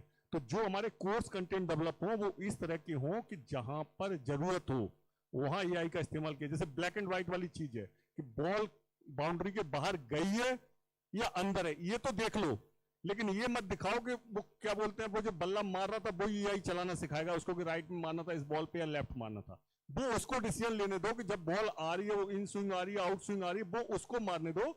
बट ये दिखाओ कि बॉल बाहर गई या अंदर गई, ये एआई का काम कर लेगा, इसमें सब लोग सेटिस्फाई रहेंगे। तो हमको क्या है, बाउंड्री खुद बनानी होगी इन बिटवीन। सरकार के स्तर पर डाटा प्राइवेसी करनी चाहिए। एक बड़ा इशू है देश में। आज आप 1 घंटे में यदि आप 1 घंटा मोबाइल सर्च कर रहे हैं, तो यदि आपने किसी चीज का ऐड गलती से देख भी लिया ना, तो 15 मिनट बाद क्या 20 सेकंड बाद आपके मोबाइल पर, इंस्टाग्राम पर, सब जगह वही ऐड आने शुरू हो जाते हैं। तो इसलिए क्या है, हम डिपेंडेंट नहीं हो मोबाइल पर, मोबाइल हम पे डिपेंड हो। जब हमें जरूरत हो तब हम उपयोग करें, और सरकार डाटा प्राइवेसी पर काम करे बहुत अच्छी तरह से। इंस्टीट्यूट हमारे कोर्स कंटेंट डेवलप करें और ऑर्गेनाइजेशंस उनको ग्राउंड तक पहुंचाने का काम करें। Thank you sir. मैं पूरी तरीके से सहमत हूँ पीयूष सर की बात से। एक्चुअली होता क्या है कि जब हम कोई भी चीज़ करते हैं तो गवर्नमेंट शुरू में तो बिल्कुल फ्री फ्लोटिंग देती है कि आप करते रहिए, फिर उसके जब रिजल्ट आने होते हैं तब उस पर कोई एक्शन आता है, तो इसमें काफ़ी टाइम निकल जाता है। तो उसमें अपन को क्या है कि जितने भी एकेडमिक एक्सेलेंस की जो संस्थाएं हैं उनको प्रोग्रामर के साथ बैठ के या जो भी करिकुलम है उसको उसी तरीके से डिसाइड करेंगे जितनी उसमें नीड हो। और कुछ चीज़ें ऐसी भी हैं कि जब किसी भी चीज़ की एक्सेस जब बढ़ जाती है तो फिर ऑब्वियस सी बात है कि वो डायरेक्ट इनडायरेक्ट तरीके से कहीं इधर उधर भागने लगते हैं। तो ये जिम्मेदारी एक कोच की भी है, एक टीचर की भी है, और सबसे ज़्यादा पेरेंट्स की है, क्योंकि बच्चा हर चीज़ पाता तो पेरेंट्स से ही है। कॉलेज में आएगा एक लिमिटेड टाइम के लिए, लेकिन जितनी जिम्मेदारी पेरेंट्स की है तो वो अगर देखेंगे, मॉनिटर सही तरीके से करेंगे और जो पॉजिटिव थिंग है उनको इन्हांस करें, तो मेरे हिसाब से लगता है कि धीरे धीरे अच्छी चीज़ें होंगी। बाकी जब बहुत अभी तो स्टार्टिंग है एआई की, अभी जितना ज़्यादा मैं देख रहा हूँ कि हर जगह एआई पे कॉन्फ्रेंसेस हो रही हैं, तो हकीकत तो ये है कि अब हमने स्टार्ट किया है चलना एआई के बारे में। जो टॉप लेवल पे है वहाँ तो छोड़ दीजिए, काफ़ी पहले से चल रहा है, लेकिन ग्राउंड लेवल पे अभी स्टार्ट है और इसके पॉजिटिव व्यूज़ के साथ चलेंगे तो मुझे लगता है कि गवर्नमेंट तक बात अल्टीमेट तो जाएगी, लेकिन पहले हम ही लोग उसको अगर सही तरीके से मॉडिफाई करने की कोशिश करें तो ज़्यादा सही। Thank you sir. जिस तरह से आजकल हर जगह, मतलब आप अगर आज मैं बात करूं एआई की, आर्टिफिशियल इंटेलिजेंस की, तो बेसिकली डिसीजन मेकिंग में, थिंकिंग में, प्रोसेसिंग में मशीन्स हेल्प करनी, मतलब मशीन लर्निंग जो है वो आपके जो बाकी जो ह्यूमन काम करते थे वो मशीन्स करने लगी हैं बेसिकली। आज मैं बात करूं ऑगमेंटेड रियलिटी की, वर्चुअल रियलिटी की, मिक्स रियलिटी की, मेटावर्स की, तो लोग ऐसा नहीं है, आप देखें there are two ways of generating knowledge. One is either you create it, either you borrow it. Creation of knowledge takes time क्योंकि रिसर्च करनी पड़ती है, and borrowing from good resources is a ideal idea. तो अगर मैं borrowing की बात करूं तो सारी दुनिया में लोग स्पोर्ट्स में एआई को यूज कर रहे हैं। मेरी रिसेंट विजिट थी अभी जापान की, मैं Nippon sports science university visit किया। एक छोटी सी यूनिवर्सिटी 153 ओलंपिक मेडल दिए, और that university produce more than 300 Olympians. लेकिन जो कोचेस हैं, हाँ एक टैबलेट लगा है सामने, मॉनिटर कर रहे हैं अपने ट्रेनिंग को, ठीक है। कोच जो है हर एक छोटी छोटी, इवन एक सिंगल अटेम्प्ट में भी मैंने देखा, फेंसिंग में, वेट लिफ्टिंग के, एक छोटी छोटी चीज़ों को लोग मॉनिटर करते हैं। आइडिया इज हमारी कोई नस्ल खराब नहीं है। आइडिया इज अगर हम स्पोर्ट्स परफॉर्मेंस की भी बात करते हैं या अदरवाइज भी, तो अगर स्मार्टली हम यूज करें इसको तो ये वरदान की तरह हमारे लिए काम कर सकती है। Thank you.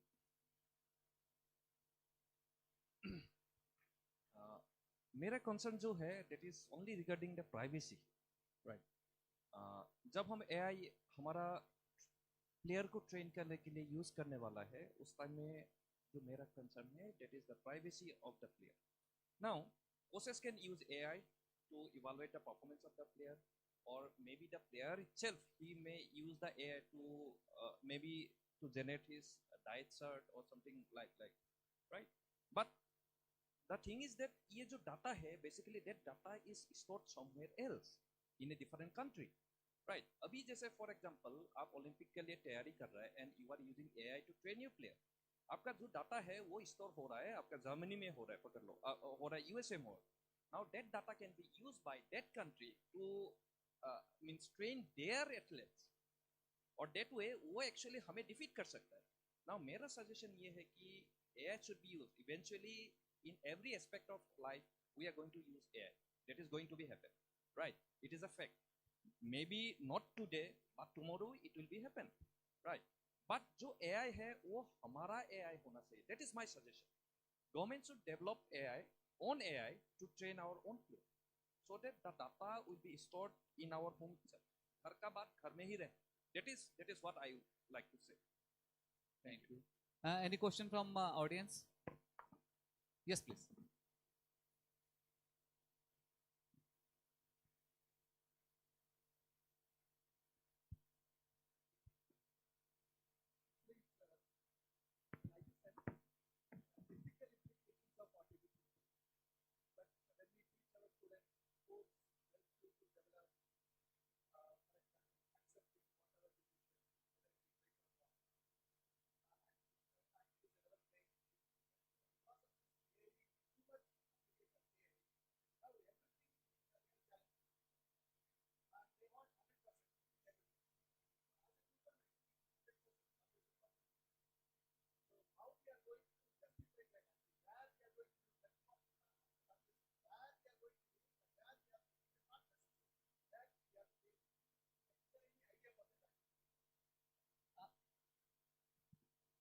Actually, my experience now in this semester, actually, when I was trying to impart the knowledge regarding the syllabus of BPEd first semester student, and I found that students are already equipped with all notes and their contents. They are already equipped. Now, at that time, I realized I should not be a teacher at that time, right? I should be only a guide, right?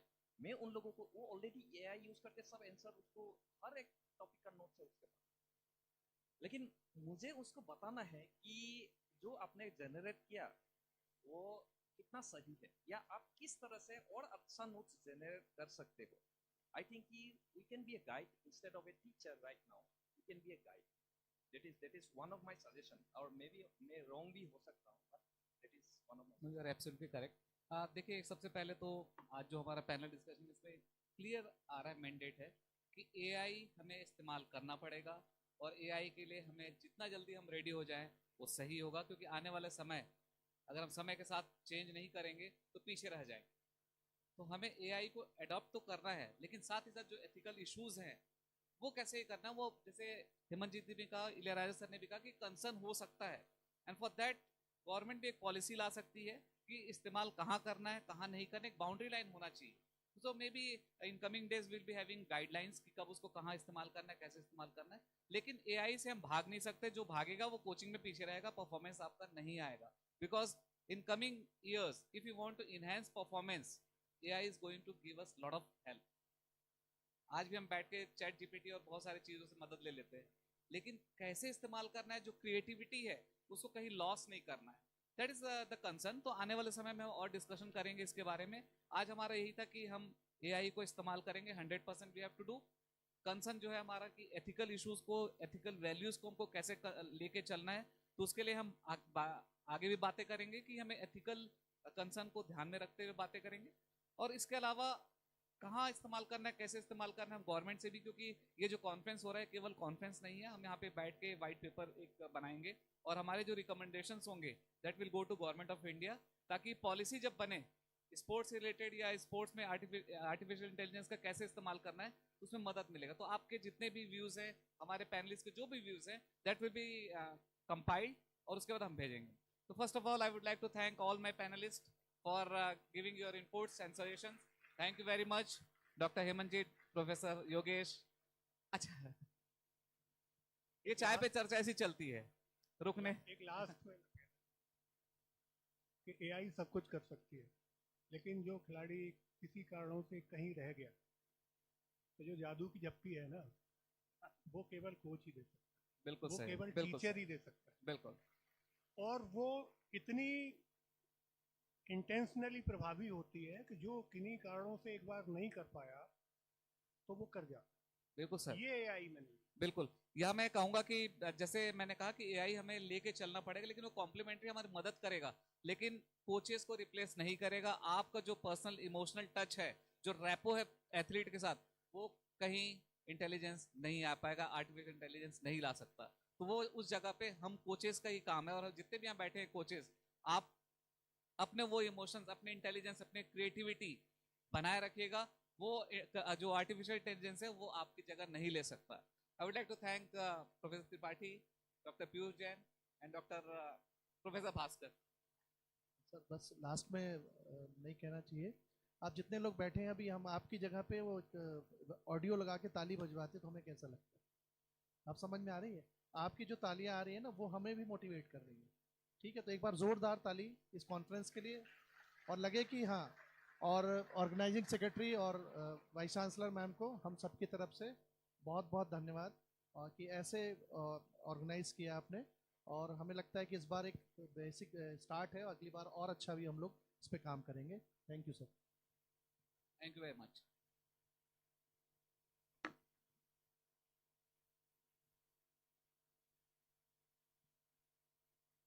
Thank you, sir. I once again thank all the panelists, and I request Professor Raja to please hand over the token of love from the institute to all the esteemed panelist member.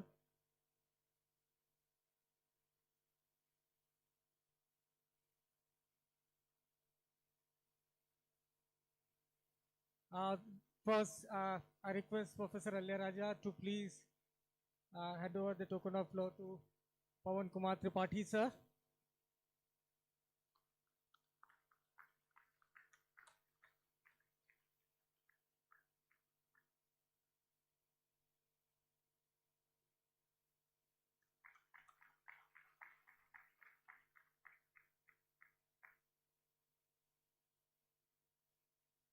Next in Dr. Piyush Jain, sir, Secretary, Physical Education Foundation of India.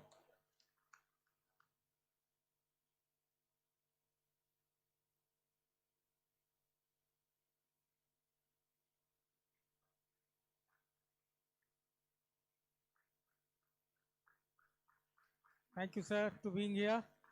Next is Professor Yogesh Chandra Thakur, the Professor and Dean Academics from Sports University of Haryana.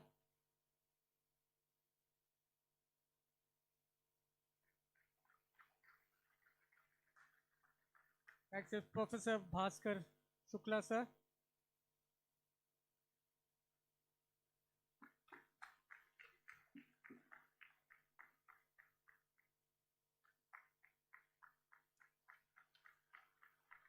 Next is Dr. Himanta Jeet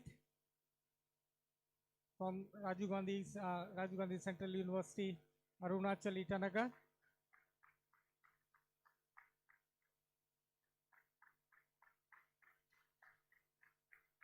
And the last, our moderator, Dr. K.K. Sahu, sir.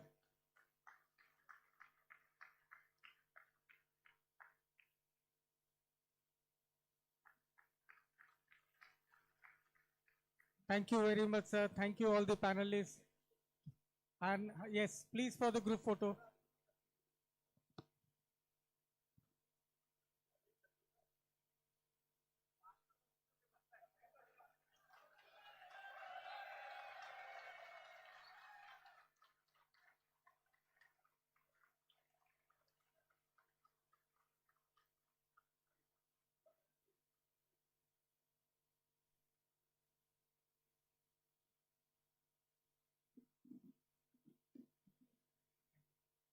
May I request all the panelists and all the guests for the tea outside, and the students will sit back there. And I'll request all the coaches to take attendance of their students, please.